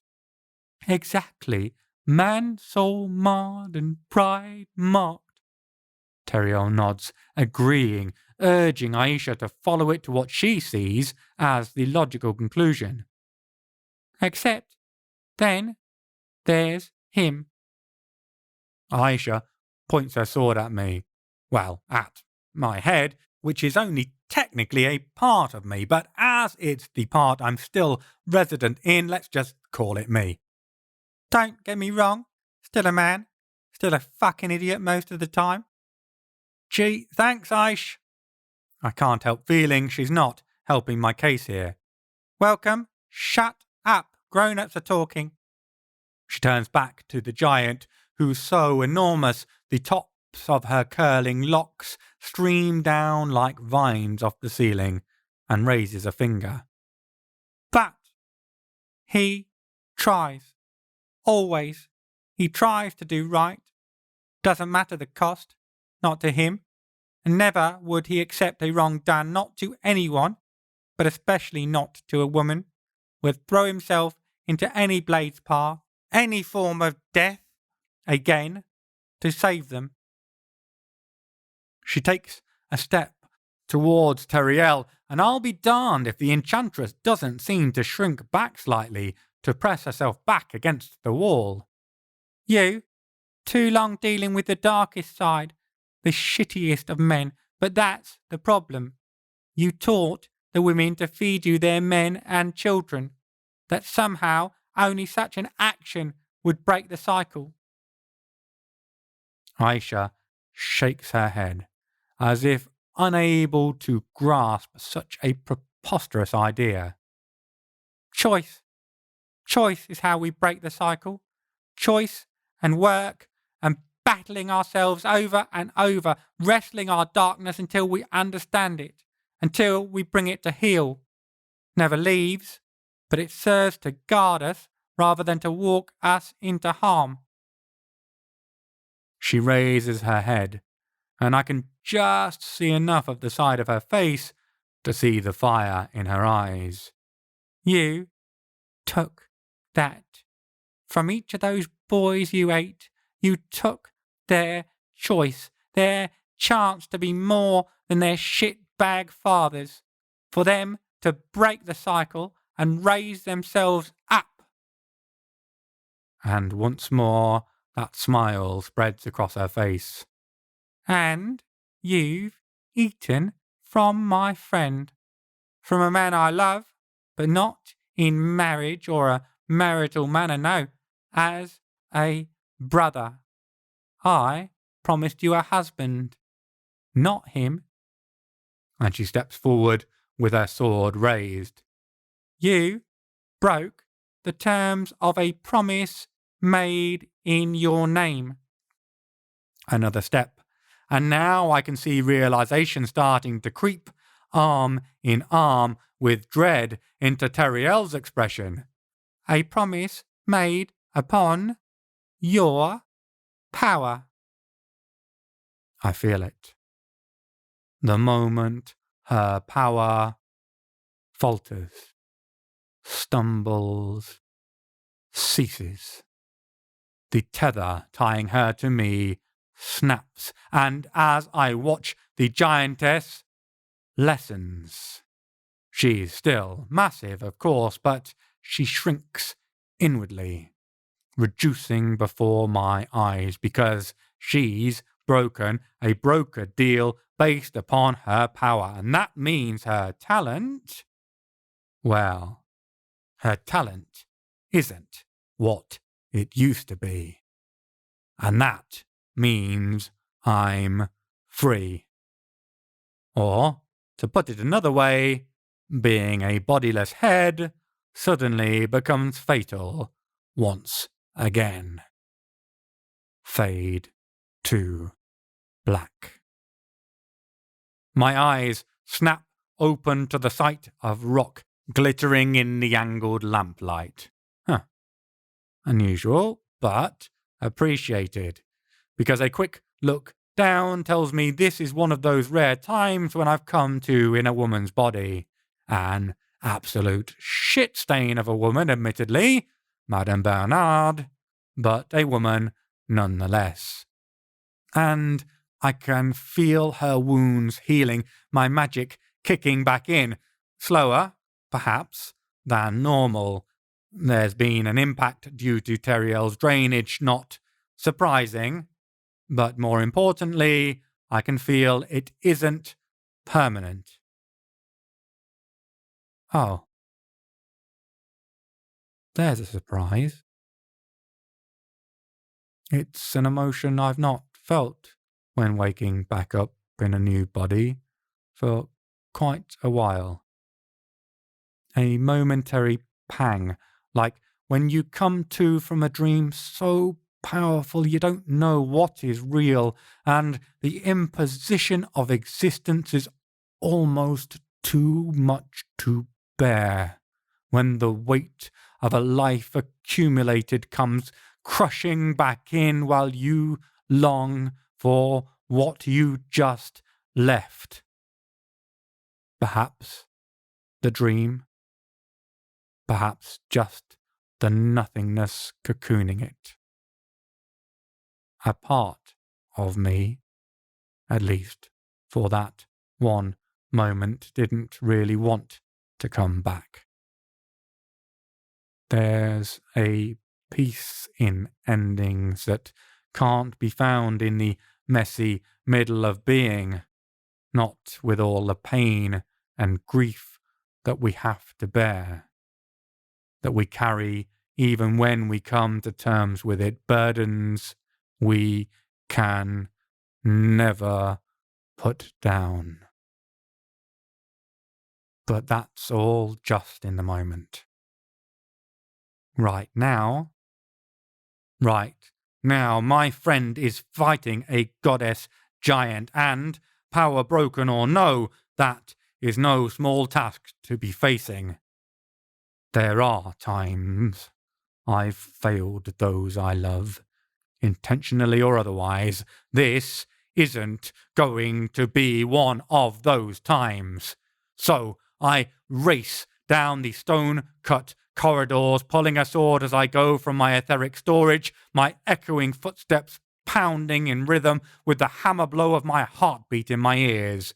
My body's reshaping already as I run, and I look like myself again, even if I'm probably missing some of the parts I'd normally consider pretty essential to my own self-identity.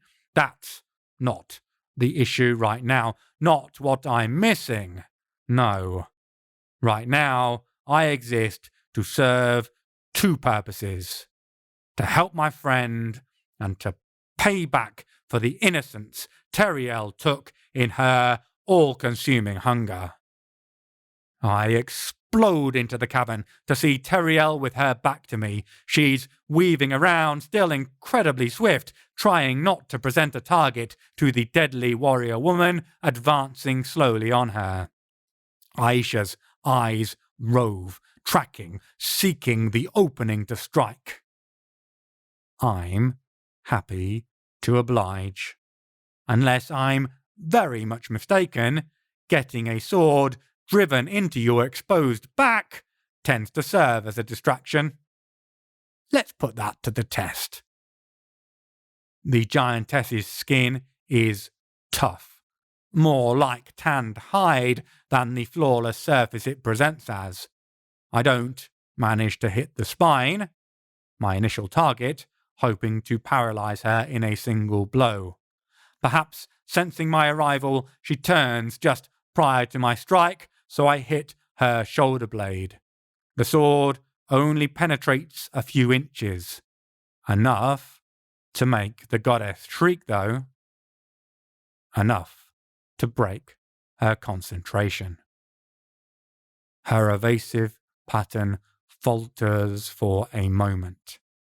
Aicha's katana whirls down, and this time Teriel's not some meditative goddess blocking the blade. She's an unarmed woman throwing her forearms up to protect her head. The blade hammers into the bracelet bracer, and some magic must still linger because it doesn't pass straight through. But the metal dents, shaping itself around the blade, and Teriel screams in pain.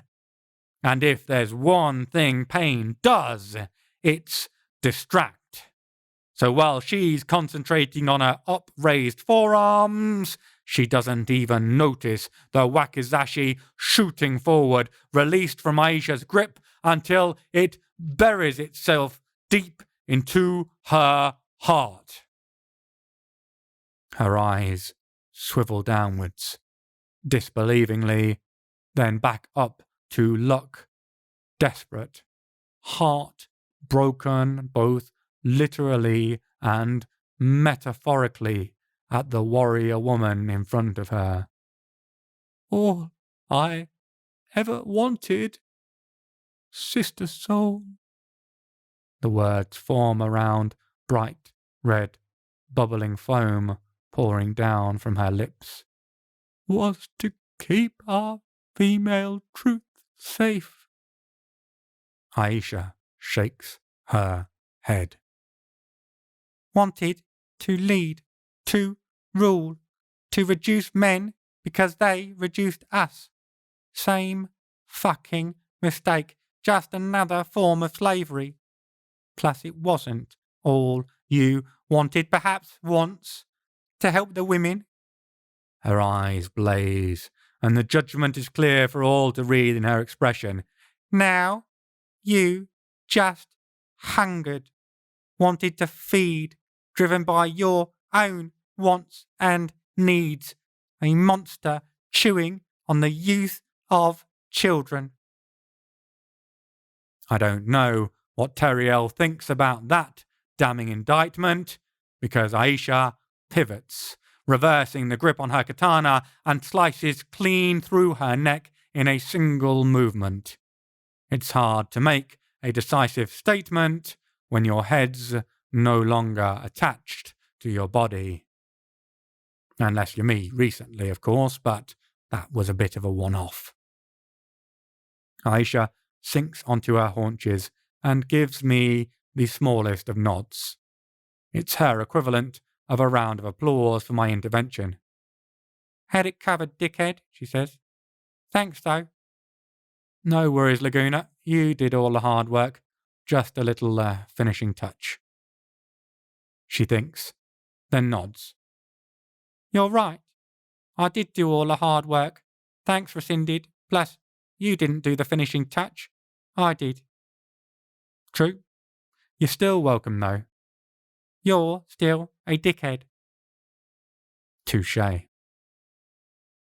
Considering we've won, I'm not feeling fantastic. There's an itchy feeling at the base of my skull, like I've forgotten something consciously, but my hind brain remembers enough to be disturbed, to kick that nausea up to the nervous system, even if I don't actually know why. Then it clicks. Whose body I'm wearing. Not because it's female necessarily, although the amount of time it'll take for me to regain the genitalia I expect to see when dropping my trousers is a factor. No, because all that time I'll still feel like I'm her. Still remember what this form, which carried a life inside it, did with that spark of shared being. Being Madame Bernard, even if my body reforms, even if it's only in my own mind, makes me feel dirty. Or perhaps reminds me of the dirt I carry around. The speckled stains on my soul I can't shift from when I failed the life spark I'd helped to make. It's enough. Enough to make the decision easy. Aicha, I'm ditching this body. Going to take a perma-sleep pill and grab a fresh change of flesh. Do me a favour. Burn the ones up the top as well. There are some I hold more reprehensible than others up there in terms of who they used to be, but all of them are guilty. None of them are forms I want to wear right now. I'll meet you back in Nice. Here's hoping there are no dead bodies in the mountains, ridge fallen hikers or the like. Otherwise, it'll be a long walk back to town. Hopefully, I'll just come to in the local morgue. If I'm lucky, there'll be a bar nearby. She nods. All right. Don't fucking dawdle, okay? Ready to get the hell out of Dodge. She turns, ready to start the long walk back out of the dark cave, burning everything behind her as she leaves. I pull a pill from my storage, flick it into my mouth, and swallow it down, ignoring the bitter, acrid taste it leaves down the back of my throat. Okay. Oh, and Aicha. She turns back. What? You said you love me. Does that mean you want us to go steady? Do you want to hold my hand in public? She blinks. The only way I'll hold your hand in public is after I've severed it from your wrist, and then force-fed you your forearm. She gives the most minuscule shudder. Fucking nightmare fuel, the very idea. Ever even suggest it again, I'll pull your tongue out and use it to clean your eardrums. Then I'll skip your mouth and wash your brain out with soap. Capiche? I grin. Love you too, Laguna. Yeah, whatever. Just hurry up and die before I decide to kick your head up the tunnel to keep me entertained on the way back out, with the rest of your body still attached this time. I can feel it. The greying at the edge of my vision. Life is leaving.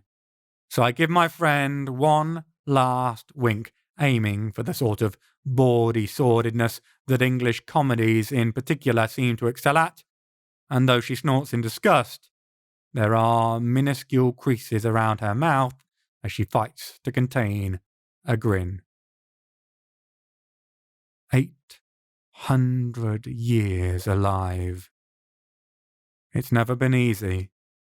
The good God knows I've paid for every one of those moments of extra existence, and I could say those since that moment in the Cago halls, since I lost Suzanne and a son I never got to know, have been marred, marked, and tainted, true pleasure and joy taken from them.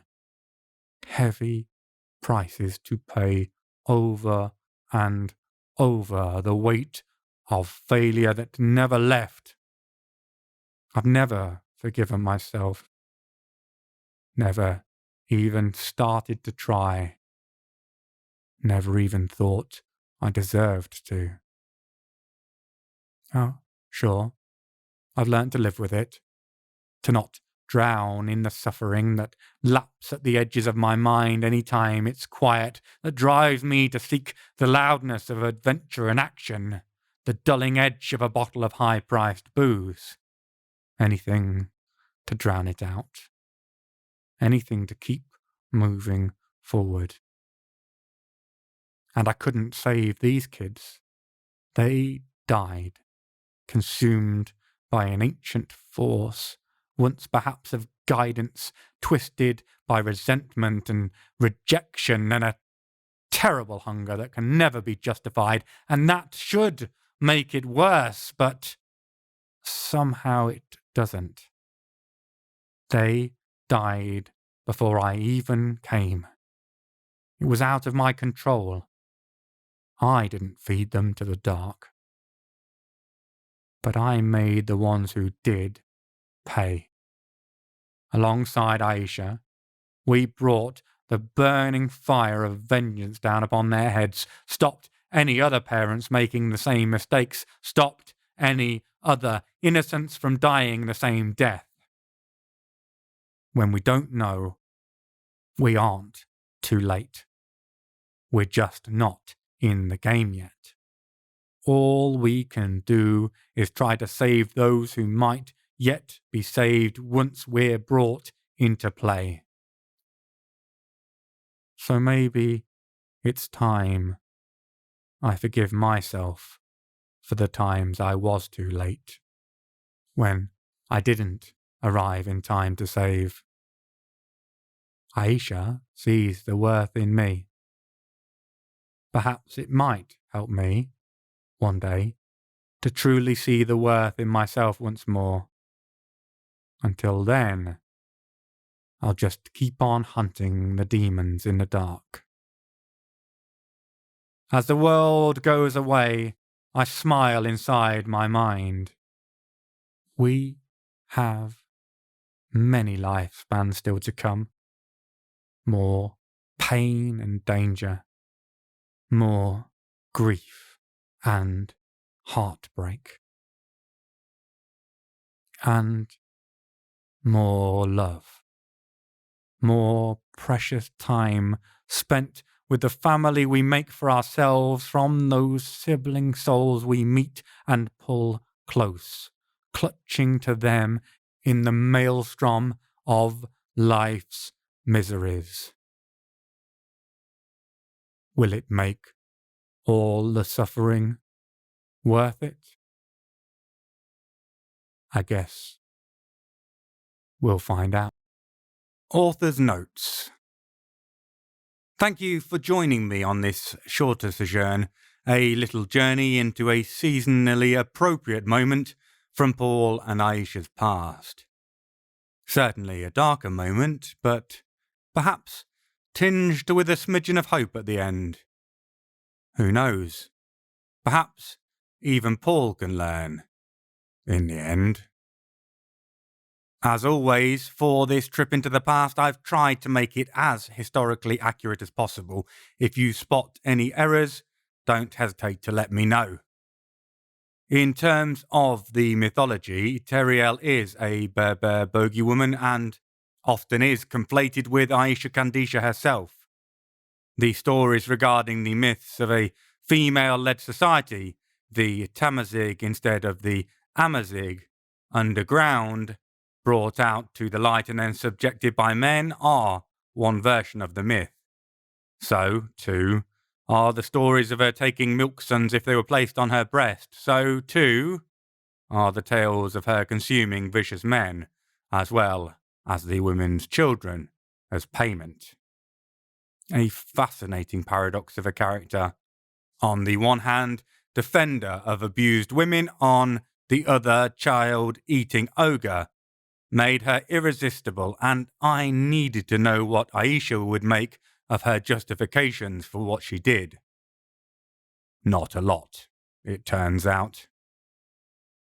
The female fighters and their essential roles in the Algerian War, the educated Fidiat who built explosives and led intelligence operations often in the cities, the Mujahidat who tended to be rural dwellers drawn to the fire of the cause, is true.